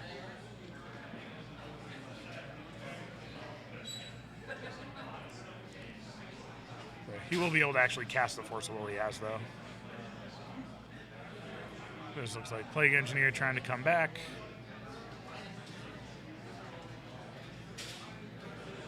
Naming human. Yep. Okay, and I let it go. I'm actually surprised he didn't cast the Force of Will there, because his hand's just force, surgical.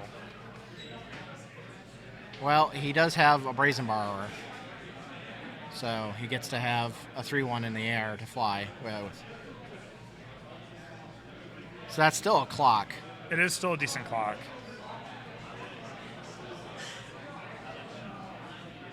Wasteland, one of the lands.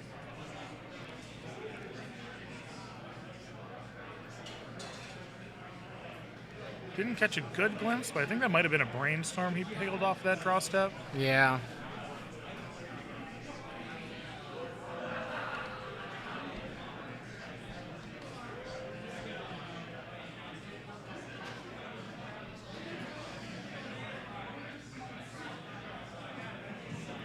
This is interesting.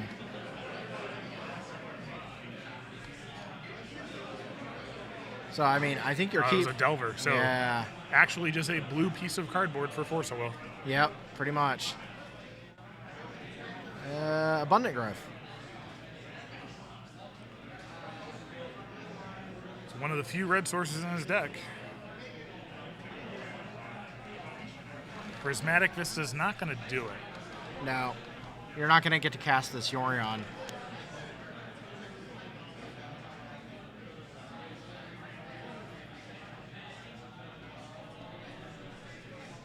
I mean, it gives you the mana to do it, but it has to be countered. Yeah, because the ideal situation would be if the Yorion resolves, you could blink the Plague Engineer, name Fairy, and then hopefully take over the game. Right. Or even just have a 4/5 to block the 3/1. Right. He's going to go for it. So. And he's going to be a little sad when it doesn't happen. Yep. He can still attack, though. He can. It's not a better clock than the 3-1, but if he draws like a Swords of Plowshares or something like that, then... Yeah, if he draws any of his removal spells or even just like is able to gain 3 life off a Euro, that actually just swings the race. Right.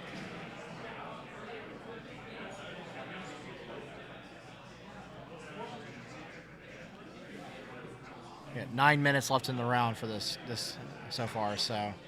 What did he draw? Looks like a spell. It's a thing.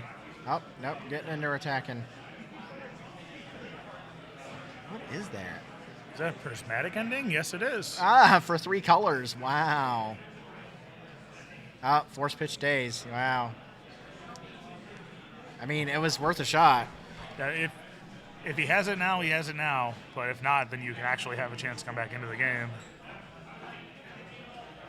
Now, okay, so Mystic Sanctuary is turned on if they are playing Mystic Sanctuary in the Grixis deck. Yeah, unfortunately, there's not too much that you would really want to get out of the graveyard right now. Looks like a couple of Force of Wills and a Pyroblast. Yeah. The Omnath would be very good here, too. Or a Green Sun Zenith. Green Sun Zenith would be probably one of his better draws at the moment. Yeah.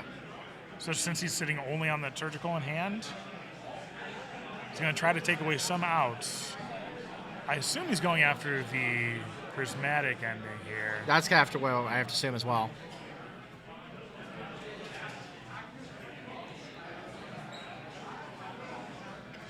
Oh, endurance. That's interesting.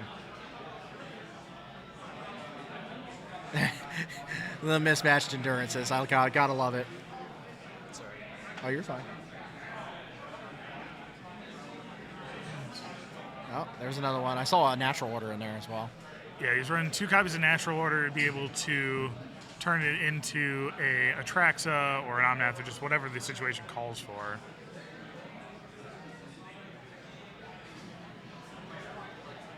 Well, I mean, endurance is sort of an out. It definitely, is a creature that blocks. Yeah, it's a creature that blocks and then comes in and attacks for lethal. Yeah. Because Dylan can hit down to 3, go down to 2 himself, and then can only take him to 1. But a Euro or a Sword Plowshares here, and this game is wide open the other way. All right, what did he draw? What did he draw?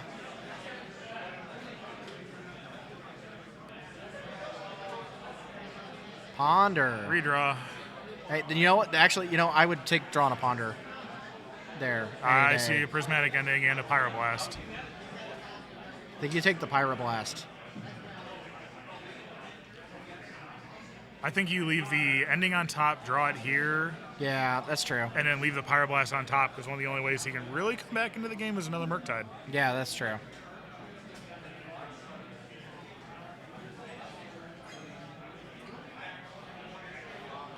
One, two, three, get out of here. Yep, there goes that Brazen Bar. I think with that Ponder, Dylan, I think, just pulled this game out, unless there's something really good off the top. That's not when you want the Graph Digger's Cage. Is that what that was? That was. Oh. Yeah, wow. And then you just sit on this Pyroblast. And I mean, Ed has an out to not die, but it involves a lightning bolt. And that's Sanctuary. That's a Mystic Sanctuary. Wow. Awesome game, man. That looked very much in Ed's favor for a hot minute there. Yeah, and on the mold of 5 after a Thoughtseize on the draw. Yeah. That is one heck of a way to claw back into the game. Man, it just shows the resilience of this 5-color Zenith deck for sure. It is really hard to go long in a fair game against any 5-color or 4-color or 3-color Yorion pile of value. Yeah, no. So cool. Well, so we have 5 minutes on the round here, so to wait for the last round before top 8. So I don't think we got any time to bring anybody in to talk to anybody, but I'm sure after that slogfest that he was just in, he's going to take a couple minutes to I'm take sure a break. he does, yeah. So we're going to take a break ourselves. So we'll see you guys back here for round 7. So thank you guys for sticking with us and watching, and have a great day. Something.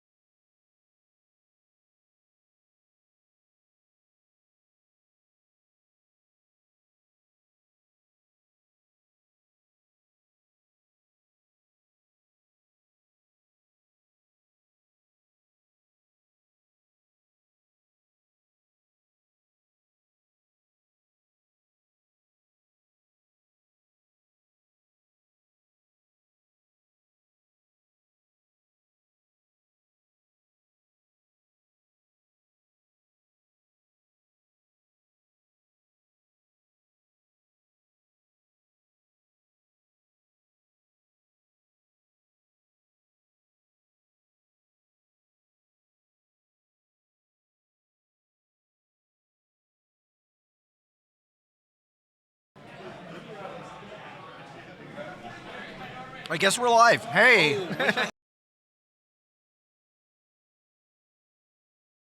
So, again, we're here for the Buffalo Chicken Dip Legacy Open 2 in the not so sunny Canal, Winchester, Ohio. It's still not very sunny out there, unfortunately. It got sunny during lunch, but not too bad. Yeah, I mean, too sunny for my taste, personally. A little closer to that. I am not a fan of the heat, so a nice, slight overcast is ideal. So I am joined in the booth here by one Michael Mapson of the Dark Depths podcast. So thank you for joining me here for That's this round. me. Thanks for having me. I apparently am not good at Magic, so I, didn't get to. I could have continued the event, but there was no point. So now I'm here, and now everyone can hear about how bad at Magic I am. Hey, listen, at least you're not so bad at Magic that you decided to come do coverage instead. That's what I did. We're allowed to make fun of ourselves. It's okay. Yeah, I mean, it's fine. You win some, you lose some. Like, Magic makes more losers than winners. It's an unfortunate truth, but, it is what it is. The best part, I think, about these kind of events, though, is that being able to hang out with people and get to the gathering part of it. So that's what they tell me. Yeah. Did not finding out that works. Oh boy. So our current standings as it looks going into the last round. So our top two 501s drew last round. I'm assuming they're going to draw into this round. But we got Romario Neto and Arlen at 5-1. Grixis Delver at 5-1. Monogreen Cloudpost at 5-1. This is an interesting set of people. Yeah, a lot of Grixis Delver. A lot. This is more Delver than I think I've ever seen at one of these events, honestly. Yeah, I feel like historically Delver always does poorly here, so I will say, even though Delver's kind of the bad guy, it's kind of actually nice seeing it do well. I'm also a little bit biased because one of the people doing well with Delver is in my room, and rooting for him to win the event. There's a couple of people I'd be happy with winning the event, but having it be a friend is always cool. Right. So I think we're actually because a lot of the top seats are gonna probably do their thing. We're gonna have one of our 4-2s on camera here, Kelvin Wallace on Rakdos Painter. We saw Kelvin earlier. Painter versus Death and Taxes. So this is an interesting matchup. Yeah, this is. I think this is interesting in particular just because I think there's a lot of contention on who's favored in the matchup. I know a lot of the Death and Taxes players think that they are favored. XJ Cloud said recently on Twitter this was quite a good matchup for him. Meanwhile, I know plenty of Painter players think this is a very good matchup for them. I heard somebody recently call this matchup a bye. Personally, I have played it only from the Painter side, and I felt favored. And I think that the matchup has only gotten better since then for Painter. But I can also very easily believe that a good Death and Taxes player could certainly take this from a Painter player. Yeah, that's true. I think Chaos Defiler, too, also existing in paper, also kind of tends to maybe skew things a little bit. I don't know. Yeah, Chaos Defiler is really, really good. Right now we're looking for Andrew Bailey. Andrew Bailey has earned his tardiness. Folks, when you leave one of these tournaments, make the experience for We're having an next round announcement from opponent the judges. And the way you do that is by dropping. You don't just leave, you drop. Oh, you don't want to be the person sitting across from nobody. You want to play a match. So if you ever need help dropping, you can always see a staff member and we'll help you with that. All right, one last thing. I think they're mulliganing here. Some of you Got distracted by the judge announcement. Seeing one of us.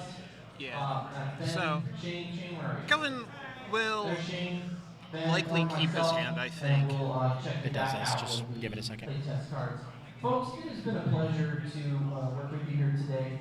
If you ever have any feedback for us, so we can make Looks like they're both this keeping even 6. better, especially from the judging standpoint, let us know. Seriously, people don't give me feedback. So I have to assume that everything's all right. But enough about that. Let's get started with our final Swiss round. 8 of you will get to play 3 more after this. 15 minutes. You may begin. All right. Oh, okay, so we're starting right off the bat here. Yeah. I actually really like the look of Kelvin's hand for this matchup. Having the turn 1 just like land into, you can bolt that creature, which as Yep. we just saw, and then he's got the turn 2 Fable. Like that's a great start against Death and Taxes. Yeah, for sure. Yeah, Fable seems just so good here. Yeah, Fable does a lot for this matchup, right? Like having additional threats, being able to filter, like he has, for instance, a Pyroblast in his hand. Not at its best against Death and Taxes. Being able to get rid of that one, like Fable just does so much. Let me see here. Do we see Athalia or... Oh, no, just pass it. So they've got a Bowmasters in hand, probably. That'd be my guess that we're going to see a Bowmasters here. Yeah, it's a shame that Kelvin doesn't have black mana available to cast his own Bowmasters to kill the opposing Bowmaster with the draw trigger still on the stack. So I think he's just going to not pitch any cards here.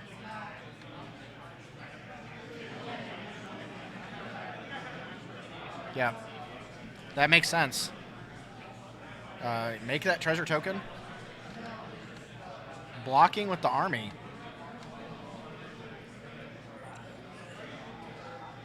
It makes sense because it already had 1 damage from the Ender's Trigger, so... Yeah.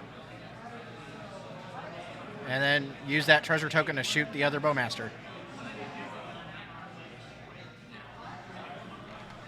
Exchanging tokens around so we can have the correct representation of tokens here. This has the potential to be really strong. Getting a flipped Fable against Death and Taxes when you have an Orcish Bowmasters out, like just, oh, is that a Thalia? No, it's not. Is that a Mother Runes? No, that's gone. Oh, what is that? Skyclave. Skyclave. Yeah, that's a pretty good hit there.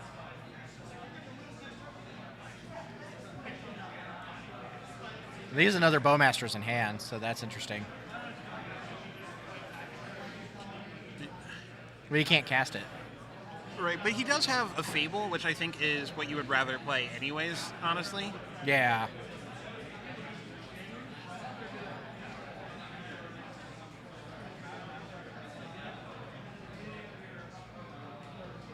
Trying to figure out what he's doing. I think he's trying to figure out what he's doing.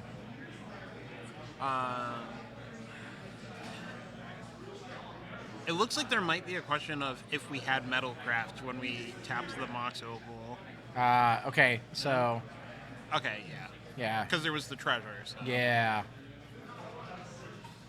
He does have Metalcraft there. So theoretically, he could cast the other Bowmasters if he wanted to.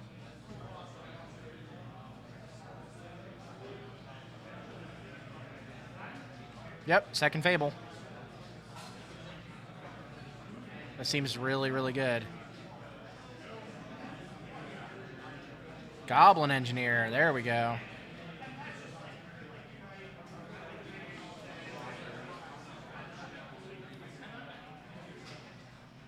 Putting a Painter Servant in the graveyard. We are setting up, because next turn he'll be able to buy back the Painter Servant, likely giving up just a simple treasure token, and then that turns on the Pyroblast, which can protect it from anything that might come down, and then once the Fable of the Mirror Breaker flips, the Goblin Engineer can set up the full combo. Yeah, yeah, for sure. The Death and Taxes player is shaking their head. What do we do?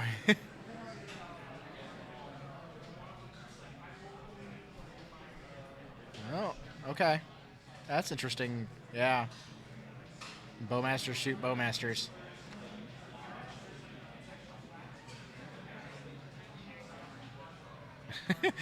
Great squirrel orc army.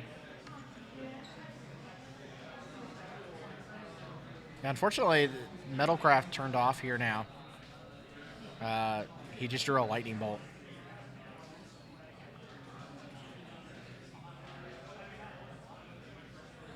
Getting a treasure token from the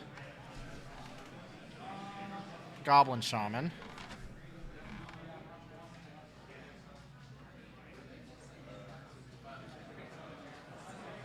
Very interesting.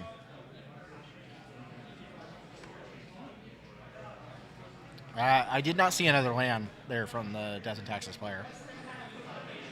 Yeah, they're both definitely a little bit light on lands. That is something that definitely favors Kelvin here.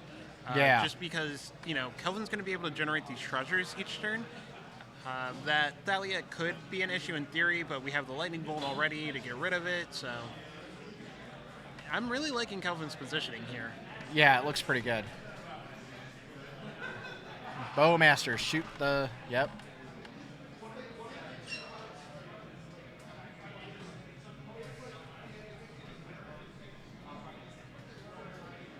Yep, and then flip your Saga.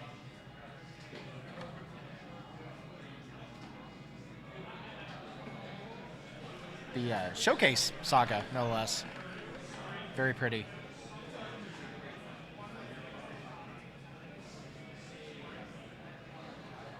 So I think Kelva's just like, I'm going to threaten this combo here, and then it's going to happen if you don't have an answer for this. But at the same time, I'm beating you down with all these other creatures that you also have to respect. Yeah, and so this is really showcasing why I think this matchup is good for Kelvin's side. The Painter deck just attacks on so many axes, and it has so many ways of just generating advantage in this matchup. Like, we haven't seen a Fury come down, but like a Fury is also just like huge in this matchup. But Fable has been phenomenal, right? And Death and Taxes is at its heart a control deck, and so when you have when you are trying to control the board, but your opponent is doing a million different things, it's hard to keep up. Yeah, Painter coming down. Very interesting there that he drew for turn. Bolt the Lion Sash. Yeah, that makes sense.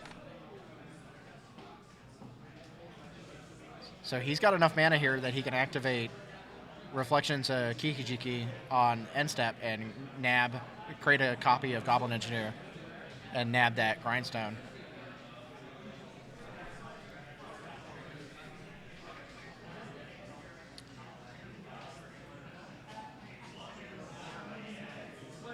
I saw another land there. There's a Plains in hand.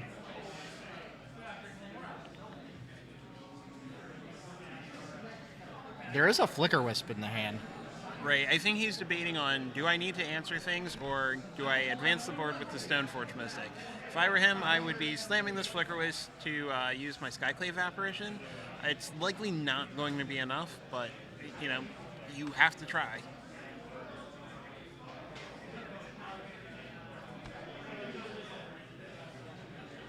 Okay.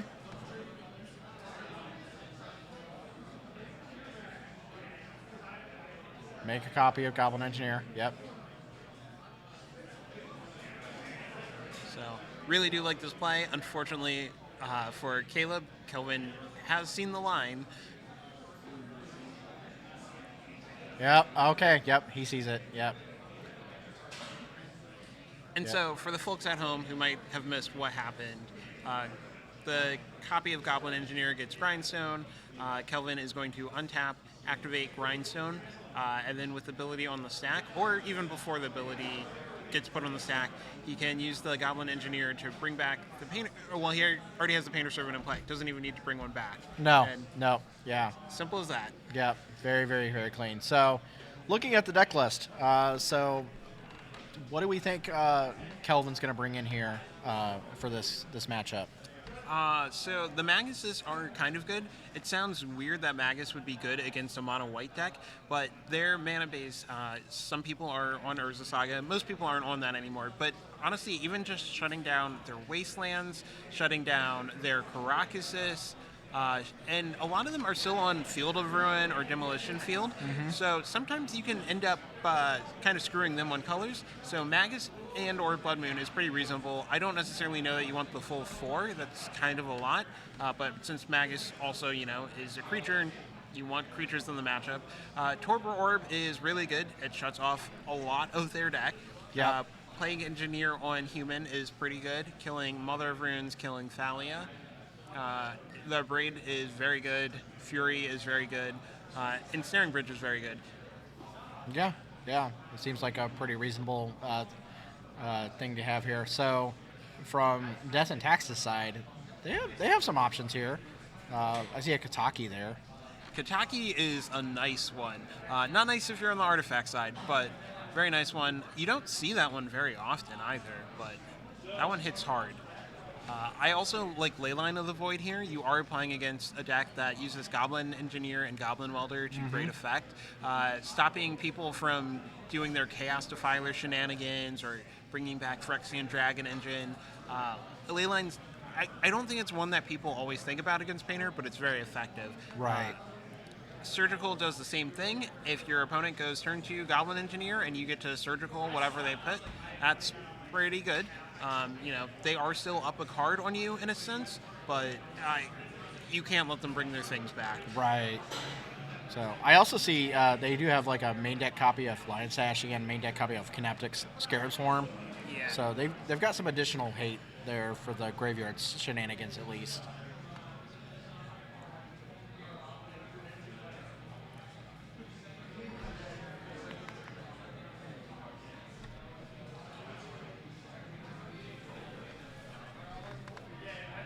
So, Joe, did you tell the folks at home what you would have played today if you had the chance to play? I was waffling a lot, honestly. I would have liked to have played Painter. I think it's a deck that I enjoy playing. But I really think the Mono Black Helm deck would have also been a really fun deck to play. Okay. Which variation of Painter do you like? I do like the Rakdos versions. I do like the Chaos Defiler. When I've played it, it's been pretty fun. So. Chaos Defiler has been a big upgrade to this deck, which I think is strong without it. How do you feel about the Bowmasters in Painter? It's interesting. I'm not sure if it's good or not, but it's certainly put in some work out of seeing this player today. So that's fair. I have to say, I have been pretty underwhelmed by Bowmasters in most non-blue decks. I feel like it's good, but there are so many times when it's not, and not being like when it's weak, it's just so weak, and not being able to shuffle it away or Right. brainstorm it away, do something is not my favorite. Painter does at least have Fable, which is pretty good with it. So yeah, I kind of like going heavier on red, but I still like splashing for Defiler. That card's messed up. yeah, the card's really, really strong, for sure. There was also some consideration. I have been playing on Magic Online the One Ring combo, the Mystic Forge combo deck. I haven't had a chance to play it yet, but it looks sweet. It's super fun. I was expecting to see more of that in general than I've seen. I feel like I saw it a ton for 2 days, and then it just, I don't know. Kind of drifted off, yeah. Yeah, it's a goofy deck. It definitely does some things. You have these games where you spew your hand out on turn 1 and you've got a Karn, and that's just game for a lot of decks. Or you play a turn 1 Mystic Forge and suddenly you're off to the races, and it's goofy for sure. Stoneforge Mystic. This is a great start for both sides. Yeah, for sure. Oh, I don't think Kelvin has another red source. Oh, that might not be good. Oh, nope, there it is. Seeing cards is hard. Yeah. Goblin Engineer.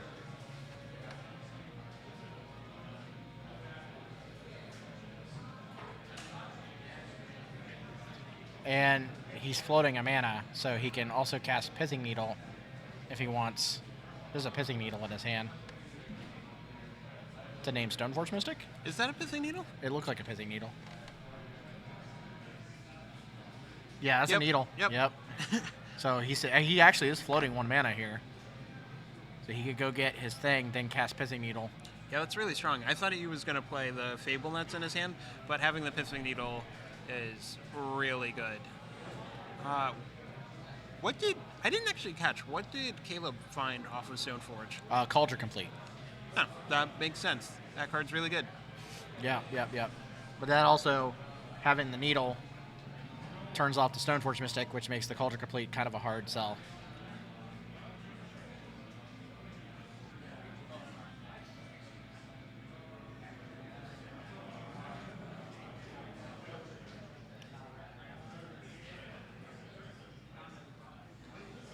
Okay.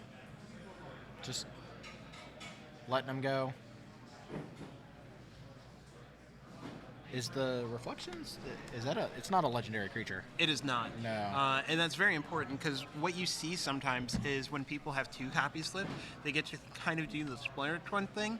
Yeah. So for each mana you have, you just copy you copy the other Reflections, and then you can copy one of the tokens. And if you do it on the end step, you can untap and attack for 2 times however much mana you had. Well, that's pretty gross. Ooh. What's really gross is when you get to do it in Pioneer, which I know that format, but when you Right. get to do it in Pioneer and then they all die at end of turn when you have a Mayhem Devil out. Oh boy. Oh, well then. Okay. Saw the writing on the wall. Leyline of the Void must have drawn that Leyline. Yeah. I mean, his hand is just more Stoneforge and Stoneforge targets, so that's a pretty rough one. Caleb is very behind this game. Yeah, for sure. There was a Touch the Spirit Realm, but that isn't going to cut it. And Kelvin has everything he needs in play to combo right now anyways. Between the Welder, the Engineer, and the Reflections, like, the game actually does end when he untaps. Right. Well, cool. Well, we've got 33 minutes left, so do we want to see if we can nab somebody? See if our producer can go nab somebody here for us. So, just kind of covering you for a little bit. What did you play today? So I played Green White Depths. I think it is a reasonable choice. I don't think it was the best choice to play today, but it is what I'm comfortable with. It is what I had sleeved up, and I'm kind of lazy. And so I played it. It went... Honestly, the matchups I played, relatively good for me today, but I lost to Saga Storm, which is actually just an atrocious matchup. I lost to Death Shadow, which I expected to be really popular, and I believe it's the first time I've ever lost that matchup. I've been playing Green-White for on and off for roughly 6 years, so bad time to start taking L's. But, Right. You know, things happen. Yeah. My opponent's deck list was a little bit out of the norm, and I think definitely better than the average against me. And then I lost to Grixis Delver, which, again, I feel favored, but it's definitely a losable matchup. I drew kind of poor. I played kind of poor.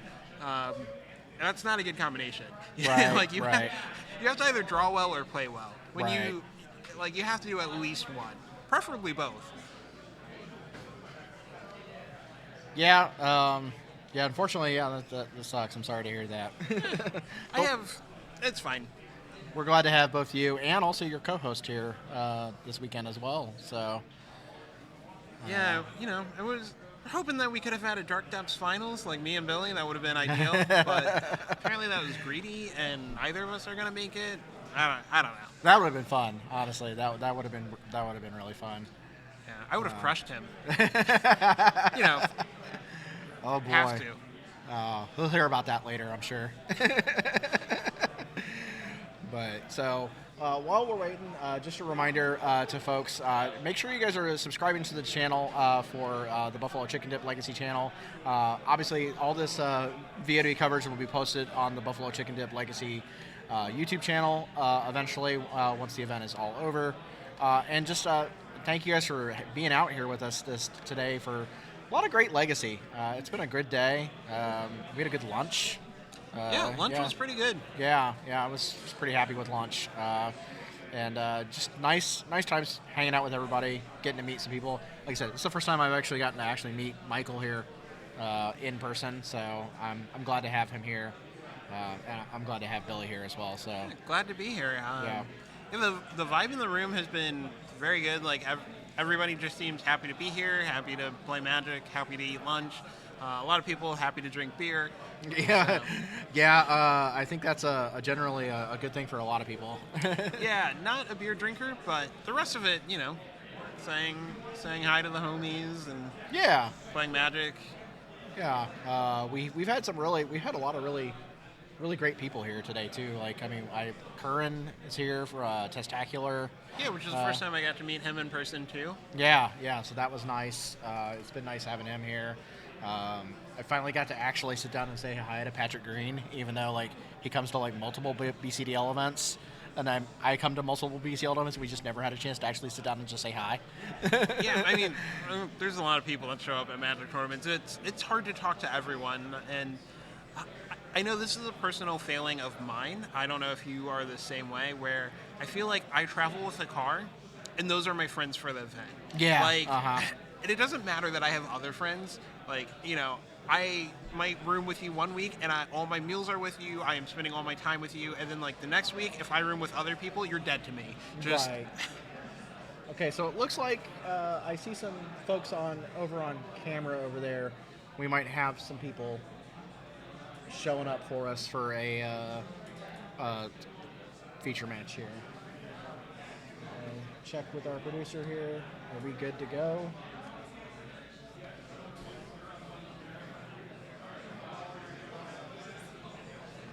All right, I think we're good to go.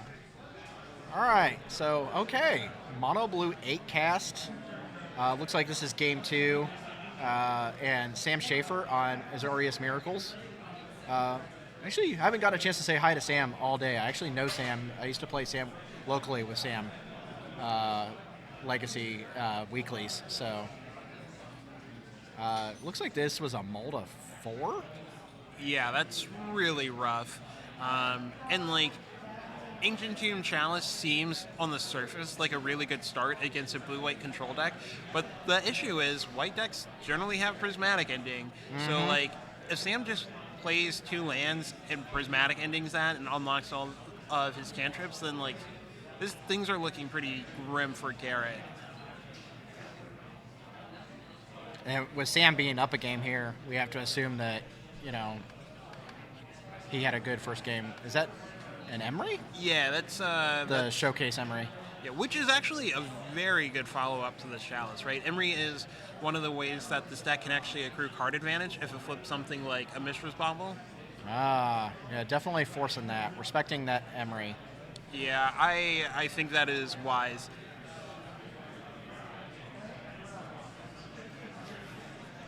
When it does this.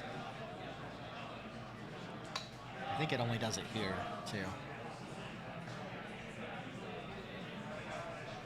So, Sam getting a basic island there.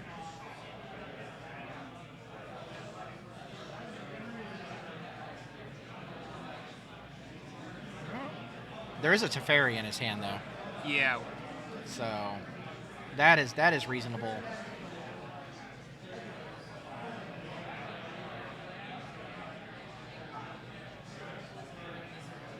Cycling Lorien revealed. Hey. We have seen this card show up quite a bit in a lot of formats lately, and it's really good.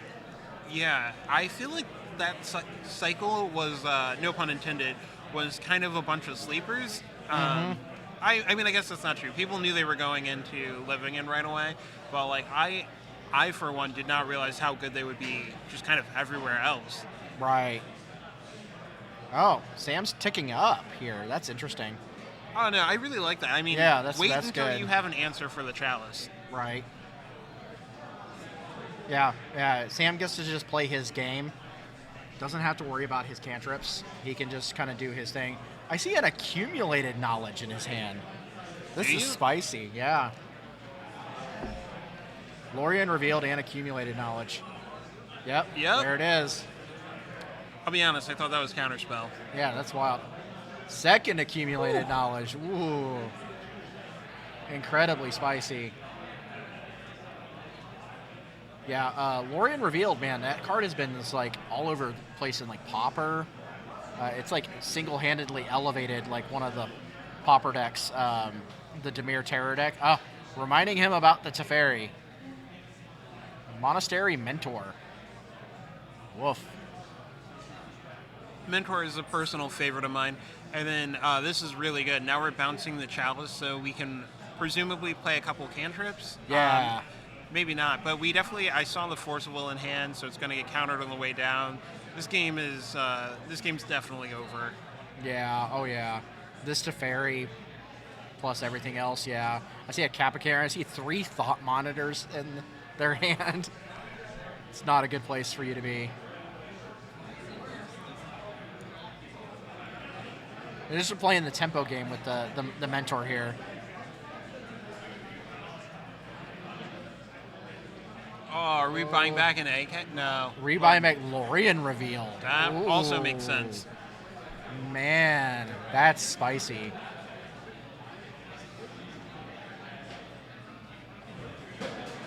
Yeah, this game looks pretty fairly close to almost over. Maybe we get Sam in the booth here afterwards to talk about this deck, because I haven't seen a Blue-White Miracles deck in a while. Oh, it looks like when we bounced the chalice, we put it in the yard instead of... Ooh, oops. That's not good. I'm gonna go pause that real quick. I think they might be realizing. No? Okay. I'll be right back. Yeah, you might want to mention it.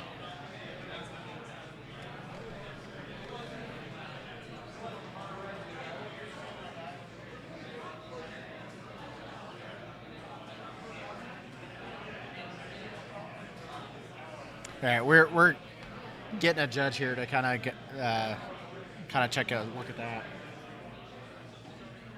Pausing.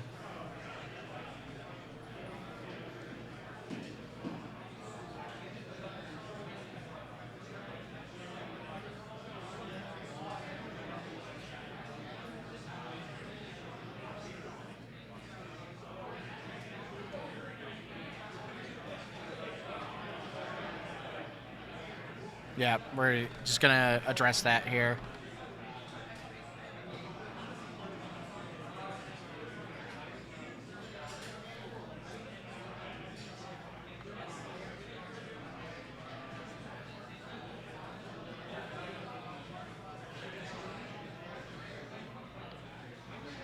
I don't know if that actually changes much, but it at least is the correct thing to try and resolve here, for sure. Casting Lorien revealed. Oh my goodness. Looking so good there.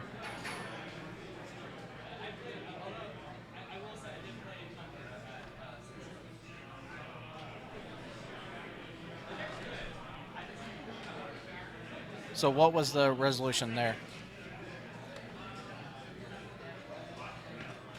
So we're just picking it up, putting the game state as it is supposed to be. It's kind of awkward because it's been 2 turn cycles. You usually don't want to go back that far, but like this was a pretty easy fix that has not affected too much. So up to the judge. Judge is cool with it. Player's cool with it. Yeah. So Sam hardcast Lorien revealed, drew 3 cards, and is now pondering.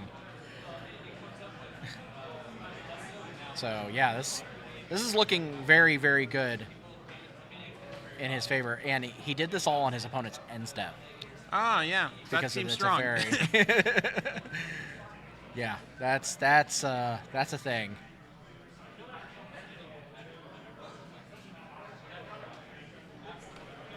Yeah, I think if once we get done here, because I feel like this game's pretty much almost over, we'll get Sam to come down here and talk about this deck. Because man, I really haven't seen a straight blue-white miracle style deck in a while, and that's kind of fun and spicy.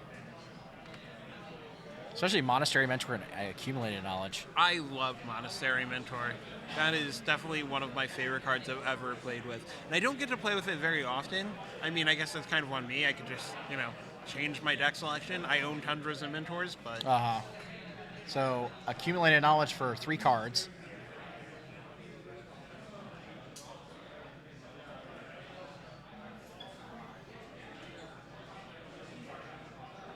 Yeah, I think this game is pretty close to being over here. Yeah, this is what we call garbage time.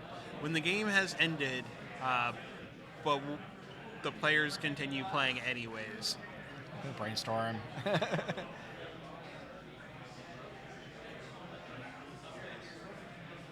This is Serenity in his hand. Yeah, I mean, every action that happens, Garrett gets more and more dead.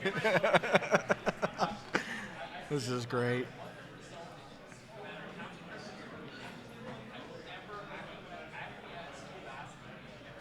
Ooh, I really like that Tundra. Oh. So he's plowing and then forcing to make, yeah. So we're just going for lethal triggers right now. Yeah, pretty much.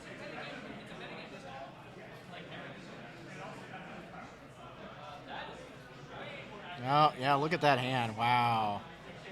See, 3 thought monitors, chalice, cap cannoneer. Man, that's pretty cool to watch. So, yeah, let's see if we can get Sam down here. Talk about the deck a little bit, because that's cool.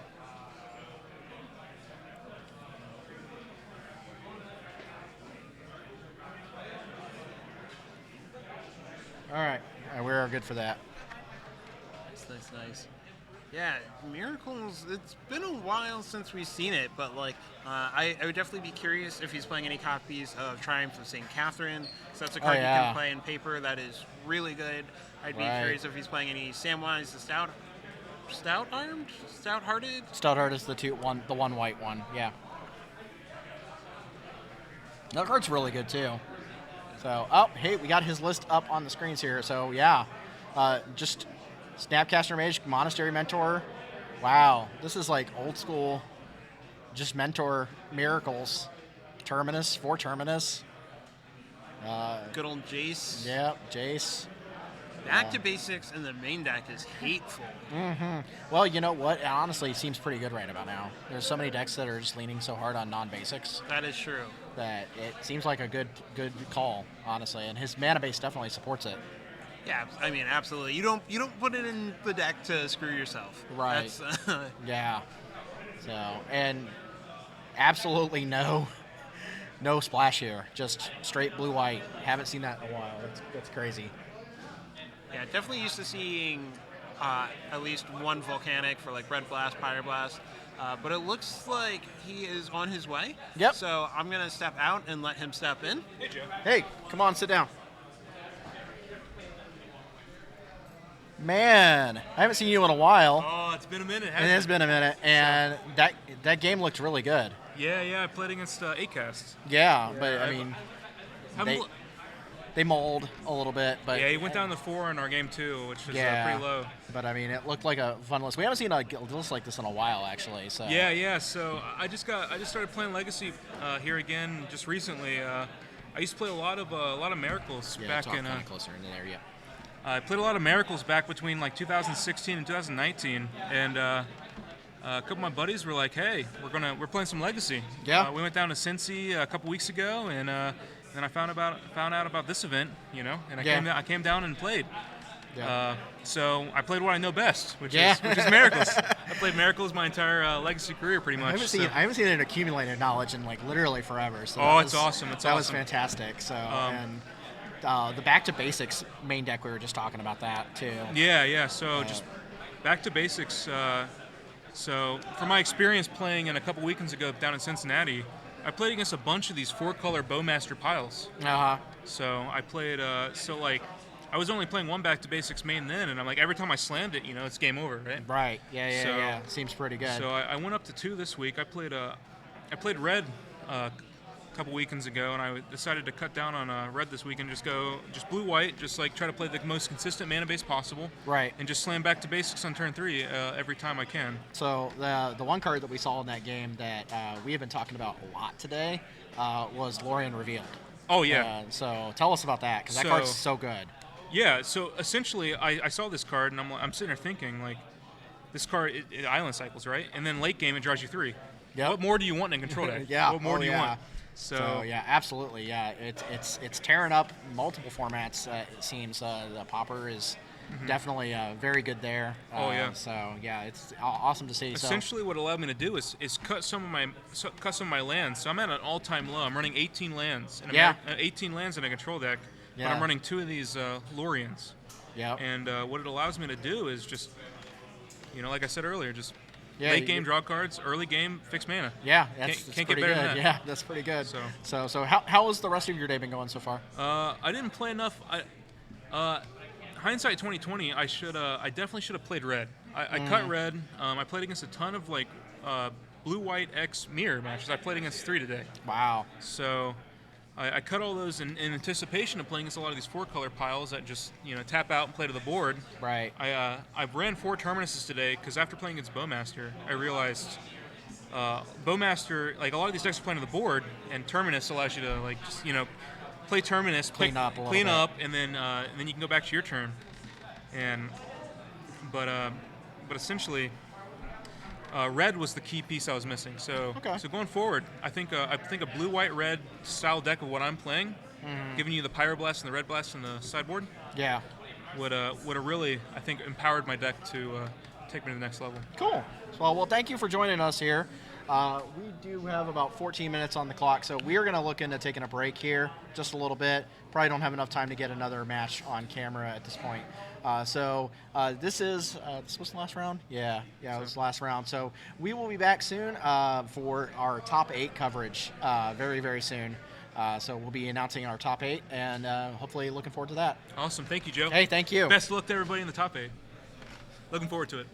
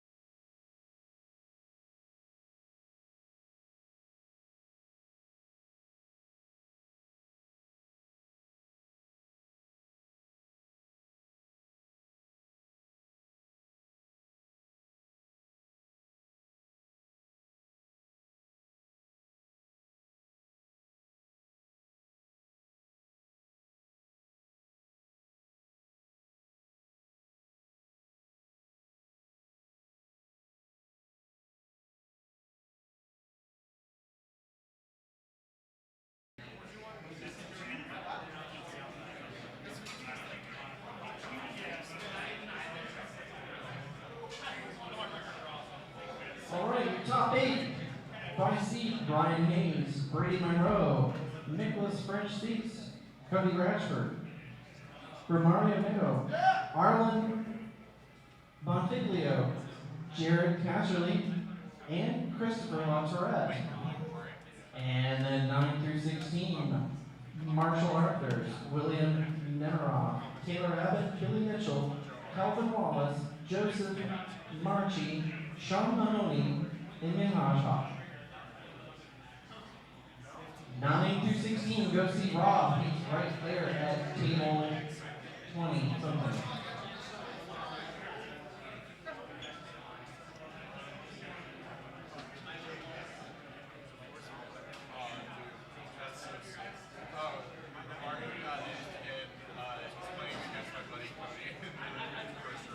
If you're not playing top 8, make sure to check back in your proxies that you checked out today.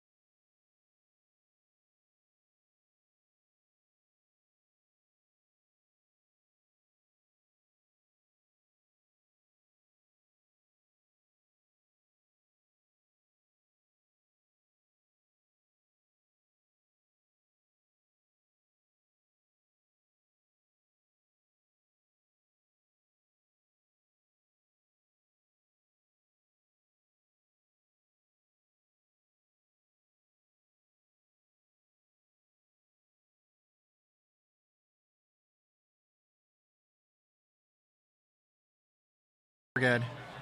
Yep. All right, and we are back. Hello, everyone, and welcome back to the Buffalo Chicken Dip Legacy Open 2. I am Joe Dyer. I've been with you all day, and I'm going to be here with you till the very end. So, absolutely. So, I've got with me a good friend of mine, Curran Delahanty. I hope I said that right. Yeah, you got it. I got it right. All right. Otherwise known as Testacular on Magic Online. Yep, that's me. So Curran is going to join us because this is a very, very fun, very interesting top 8 match that we're going to watch here. So this is, you got skin on both of these games because you're 2 of your friends here. Yeah, we got Romario on my deck, the Cradle Control Nightmare on Elf Street deck, which of course I'm a big, big proponent of. But he's paired up against one of my very, very close friends, Cody Ratchford, who's top 8'd today, who's made his first top 8 at a big event today on Black Saga Storm. That's pretty cool. So, I am unbelievably hyped for this matchup. Can we get the top 8 pulled back up here so that we can show people talk about this top 8 here? So we got in our first seed we got Ryan Hayes, and Ryan Hayes is on the 4-color kind of like Snoko, Zenith deck. Mm-hmm. We've got Christopher La Tourette. Again, Cody Ratchford versus Mario Netto. We're going to have Nicholas French Seats versus Arlen Bonfiglio. And Brady Monroe versus Jared Casserly. Excellent. This is an interesting top 8.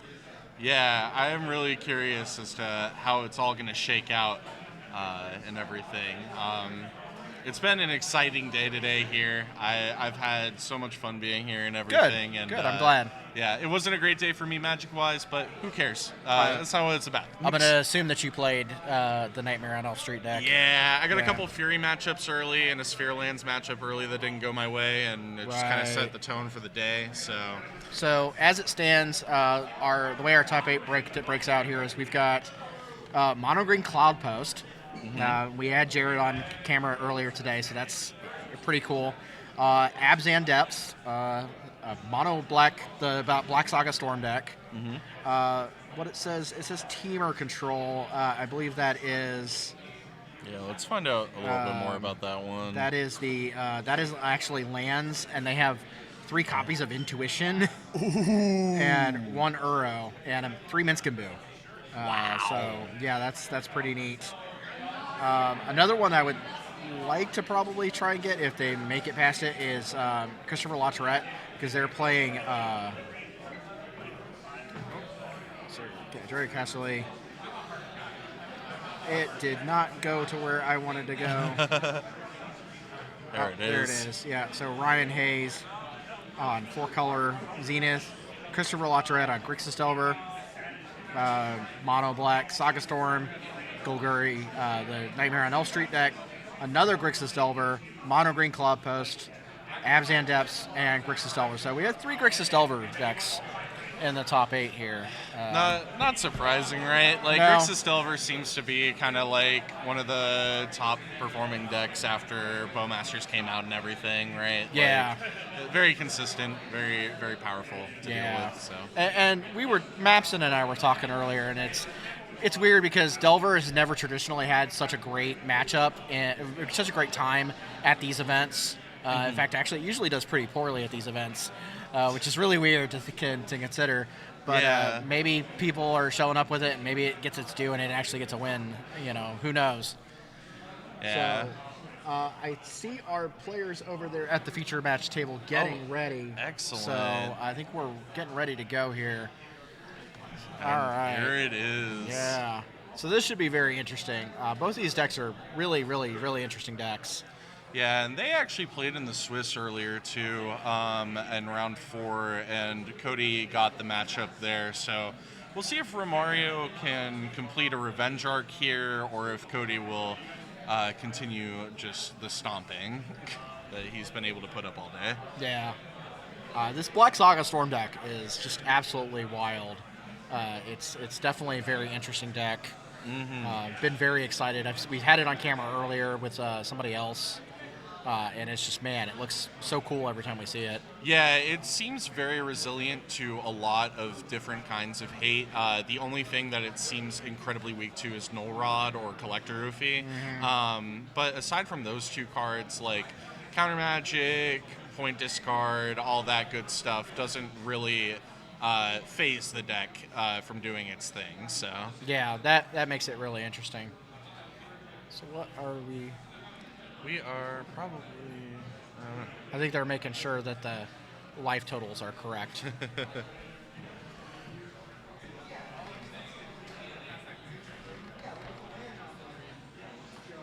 I also think Cody was probably just double checking his sideboard to make sure. 15 is there. It's Yeah. the right 15, and Yeah. we're good to go. He is technically playing a deck with one Burning Wish in it, so Yeah, that is kind of an interesting aspect of the list. That's like just one of the few unfair win conditions. yeah. Well, I mean, I the just deck. from the technical standpoint of having to double check your sideboard so that you don't accidentally have sideboarded in your wish target that you got from a previous game. Yeah, completely fair. Definitely good to be paranoid about that as a Wish player. Yeah. I just play on Magic Online where I don't have to worry about that. Yeah, exactly. This stuff is all automated. It does it Yeah. for me. All right, we're getting some opening hands in. I'm not sure who's on the play. Let's see. I think Oh yeah, I think Cody was higher in the standings than yes, he Mario. was. Yeah. So Cody, I think, has the play here. So I see like a Fiend Artisan. I saw a Grist. Snuff out. Collector Roof. Bowmasters, I think. No, that's a Fiend Artisan. Yeah. So That Collector Roof in hand is huge. yeah, it is. He And I can- see a Green Sun Zenith too. I Yeah, think. so he can get to casting it. The only question is, if Cody has Thoughtseize, then I think Romario's shields go completely down, unfortunately. Yeah. But Cody's taking a mulligan to 6 here. Try to find a better hand. I couldn't see what was in his hand, so I didn't see it either, unfortunately, but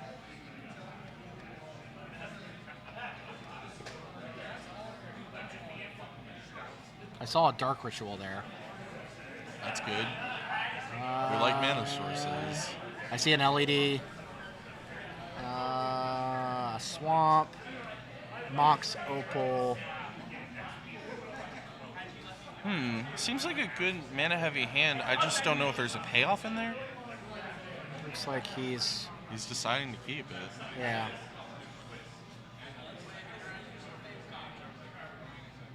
There was a lot of deliberation on that what to put back there. Absolutely. All right, so yeah, so Cody is on the play. So Mistress Bobble, pass and turn. Upkeep, he's going to hit with the baubles. Or at least one of them. We saw that was a natural order. Yeah. And Romario is safe to just deploy GSZ for 0 here and set up and pray that we can get the Oofy resolved next turn without dying. Yeah, for sure. Obviously, that is like going to be one of the best cards in this matchup is having that Collector Roof. Yeah.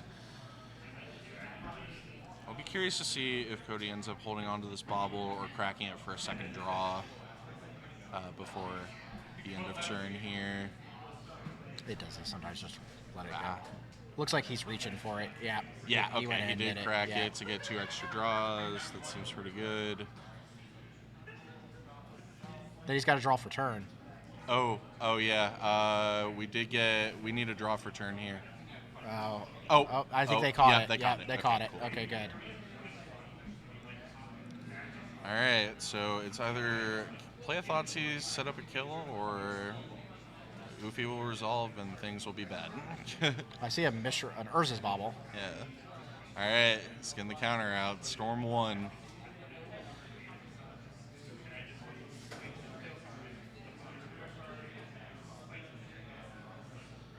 Yeah, Oh. we're going. Yeah, we're trying to go for it. All right. So Dark Ritual makes Storm 2 and 3 black. Storm 3. All right. An LED. is it? Okay. Front shooter, hold priority, crack. It looks like we're just going for an ad nauseum line here. Yeah, that makes the most sense here. Yeah. 5 black floating. And it's cool because Cody hasn't actually made a land drop yet either, so he'll be able to get at least an initial mana source there, going for any further rituals that he might flip off ad nauseum. It looks like, just kind of looking at the deck list too, this deck has a really, really strong ad nauseum to it. Yeah, like the ad nauseums don't really like kill you in this deck. Yeah. Especially when you go from 20. Like, you have so much room and equity. Yep, we're resolving this ad nauseum. Oh, there we go. Oh, Urza Saga. Wish Claw, Talisman. 10 to 18. This all seems really good so far. Yeah. 17. Nice. 16. 15. 13. 13.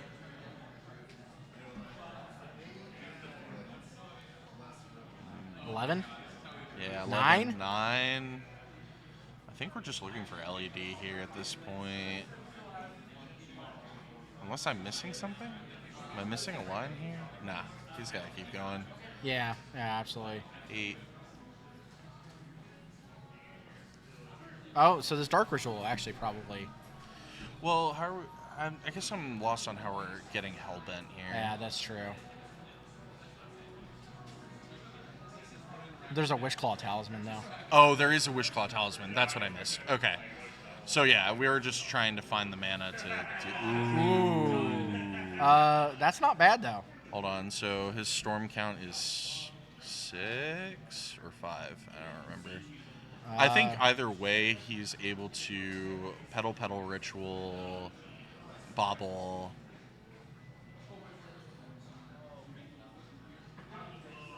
He's counting. Big count.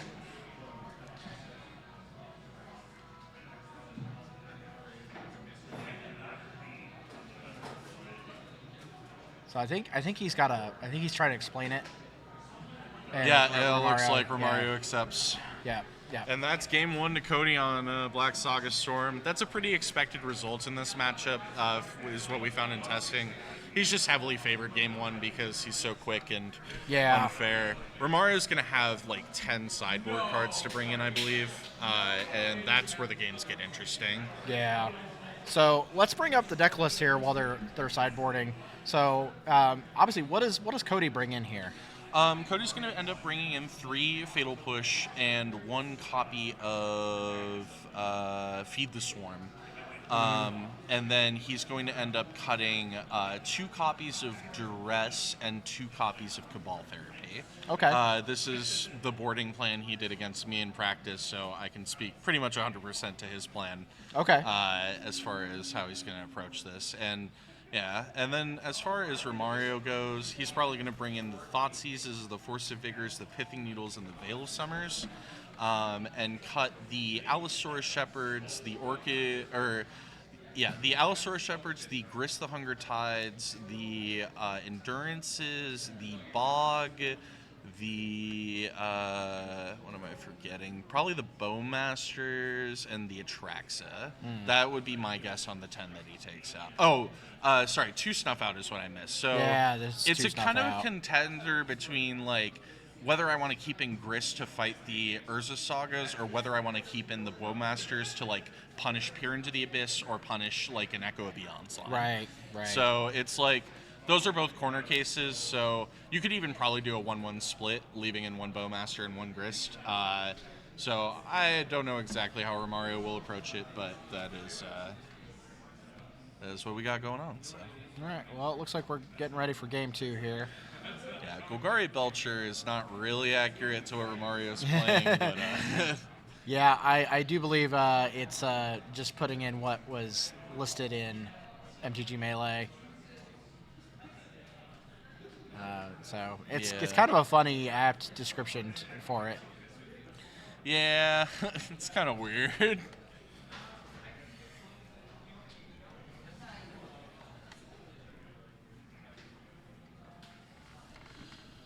Okay.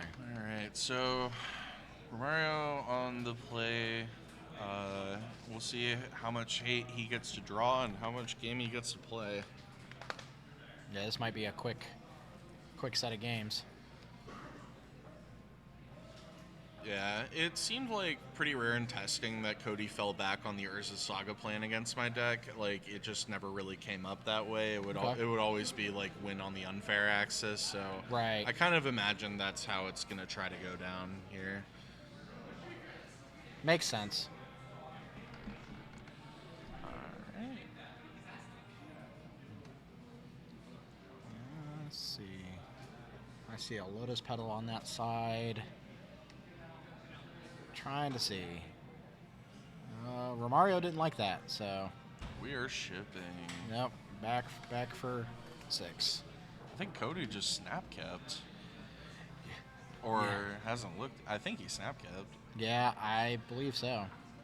That's a scary moment for Romario there. I would be shaking in my boots.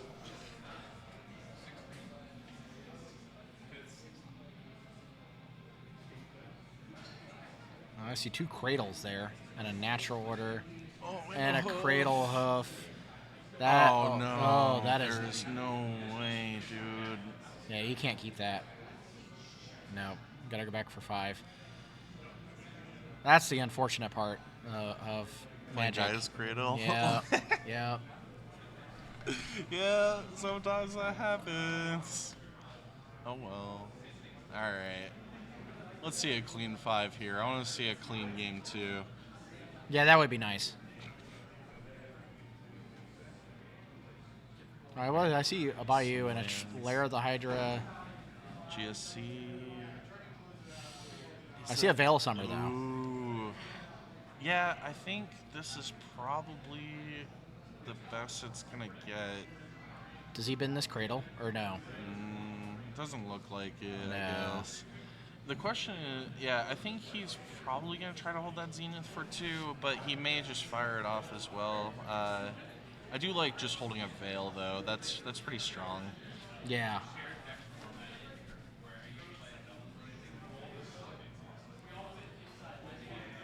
Alright. So I see Lotus Petal at least here. That looks like a bauble of some sort. Yep, Mistress Bauble. I'm going to bobble it up. Petal, Mox Opal, Urza Saga. Is this a game where he's actually going to go on the Saga plan? That'd be wild. Oh, what do Is we this got a here? Wishclaw Talisman? Yeah. Yep. Hey, that looks pretty good. All right. That looks reasonable. And Bobble on the upkeep again. Yep. Just collecting information. Yeah, it looks like Romario's just trying to hold this Green Sun, so we're going to play the Arbor to get rid of the Summoning Sickness. Yeah. I see another Urza Saga in hand, so. Wild. And a basic Swamp. Yeah.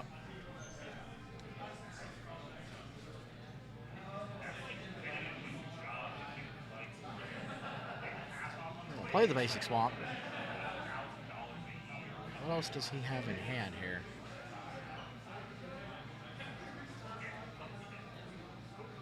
Another Bobble.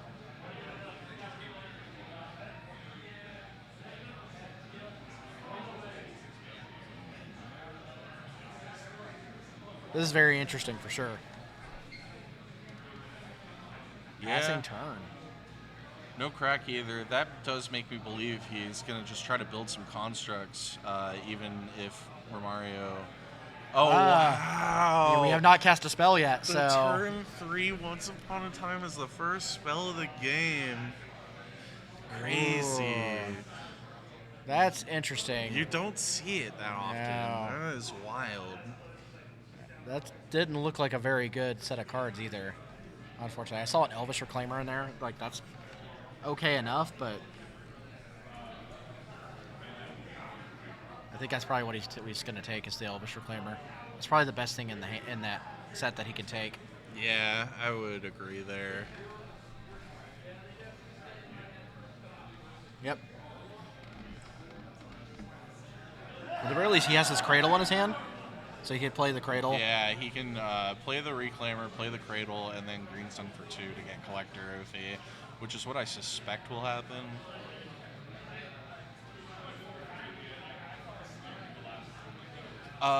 But the problem there is that, well, I mean, yeah, like with Ufi out, I guess you just like concede that your Veil's not really gonna be in action anyway. So at least this turn. Right.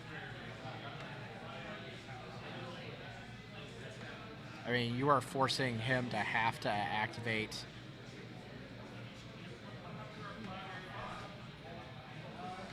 the Urza Saga here, but he's only going to get one construct out of it. Yeah, that's true. I mean, the Ufi will come down and make sure of that. So Mario's contemplating.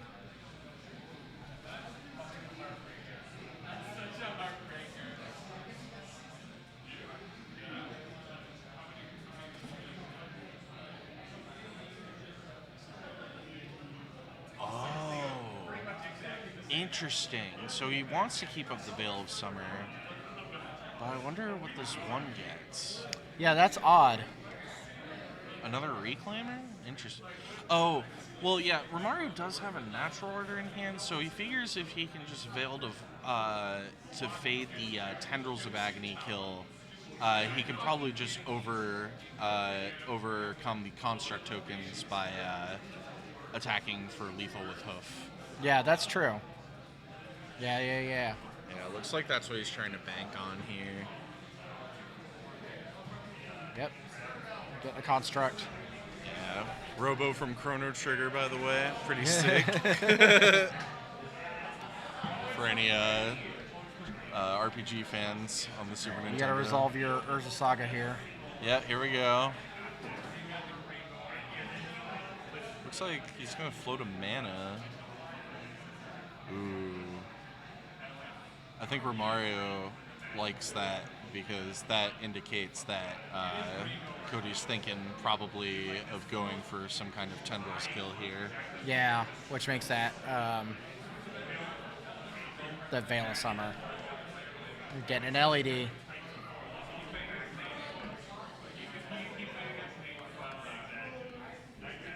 So his constructs is really only a 5/5. That's kind of nothing in this scheme of this game, especially if we are going to see a Crater Hoof. Yeah, exactly. And it'll be more interesting too because I think Cody will probably be tempted to just attack with it, leaving no toughness up whatsoever. Right. And then it definitely would be more of a lethal swing at that point.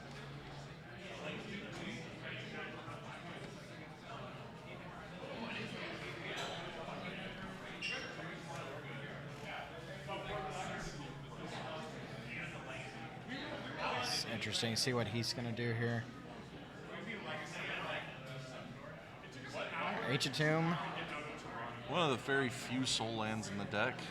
I see another Mox Opal in here. Oh, there's Thoughtseize. Oh no, that's actually probably pretty good here. I mean, it's gonna clear the Veil at least, and but he's still very much in danger to the natural order kill. Right. So that's could be just the turn Romario needs. Well, we got a judge call. Something about Veil this summer. Interesting.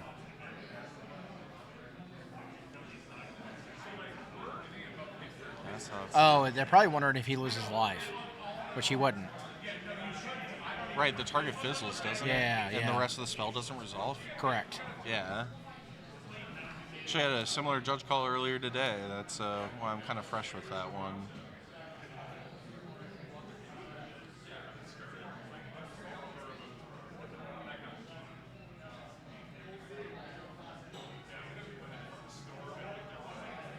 Yeah, because that 2 life is hugely relevant to Romario's game plan at this point, with only 3 creatures in play. Right. If it was 4 creatures, it wouldn't really matter, but 3 is definitely. Cody does not lose life for the Thoughtseize because the target becomes illegal at that point, which means the rest of Thoughtseize does not resolve.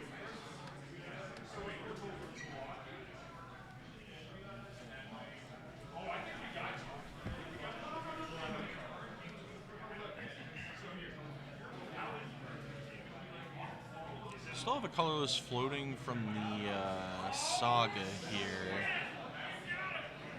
Yeah.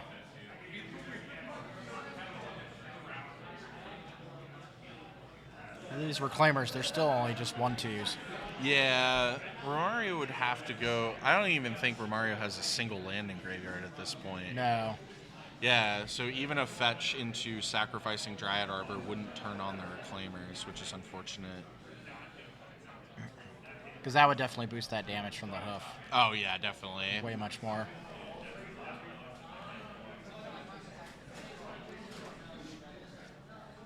I guess Cody's just deciding what to do. Fail. Reaching for the sideboard. I guess he probably has Burning Wish in hand. Yeah, I would have to expect that that's the case. Pretty big telegraph there, but I mean, Romario knows that there's a copy of Burning Wish in his deck, so.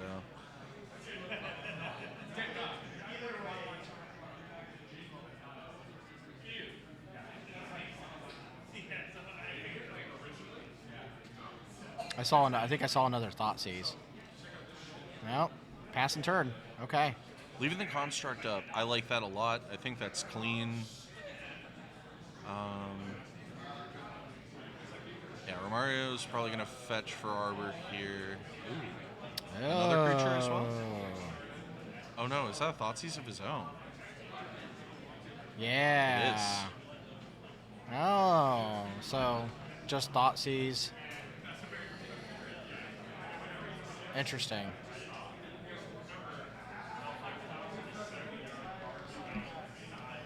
That would have been like another creature. Yeah. Oh, man. But the good news is he can just fetch for Arbor here, tap the Cradle for 4, sack the new Arbor out, and then he'll have +4/+4 and trample the team. I think that's where he's going. Yeah, 4, 8, 12, 16, 17, 18, 19. It'll be 24 damage. But Cody has a 5/5.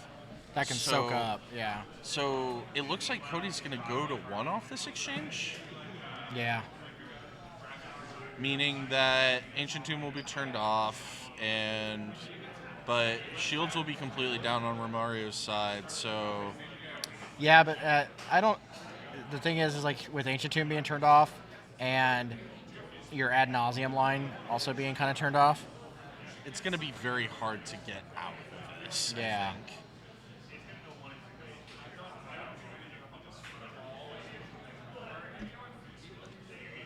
I'm not even sure what Cody could realistically draw. No, there are only 2 lands in the graveyard. The Reclaimers are not enabled at this time. Yeah.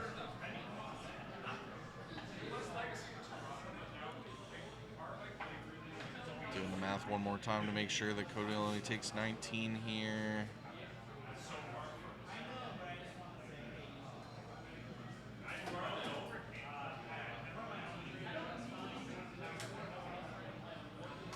Okay. Yes. Okay. Yeah, I think we got it. We got there. Woo! Not negative. Not -1. He's definitely at 1. Not -3 either. Come on, Romario, you clown. He's not at 0 either. All right. Cody probably not thrilled with his draw here. We're going to game 3. Yeah, wow. Man. That's certainly a game for sure.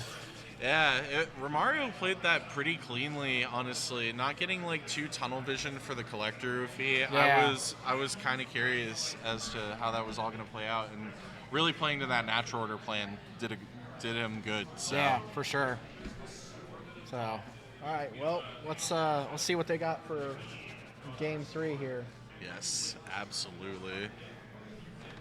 I don't think we need to really look at sideboarding stuff because I don't think much is going to change in Nah, this dynamic.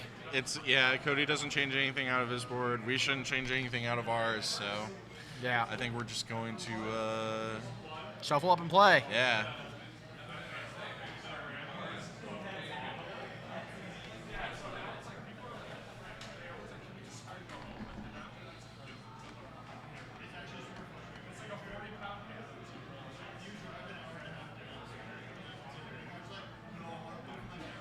Cody has the play, and that's some big danger for Romario's end because Romario really only has like Force of Vigor as turn 0 interaction. Yeah. So if he can catch like an LED or like a Chromox or something, I don't think Cody will allow him to catch an LED if he does his sequencing properly, but maybe a Chromox or something, or a Saga in response to the trigger. Yeah. You know, like, I've had that happen before. It's not pleasant. yeah. You've definitely had Force of Vigor blow up my land before, and it's not a fun place to be. It hurts. It hurts a lot. It's one of the big reasons I think I really enjoy the fact that Saga exists in this current format, and I think it's a great card for the current format of Legacy because it's just such an interesting play pattern card. You really have to devote a lot of resources to it. Yeah, it's not like super busted necessarily. It is very powerful, but like, yeah, it creates interesting play patterns for sure. Yeah. Like I said, you have to devote a lot of resource to it too to make it good. Yeah. Romario's got a very strong hand here. I see a Thoughtseize, a Green Sun Zenith, a Mana Donk, an Endurance, and a Natural Order with a couple of fetch lands. And it looks like Cody's got a strong hand too. We're just keeping. I see an LED. Oh boy, could it be?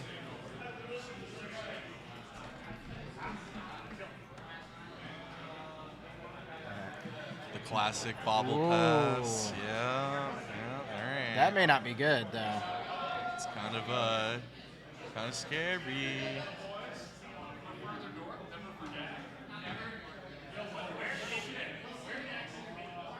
Just because he could reasonably snag that LED. Yeah, or anything the else. payoff or whatever. Yeah. A lot of access here. So what do we got here? We got 2 LEDs, a Burning Wish, a Saga, and a Vault. Well, I imagine Burning Wish is the take here. Yeah. I can't imagine that Romario would take anything else, but at the same time, there's no red mana on Cody's end. Yeah. Yep. Still, I think that's take the correct. payoff. I think that's Yeah. correct, yeah.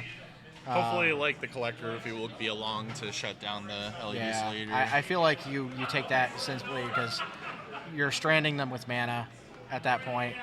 You're just hoping they don't draw another payoff. Yeah, exactly.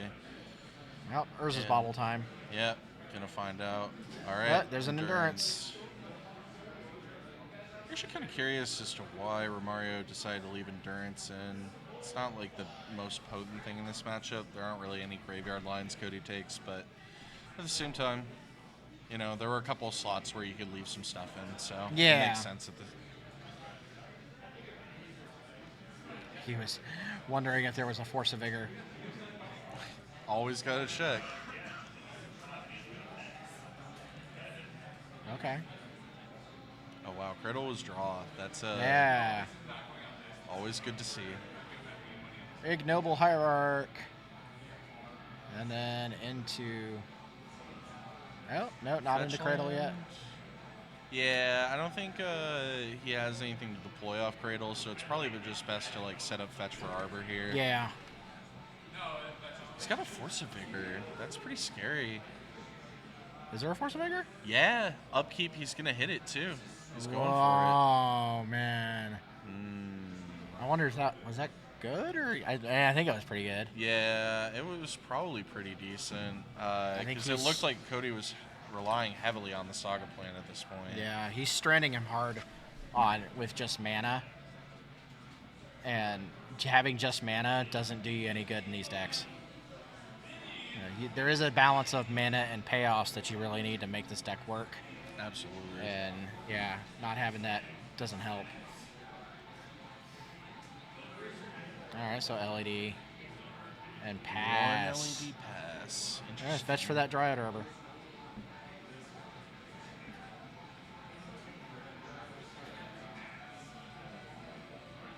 This feels like it's going to be pretty open and shut for Romario, honestly.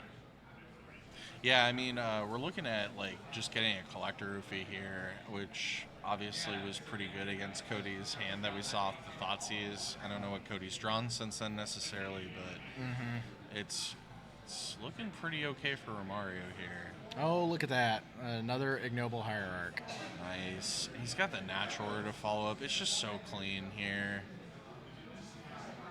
So I think, yeah, you deploy the Cradle. And then probably Green Sun for 2, grabbing Ufi. Yeah.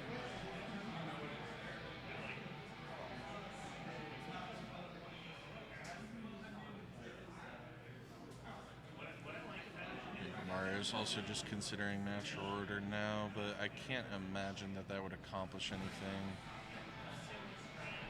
No, not really. Oh yeah, Cradle Taps for 3. Boom, Yep. boom. Yep. There it is. And then he also gets to attack here for 3 with this Dryad Arbor if he wants to, because he exalted. Yeah, it'll put a nice amount of damage on there just to ensure that Hoof can clean up through a removal spell as well. This looks really good for him. Almost forgot to shuffle your Green Sun Zenith in. Never forget that card. That's part of the power of that card.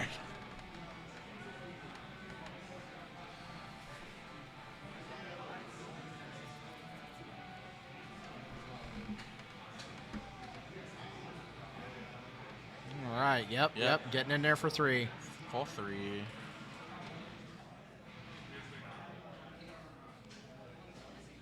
Alright. Cody should be at 17 now. Oh, there it is. All right. Fatal push. This is Cody's opportunity. This is his one, basically his one shot, I think. Yeah. He has to do something. Yeah, either has to be Thoughtseize that natural order out or go off right now. Oh. Oh no. Oh no.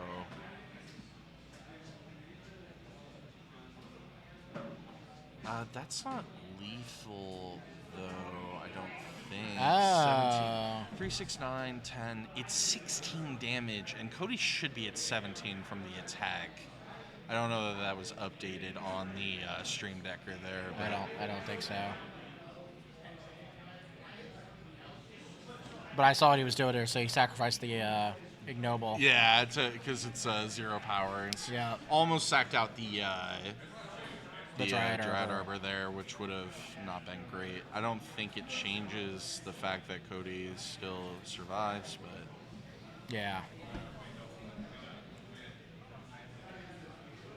alright. So again, he's at 1. Cody's at 1 if my math checks out, which I believe we're getting the update now.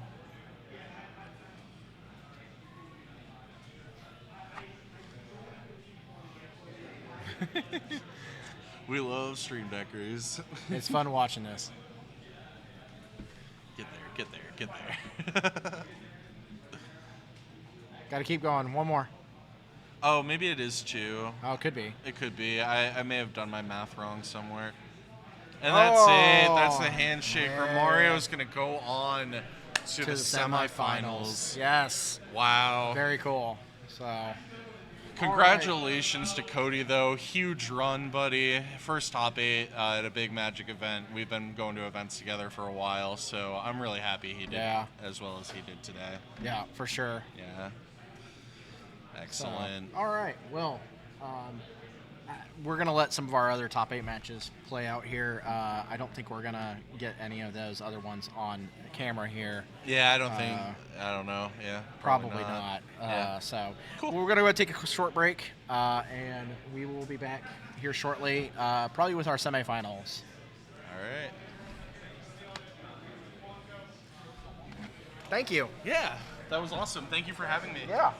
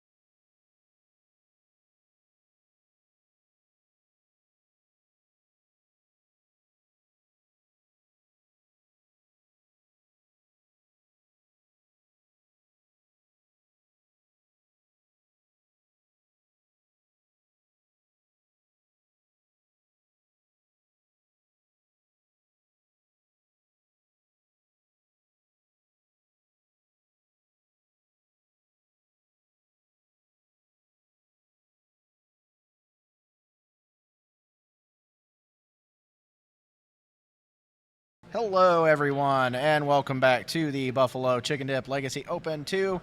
Hey, we are back again. I've got Ian Hoffman with me again in the booth. We are here to kind of go on to our semifinals top 8 match, and we've got a really fun one for you. It's Abs and Depths versus Cloudpost. There's going to be a lot of crop rotations running around, a lot of people playing with non-blue spells. It's going to be all the interaction and none of it at the exact same time. Right. So can we get the top 8 pulled back up just a second here so we can kind of cover what happened here? So we've got Christopher LaTourette on Grixis Delver playing against Romario Neto on Cradle Control, a.k.a. Nightmare on Elf Street. So that's going to be a fun one over there. And then we've got Nicholas French Seats. He is the Abs and Depths player. And then we've got versus Jared Casterly on Mono Green Cloudpost. Yeah, so the Cloudpost matchup versus the Abs and Depths is definitely a very interesting matchup. Yeah. Because both players are doing very similar things. They're using a lot of very abusable lands to advance their game plan. The only difference is one person is trying to assemble 2 different lands in play, and one person's just trying to get as much mana as possible. Yeah. So I think we can go over to the table here. I see them shuffling up at least. And trying to figure out. I think they're trying to figure out who's on the play. Trying to figure out if they're okay. So wow, this is a hand for this Depths player. That is definitely a hand. I see Wasteland, Green Sun Zenith. Yeah, this is pretty good. So Cloudpost going back for Mulligan. So. What else do I see here? I see a crop rotation. Yeah, crop rotation, a Sylvan Library. Sylvan Library, yeah. And Sylvan Library in this matchup is one of the cards where you kind of don't really need to care what your opponent's doing. Just go to your 3rd turn, look them dead in the eyes, say, I'll take 8, and then draw the cards. Yeah, for sure. Yeah, unfortunately, like 90% of the cards out of the Cloudpost deck are just going to kill you in one hit anyways. Very much so. So it doesn't really matter. They either kill you, kill your lands, or just kill you next turn. Right. There's not much else going on. So I saw a Bowmasters in there. Yeah, Bowmasters is not the most impressive card in the matchup. There's only one real way that Jared's going to be drawing cards, and that's if he's activating the One Ring. Right. And if he's gotten to a point where he's cast that, it's usually not going great for you anyway. Right. So Once Upon a Time getting cast and getting an Elvish Reclaimer. Seems pretty good. They're trying to determine, is the cards there sufficiently randomized? All right, so Elvish Reclaimer is actually a very good card for both decks. Pithing Needle. Did he draw his card return? Yeah, he's got 5 in hand. He has the Needle, the land, and he mulled 6. Yeah.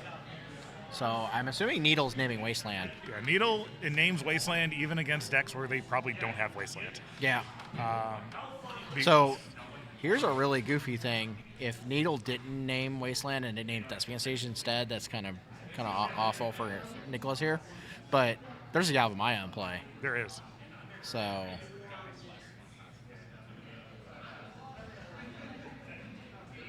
you can crop rotate this Dryad Arbor away. Can't do that, Dark Go get a Dark Dex. And wow, make it 2020 right off the bat. And yep. Yeah, wow. The look on his face kind of says it all on that one. So, yeah, that Yavimaya didn't exactly pan out for Jared here. Yeah. Sometimes that happens. Sometimes you play your Yavimaya and it enables your opponent to do broken things. Yeah, and sometimes, like, when you're playing a deck like this, you have to tap out and play your spells. Right. So there's not too much you can really do to play around that. Right. So can we get deck lists up? We can look at see what sideboarding might look like here. Hopefully. 1 second, I'm being told. Yeah, I know there's going to be more out of the Abs and Depths sideboard for this matchup.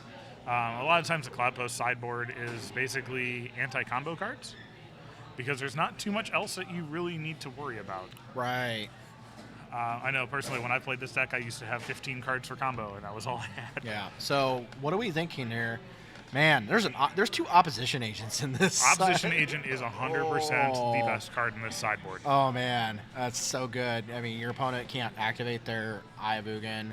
They can't, Between Expedition map. Elvish Reclaimer, Expedition map, Crop Rotation, Primeval Titan, Green Sun Zenith, and Ayavugan. There's a lot of searching going on in this Cloud Post deck. Yeah, for sure. Is Gaddock Teague a thing here? Gaddock Teague is fine. Yeah. It's nothing crazy special. It does shut off Green Sun Zenith for your opponent. However, it shuts it off for yourself as well. Yeah, that's true. So it's not really a card that you are excited about. Right. But it's also a card that you can resolve on turn 2 and not feel too sad about it. Right. And half the time, if you're casting it on turn 2, you already Green Sunned for 0 on turn 1. Right. So you got yours out of the way. For this, I'm not seeing a lot that I feel like you would bring in. Like you said, it's mostly anti-combo cards. Yeah, so it's a lot of anti-combo. The Carpet of Flowers can come in against all of the 4-color pile control decks or against Delver. But yeah, the Force of Vigors, Mindbreak Traps, they don't do anything here. The Endurances are a question mark. Yeah. Because they do have the added benefit of being a 3/4 that blocks a 20/20. Yeah, this is true. Yeah. I would expect to see those come in for sure. Because there's a lot of lands that you can trim in like different matchups, like having Cavernous Holes against non-blue deck. Right. It's just a bad Darksteel Citadel. Yep. So most of the time you can just cut that. The Tabernacle's not great here. And a lot of the times, if you're bringing in spells, you can board out some number of Once Upon a Times. Yeah. So it's mostly just going to be trimming a couple of the bad cards out of the land column and then putting in Endurances for when they're semi-relevant. All right. I think they're shuffling up, so let's go to the table here. Looks like Jared might already be going to 6, and Nick's joining him. Yep. So the kind of start that Jared's going to be looking for out of this matchup here is usually an Elvish Reclaimer on turn 1 into having access to a Cloud Post on turn 2, whether it's by tutoring it up or just playing it from his hand. And then you kind of have to just hope in this matchup that your opponent's not just going to wasteland you into oblivion. Yeah. For sure. Knight of the Reliquary is a super solid card here. Yeah. I have a feeling also, you just have to wonder, hopefully, that something like that the first game doesn't happen, that you don't get easily just 20-20'd. Yeah. There also is a lot of play to this matchup, too, because Jared does have a copy of Dark Depths in his deck. Yeah. As well as 2 Thespian Stages. Yeah. So there are actually times where if Nick passes the turn with a Dark Depths in play, Jared can just end step Crop Rotation, make a 20-20, and kill him. Yep. Yeah, that's true. So it's a very position-y matchup where you have to not overcommit, but you also have to commit enough to race your opponent. Right. So I see a Dryad Arbor there. I see a Sylvan Safekeeper. Looks like Elvish Reclaimer, Wasteland. He's bottoming the Reclaimer, or not the Reclaimer, but the Dryad Arbor, which makes sense here. Yeah, because you only have one in the deck, and if you're holding the Green Sun, it's already in play. So. Yep, that's true. I see a Pithing Needle and a Crop Rotation. Looks like a Once Upon a Time, a second Pithing Needle, and it's a 5.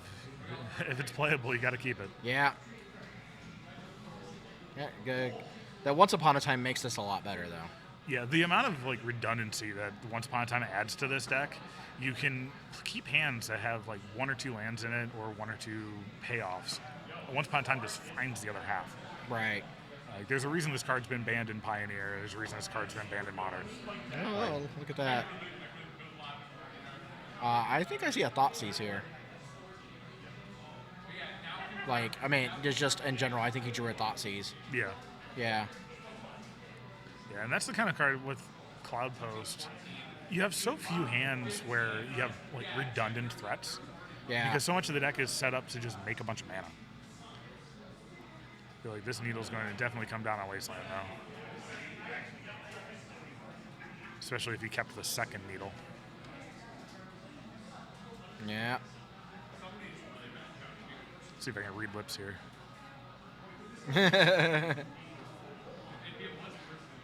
Nope, did not get that. No, I didn't either. I'm going to assume he named Wasteland because that's usually the go-to. But yeah, that Thoughtseize It's going to show what else is going on. Yeah, I think it's probably a fine play here. Although looking at Jared's hand, I think he has 2 lands and a crop rotation, so it might just be a whiff on the Thoughtseize. Yeah. Look at that.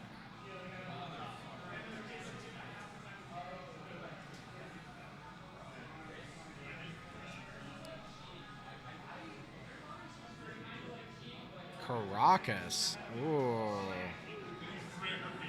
So that's interesting. But that means this Elvish Reclaimer gets to come down. Yeah, Elvish Reclaimer gets to come down. That Wasteland is definitely needled if he's getting Caracas here. Yep.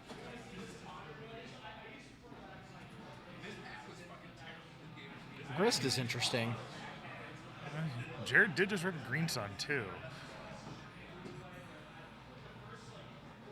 Oh, hey.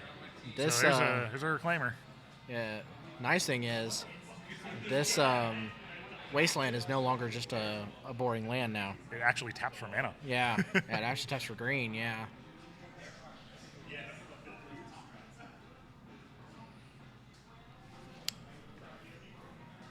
These two Reclaimers are staring each other down. Yeah, both of them are trying to do degenerate things with their mana. Unfortunately, Nick untaps first. Yeah. What did he draw there? That's Sylvan Safekeeper, Grist, Thoughtseize, and Green Sun Zenith. Oh, okay. You playing the Grist? I could see the Grist coming down and actually throwing the Dryad Arbor at the Reclaimer here. Yeah. But he's in the awkward spot, though, where he has to kind of choose between 2 different lines. Yeah, Yep. that's what he's He's doing, going. yeah. This seems okay, because, I mean, this is getting the Reclaimer close to being turned on.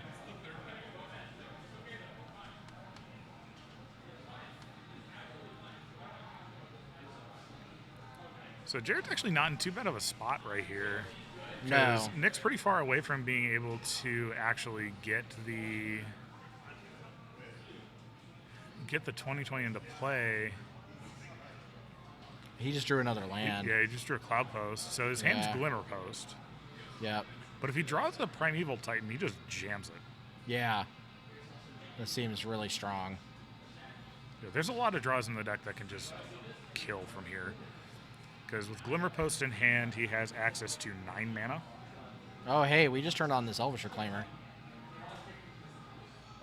That's a nice little interaction with Grist. Yep. Got to get your insect token. Hey, that's a nice That's insect nice, token. easy to read. Right? I like nice, easy to read tokens.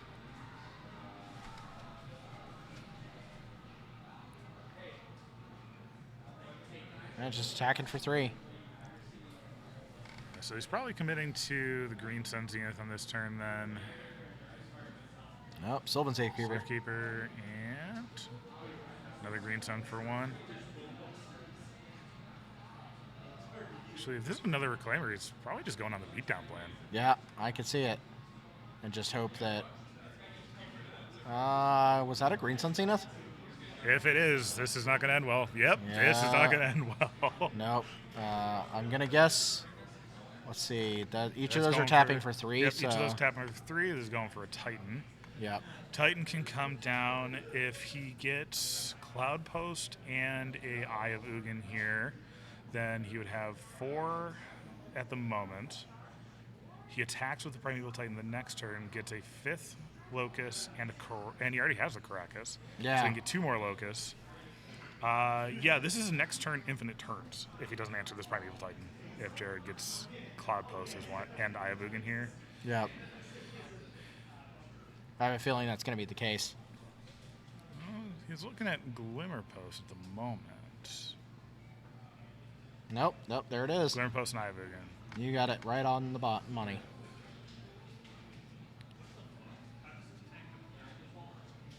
So what does, I guess, yeah, I would say, what does Nicholas draw here? Another Elvish Reclaimer. That doesn't do it. Yeah, the Grist has to go into the bus here. Because Yeah. if that Primeval Titan gets to attack, it's not going to end well. But at the same time, Jared's still untapping with 8, 9, 10, 11, 12 mana, 13 if he uses the Eye of Ugin for mana. Yeah. There's a world where he just draws Evercool and casts it. Yeah. Yeah, that is a very real thing that can happen here. And third, tapping in the Wasteland for green mana. Oh. All right. There's still a Titan the next turn, though. So yeah, you're still seeing this Aya Ugin getting activated. That's gross. Yeah, this deck can do some truly disgusting things with its mana. Oh, that's not good. That is the worst possible draw you could have had there. Yeah.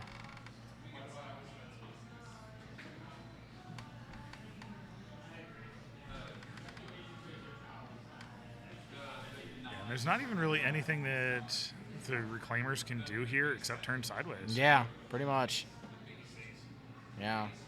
But Ugin too. we're going to get a big thing. Yep. Get Emrakul Emrakul. takes an extra turn, any untapped mana, or extra Cloud Post, and that's just infinite turns. Hey, look, infinite turns. Yep. And he knows it. Yep, he saw it. And that game right there kind of should tell anybody who's played Modern before. Yeah. That's why it's banned. Yep. Yeah. Yeah, for sure. Yeah, that's absurd. Yeah. Cloud Post is a real card, man. Yeah, and like back in the day when Countertop Miracles was the big deck in Legacy, Cloud Post was the Miracles killer. Right. Yeah, I remember that actually. There was actually like a GP that I played in Columbus actually, and Was it 2016? it was GP Columbus 2016. I was at that yep, event. I played Cloud Post, and I'm like, this is gonna be perfect. Yep. We're gonna just destroy all the Miracles players. Played against Miracles in round 3, and they curved top counterbalance Blood Moon Mender. Yeah. I'm like, that'll do well, it. Yeah. I can't win this game anymore. And that was in game 1. Oh. They came prepared. Yeah, they definitely did. Yeah. Yeah, I remember that event very well, actually. I played in that event. I actually went 10-5 in that event. Nice. So, yeah. Playing any of all things, Abzan Nickfit. Oh, I'm such a fan of Dick Yeah, Fit. it was a lot of fun. It was a great weekend. I- It's because I I played burned- against Eldrazi like 5 times or something like that, and Yeah. I just knew that matchup like the inside out, and it was such a good matchup for that deck. Oh, yeah, because they're So- playing Thought Not Tears and Reality Yeah. Smashers, and you're playing 8/8s. Yes. Well, I was playing like Siege Rhino and Oh, even better. Sorin Grim Nemesis. That was a card I played in that event. I event, love all of the Sorin Planeswalkers. I It was great. played a lot of those in Modern. Yep, it was a lot of fun. That was the event where I somehow beat Belcher because they went on. So their game 1, they went on a Empty the Warrens plan, and I was able to block one attack with a Veteran Explorer and then drew a Pernicious Deed. Oh. You're a dirty, dirty man. Yeah, it was awful. It was so good. I'm trying to think like what the most janky deck I've ever played in the Grand Prix was. I played a lot of Nick Fit, so. My first Grand Prix catch was actually playing with Wild Mikado and Loam Lion in Modern. Oh wow. It was the first event after it was unbanned, and there was 2 of us playing Wild Mikado on day 2, and it was myself and Brian Kibler. So felt like a good crowd to be part of. I see a Ramanap Excavator here, a Swords to Plowshares, a Knight of the Reliquary.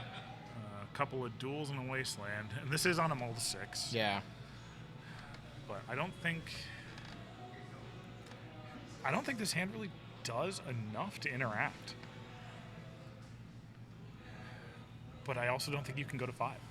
No, that's very difficult against this kind of deck. I feel like it's just one of the scrub lands to the bottom and hope this plow does something. Nope, he's No, gonna he's go going. for 5.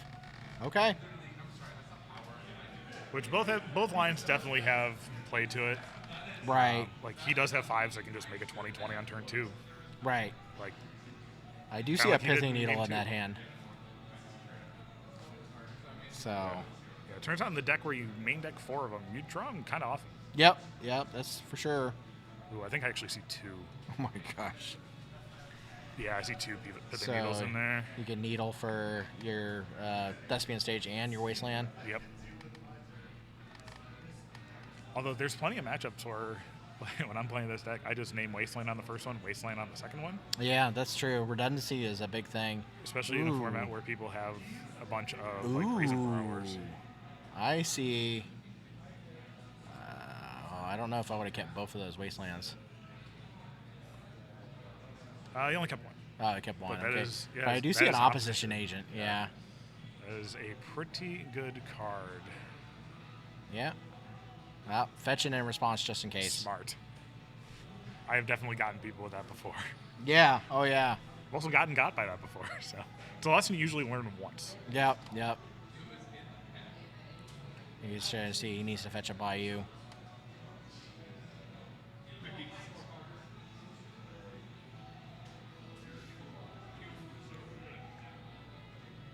Well, maybe not. Scrubland. Scrubland. Interesting.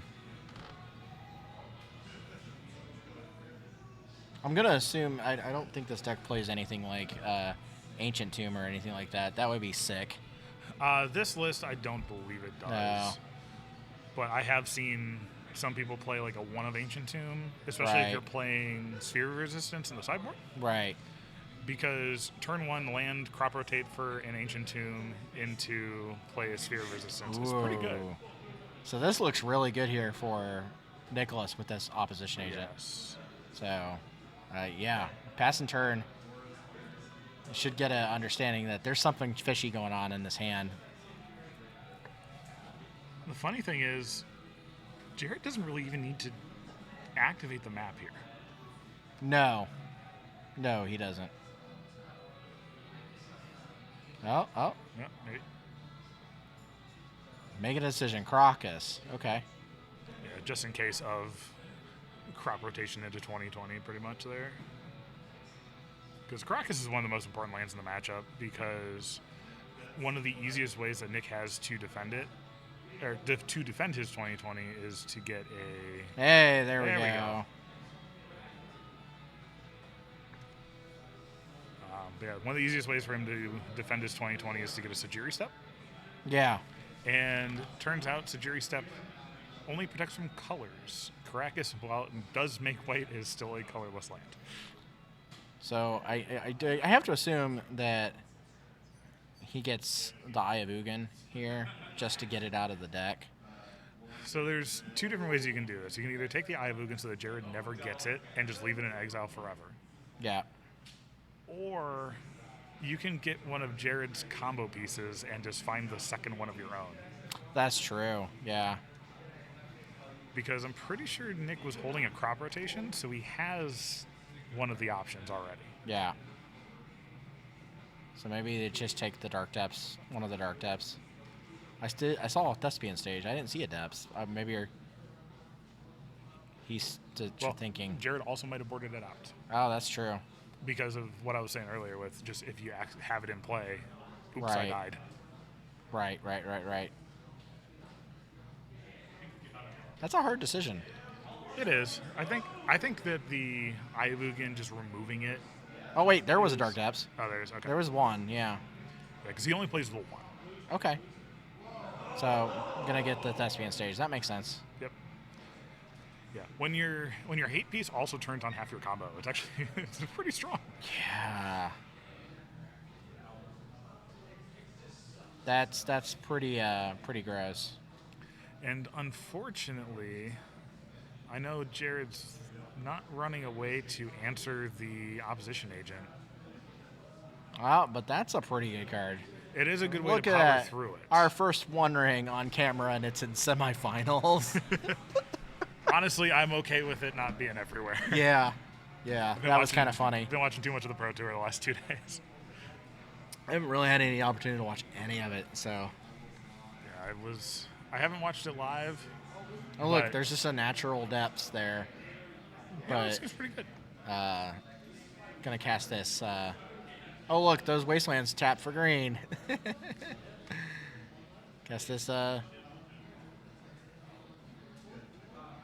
I think I probably would have led on the Oh, Thought wait. Series. Oh. Oh They- yeah, they that missed- shouldn't they have missed something. happened. Yeah, they shouldn't have happened. But he let it happen. But he let so- it happen, so yeah. that is him technically missing that trigger. Yeah, the I'm not sure protection how. trigger. Yeah. Yeah. If he didn't acknowledge it, then and Nicholas just made him. Yeah, I'm still not sure how this rules interaction works out with Yeah. this. All right, drawing lots of cards with this one ring. No, once upon a time. He's got the mana floating. This is one way to start, quote unquote, tutoring through the deck without actually searching for the opposition agent. Yeah.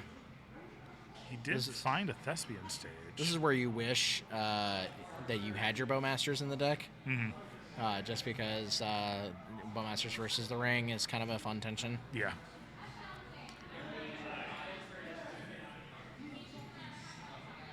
It turns out your opponent doesn't really want to draw 3 cards when it also grows your token by 3 and pings them for Right. 3. All right. Oh, just take 8. Yeah, I feel like that's correct. You're muscling through your deck. At this point, I would just take 8. Especially not having. He does have the crop rotation for a shuffle, but Yep. Oh, hey, yeah, just do exactly. Just going for it. Yep. Makes sense to me. Got to go pedal to the metal on these. And what you were saying earlier, Jared's just not pressuring his life total, so it's honestly pretty free. Yeah. So here's a fun interaction here. He can make one Merit Lage, Yep. and then he can make another Merit Lage. That is one of the few ways to actually interact with the opposition agent there. Unfortunately, it didn't do anything. Yep.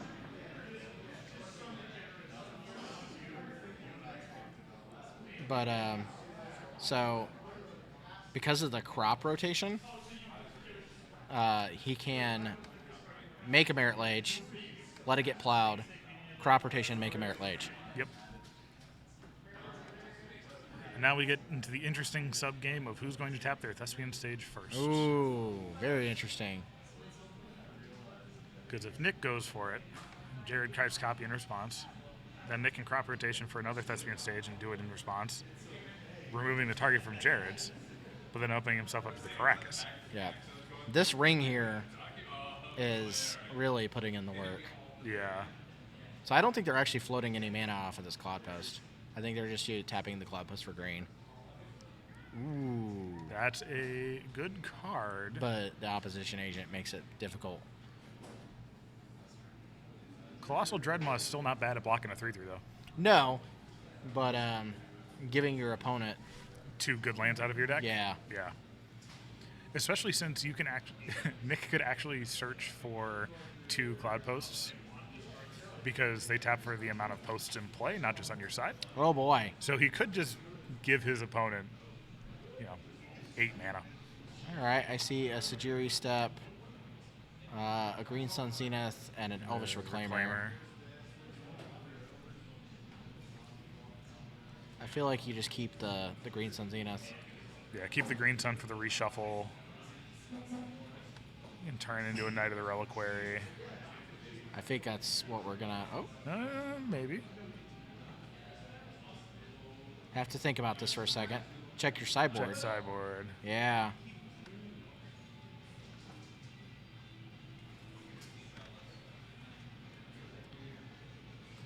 Because if he's going on 1, he has access to. Okay. So I was just informed that Romario won his match for semifinals. So whatever we're looking at here, it's the Nightmare on Elm Street deck versus whatever happens here. Down with the blue decks. Long live the green decks. Right? Oh, hey, look at that. Sylvan Safekeeper. That was probably the better one he could have gotten other than Reclaimer. Yeah. Because now that Caracas doesn't really do much. Right. Now we just have to navigate the creation of. So here's the fun part, though. He can attempt to make the Thespian. He can attempt to make the copy, and if he attempts to make the copy, then there's that crop rotation. Yeah. So it's target it, target in response, target in response. Yep. The third one will make it so that the original copy is no longer there, so it fizzles all the other ones. Yep. Strangely enough, the best draw that Jared has here is another Pithing Needle, I think. Yeah. Because you can Pithing Needle and then force the action. Either naming Thespian Stage or the Sylvan Safekeeper. Right.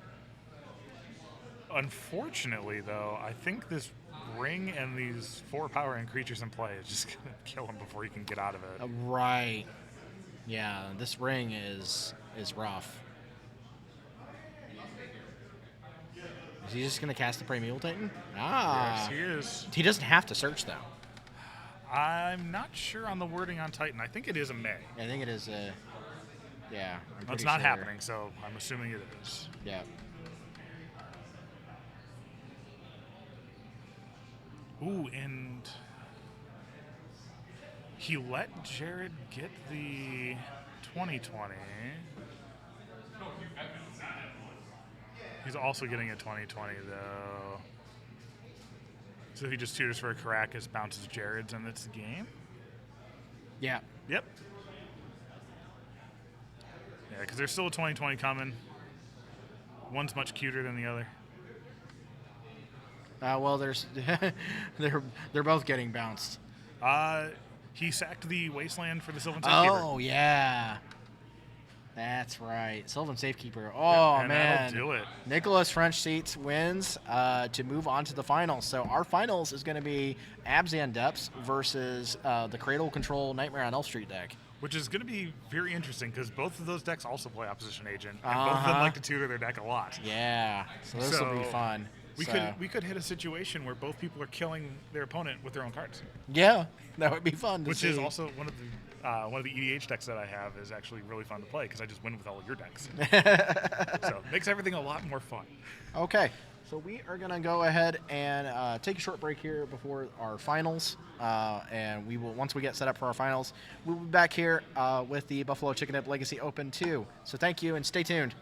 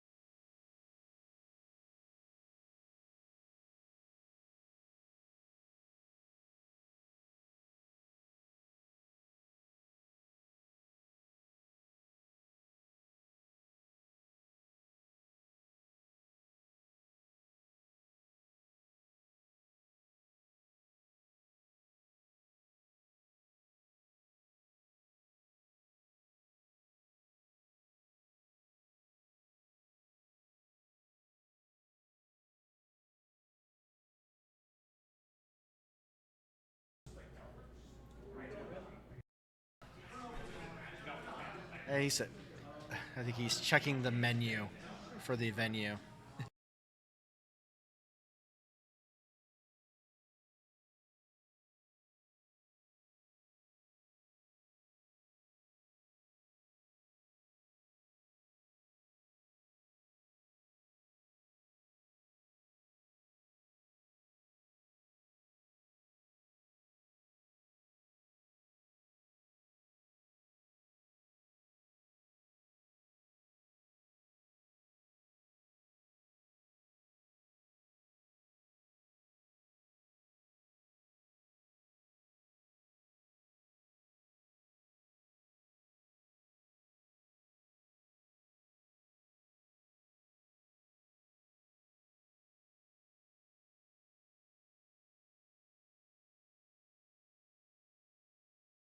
Back to the Buffalo Chicken Dip Legacy Open 2. We are here with our finals. Woo! Yay, finals! We finally made it to the end of the day. I've been here all day. It's been great. I left my house this morning at 5:45 this morning. It's about an hour and a half drive for me to get here. Yeah. I made my 2.5-hour drive last night because I knew I had a couch I could crash on. Yeah. And it was a much better decision than waking up early. I'm okay with it, so it's not too bad. So, all right, so our finalists are getting ready. So we have Nicholas French Seats on Absy and Depths versus Romario Neto on Cradle Control / Nightmare on Elf Street. So this is going to be a fun matchup. It definitely is. It's yet another deck with a bunch of Elvish Reclaimers. Yeah, for sure. But doing considerably different things. Yes, yeah. Both of these decks are definitely very different. One of them is trying to make a 20/20, and the other one can kill you on turn 3 with a Crater Hoof. So yeah, I guess the other one's trying to make like several 20/20s. Yeah, that's true. So let's see here. Nightmare on Elf Street. All right.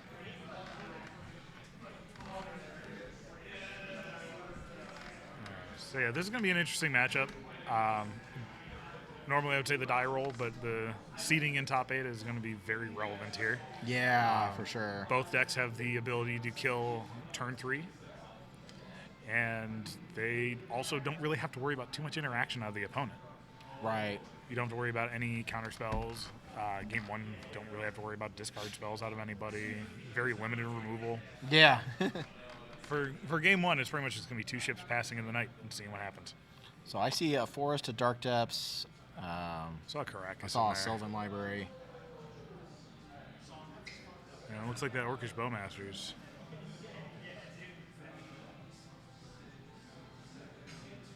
Every time I see this deck be played, I always want to pick up some Mox Diamonds, but then I remember how much they cost. So. Right. But a turn 1 Sylvan Library is never a bad idea. Somebody says, now that's a legacy final I'd like to see. Get that blue out of here. Yeah, turn 1 Library on the play. Yep. This is not a matchup I recommend just ripping 8. Yeah, this is true. Yeah. Because even on the games where Romario doesn't combo kill you, sometimes he just attacks you for 6. Yep. And then attacks you for 8. And then you're dead. Yeah, that's for sure.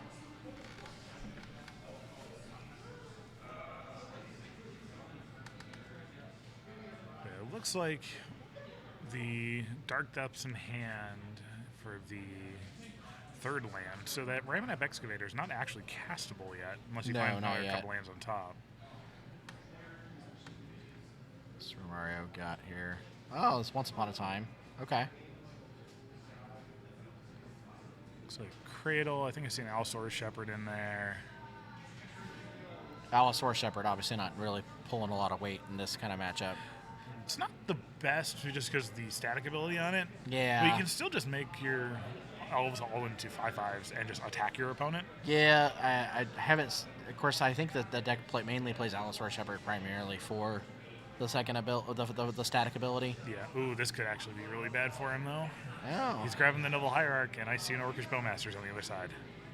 Yeah. 1, 2, 3. Hey, a lot of lands. And 2 of those are very relevant. Yes, they are. Yeah, I see. Although the second one a little less so than the first. Yeah. So I see that Thespian stage.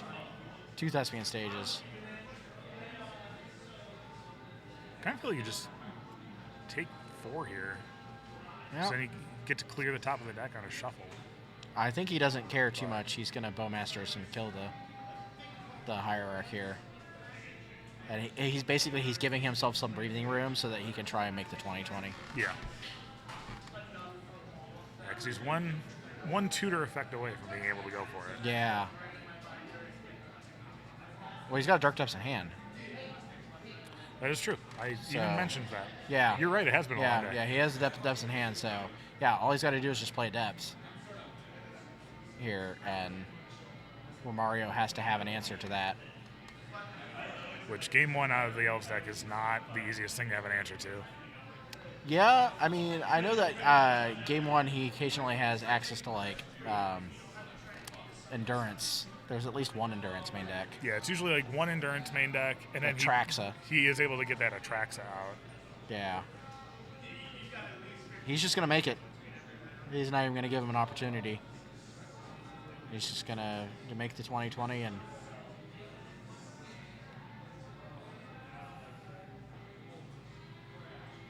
Yep. All right. Hey, we're going to go to game 2. Wow. Short, sweet, to the point. Yeah. Sometimes the def deck just does that. For sure. I see those opposition agents coming right in. Yep. Seems real good. Especially against the deck that wants to play Fiend Artisan. Oh, 100%. Yeah. Oh, man. Yeah, I'm going to go get your 2-drop. That was really good. Right?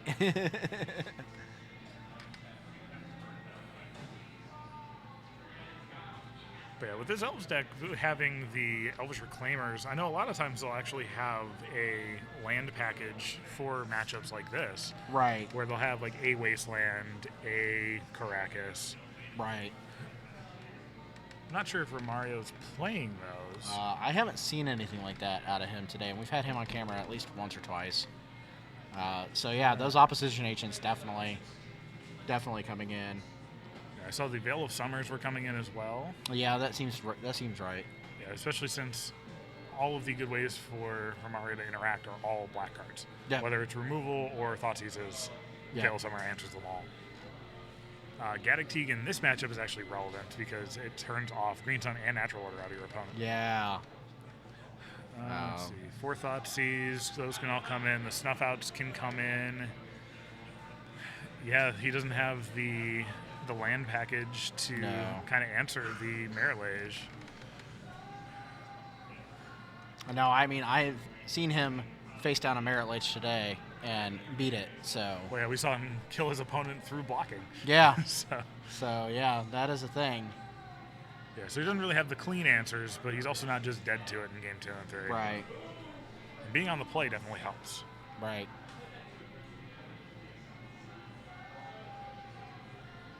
So it'll be interesting to see if we get a rematch of the first round when I was on here. Right. So I know the first game in that match we saw Craterhoof being scooped up on like turn 3, and we didn't actually get to watch the first game. Yeah. I asked Romario about that after the fact, and he was like, yeah, you guys probably didn't see game 1, did you? And I was like, well, we got on there and we saw Craterhoof, and he's like, yeah, that's basically what happened. Yep. I was just like, all right. Turns out sometimes the linear deck just does the thing and kills the opponent. Yep. Doing a pile shuffle.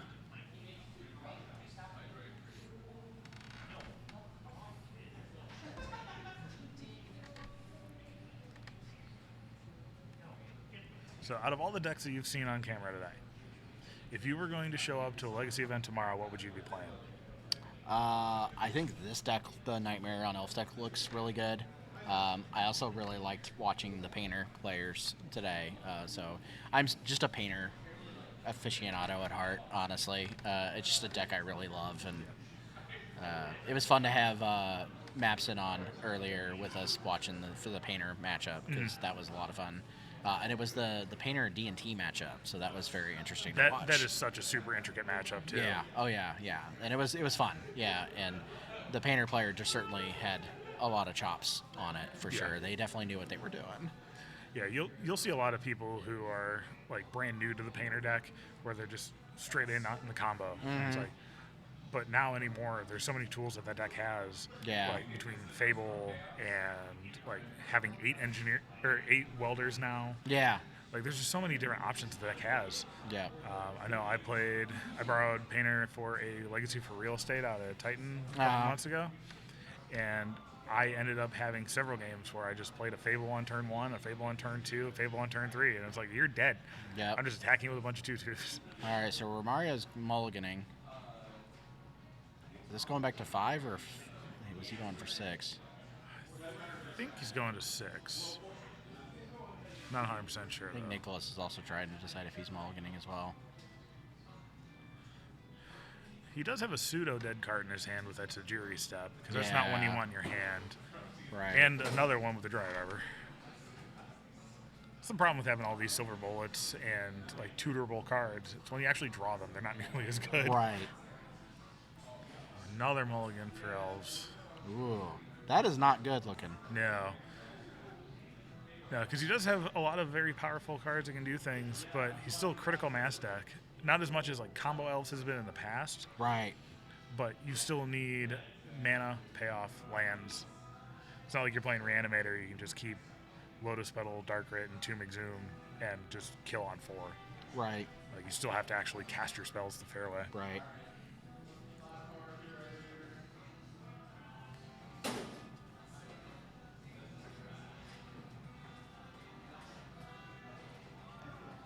Pretty All right, decent so curve here. keeping 5, I think, but he's trying to decide what that 5 looks like.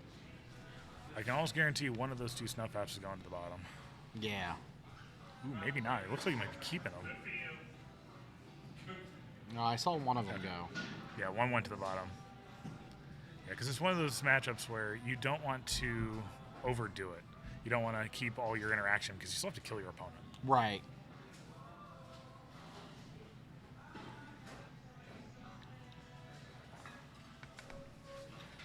All right, Ignoble Hierarch right off the bat. It's again, it's a card that dies to Orcish Bowmaster. I think we're gonna get this Elvish Reclaimer.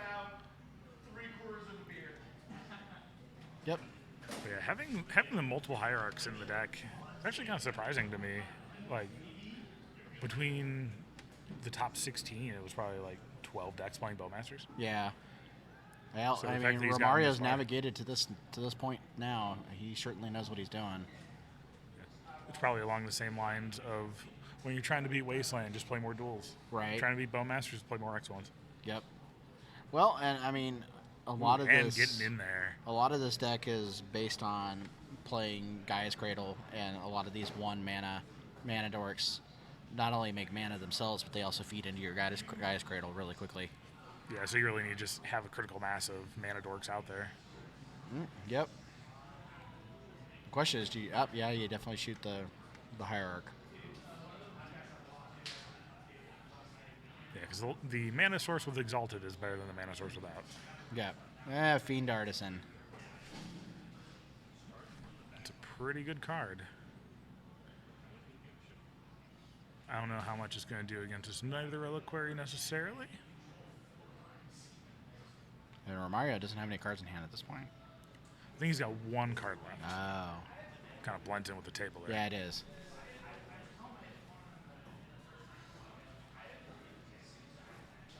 At the same time, though, if he has a land here, he can go and just turn the Dryad Arbor into a opposition agent. Mm-hmm. Which would be a very good way to answer that Knight of the Reliquary. Yeah, for sure. Oh, hey, look. Another Second Dryad Dryad Arbor. Arbor. Yeah, Cradle deck being the only deck in Legacy to play more than one of that card. So we got Mr. UC in the chat saying, "Get in there, Romario, do the thing." All right, does he have the land? Looks like he does. Oh, hey, look at that. I don't know. I personally wouldn't be able to pass up an opportunity to opposition agent here. Yeah, for sure. Just such a powerful effect in the matchup. And just in Legacy in general, honestly. Yeah, it's pretty good for right now. Romario's tanking a little bit here, trying to figure out what he's going to do. Yeah, it's definitely not an easy spot. No, not at all.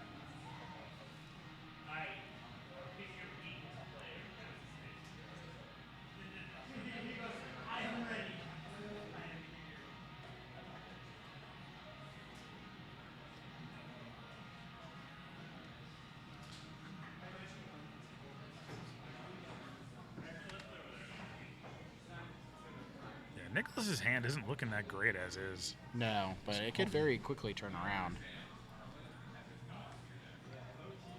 Yeah, like the best card in his hand right now is an Endurance. It's not going to do much except block. Yeah. Oh, okay. Ooh. But he can't activate Fiend Artisan at instant speed. No, that's only as a sorcery, so... Right. Thinking about the need for a natural order, maybe? Yeah, that's... Yeah, because he could just pretty much decide that the only way he's really winning this game is just through a Crater Hoof, which Yeah. isn't the worst idea. No, he could have tapped the second Dryad Arbor. He fetched for it. Yeah, he fetched for it at end step. Yeah. And then played the Forest for turn. So both Dryad Arbors were active. Yeah, it was end step. Oh, okay.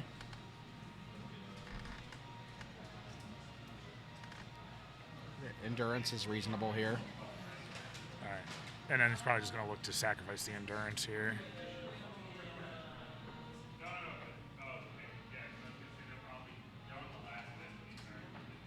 Do you sack the Endurance or do you sack one of the Dryad Arbors? I feel like sacking the Dryad Arbor hurts your go for Crater Hoof lines later. Yeah. Because every Dryad Arbor that you sack makes your Cradle 2 worse instead of just 1 worse. This is the finals of the event. Yeah. So for all of this, it's win or go home, but also, I guess, win and go home. Yeah, win and go home. Okay. Playing land for turn.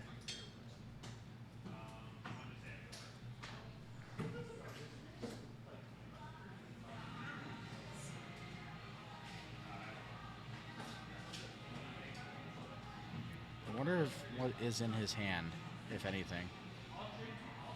I think his hand is empty at this point. Okay. Because he had 1 card and then flashed the Endurance and it end step. Yeah. Okay. Yeah. I think it's okay to...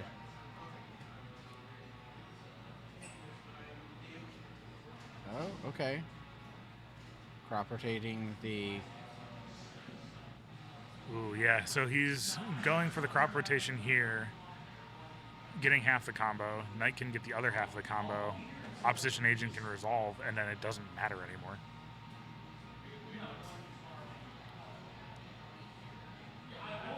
So I think because he went for the Endurance line and didn't sacrifice the Dryad Arbor last turn, it could cost him here.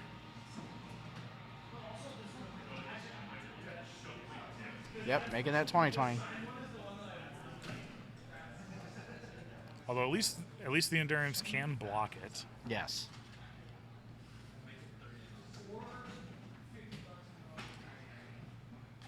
So I wonder if that changes what he's getting here. Yeah, it's going for the Grist. To throw the other Dryad Arbor at something, potentially? Yeah, because Nick did make the 2020. Yeah, getting the has opposition to- agent. Yep. Step in hand. Yeah, step in hand is actually going to do it. Yeah. Because he's going to throw this at the Knight to prevent it. Yep. Yeah. That'll do it. That'll do yeah. it. Step. Step, kill you. Oh, man. Wow. And that'll do it for Nick. Yeah. Awesome. Insane. Wow. Okay, so let's get Nick down here as soon as he's ready to come down and chat with us. But yeah, everybody, Nicholas French Seats, your Buffalo Chicken Dip Legacy 2 Open champion. So Continuing the tradition of Depths decks being very good at Buffalo Chicken Dips. yeah, no kidding. This is like this is like the 3rd or 4th time. Let's see. We got the big trophy. Yeah, right we in got the big front of trophy us. here. So we've got at least 2 on this side. Yep. 2. And then just 2 So we got, on the well, one we side. got another land stack. Another land stack. Lone was playing it. Yep. So yeah, there's 4 of the 12 that are on the current trophy have been depths. Yep. And then there's another one coming. Yep. So, how much money does he win? No. So the prizes are all on cards. I believe first place is 3 revised volcanic islands. Yeah, first place was for 3 revised volcanic islands. Second place was for 1. Top 4 both got a pair of both got an underground sea. Yeah. Top 8 was getting City of Traders. And then the top 16 got a Force of Will and a Ancient Tomb. Yeah. Yeah. So a lot of legacy staples out there, because that's how they get you. You Yep. win 1, you buy 3 more, and you keep playing. All right. Yep, for sure. So, and Rob has always continued the tradition of giving out reserve list staples and cards like that for prizes. Yeah, because the whole reason for this entire tournament series is just get more people to play Legacy, grow the game. Because the more people that play the game, the more we can come out and play our favorite format. Right, exactly. Yeah. And the more I get to come out and talk to Legacy, and the more I get to cover Legacy events. Yeah. So. Because it's not something that you get to often do. Because yeah. There's not a ton out there that's actually playing competitive Legacy. Right. Yeah. So I think we're gonna try and get. Let's try and get Nicholas down here to talk to us. As soon as he gets his prizing situated from Rob. He's packing up all this stuff right now because let's be honest, it's not a deck you want to just leave sitting around. Yeah, no kidding, for sure.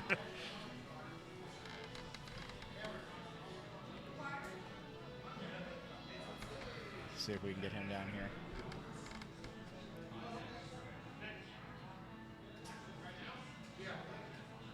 Come on down. You are the next contestant.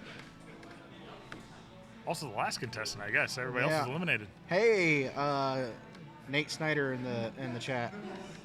Miss my homies. Hope everyone had a good day. Yeah, we had a great day, Nate. Yeah, it's kind of hard to not have a good day when you're sitting around hanging out with all the people that you really only get to see at Legacy events. Right. Like, I won 2 dropped, and I still had a blast. Yeah. So, I didn't even play it. I had a blast all day. Yeah. So, and hey, we got Rob on camera here. So, hey, Rob, thank you for the great event. It was really awesome. You run awesome events, so we're glad that you are doing this for the Legacy community.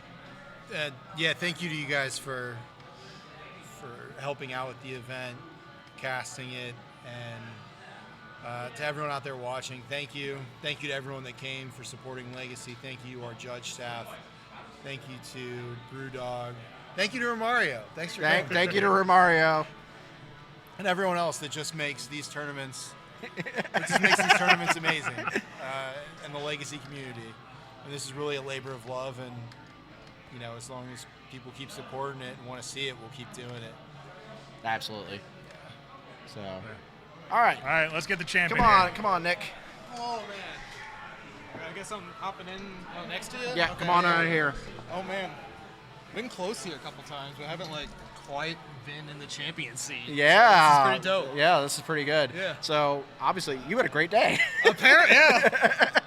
I just came in. I was just wanting to chill, have a good time, right? Play some depths. You know, the Orcish Bowmasters looks fun. And, right.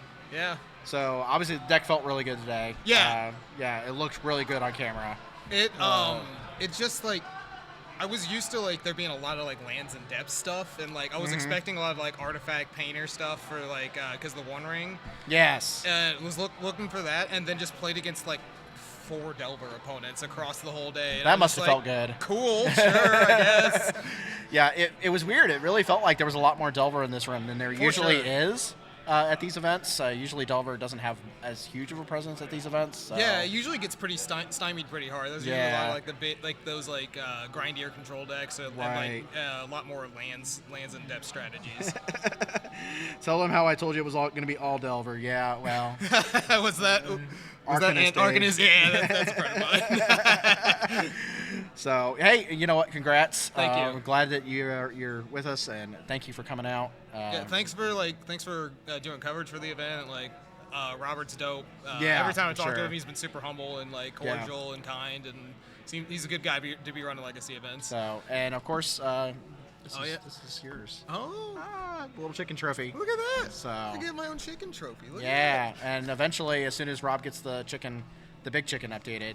I get a name on the big chicken. Yeah, can we hold this up here so people can see this? Oh yeah, that's the OG chicken trophy. This is the OG chicken trophy right here. And so everybody that's won at these events gets their name on this thing, and it's just cool. So Rob's going to be adding some more events, some more names, some more plates and stuff to this. So Sweet. I think we're going to get some more on this side here.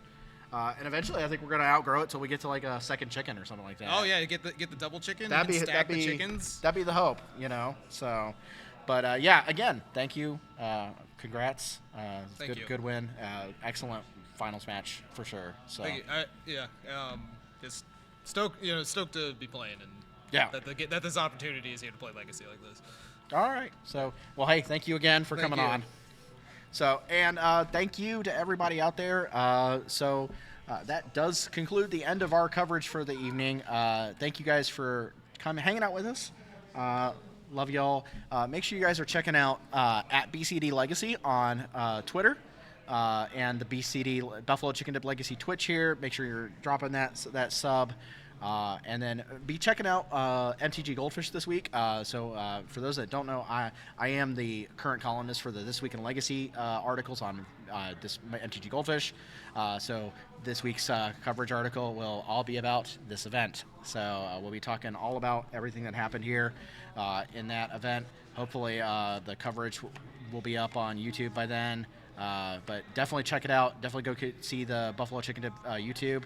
And give that a subscribe as well. And again, thank you for everybody for coming out. I love you all. Love each other. Take it easy.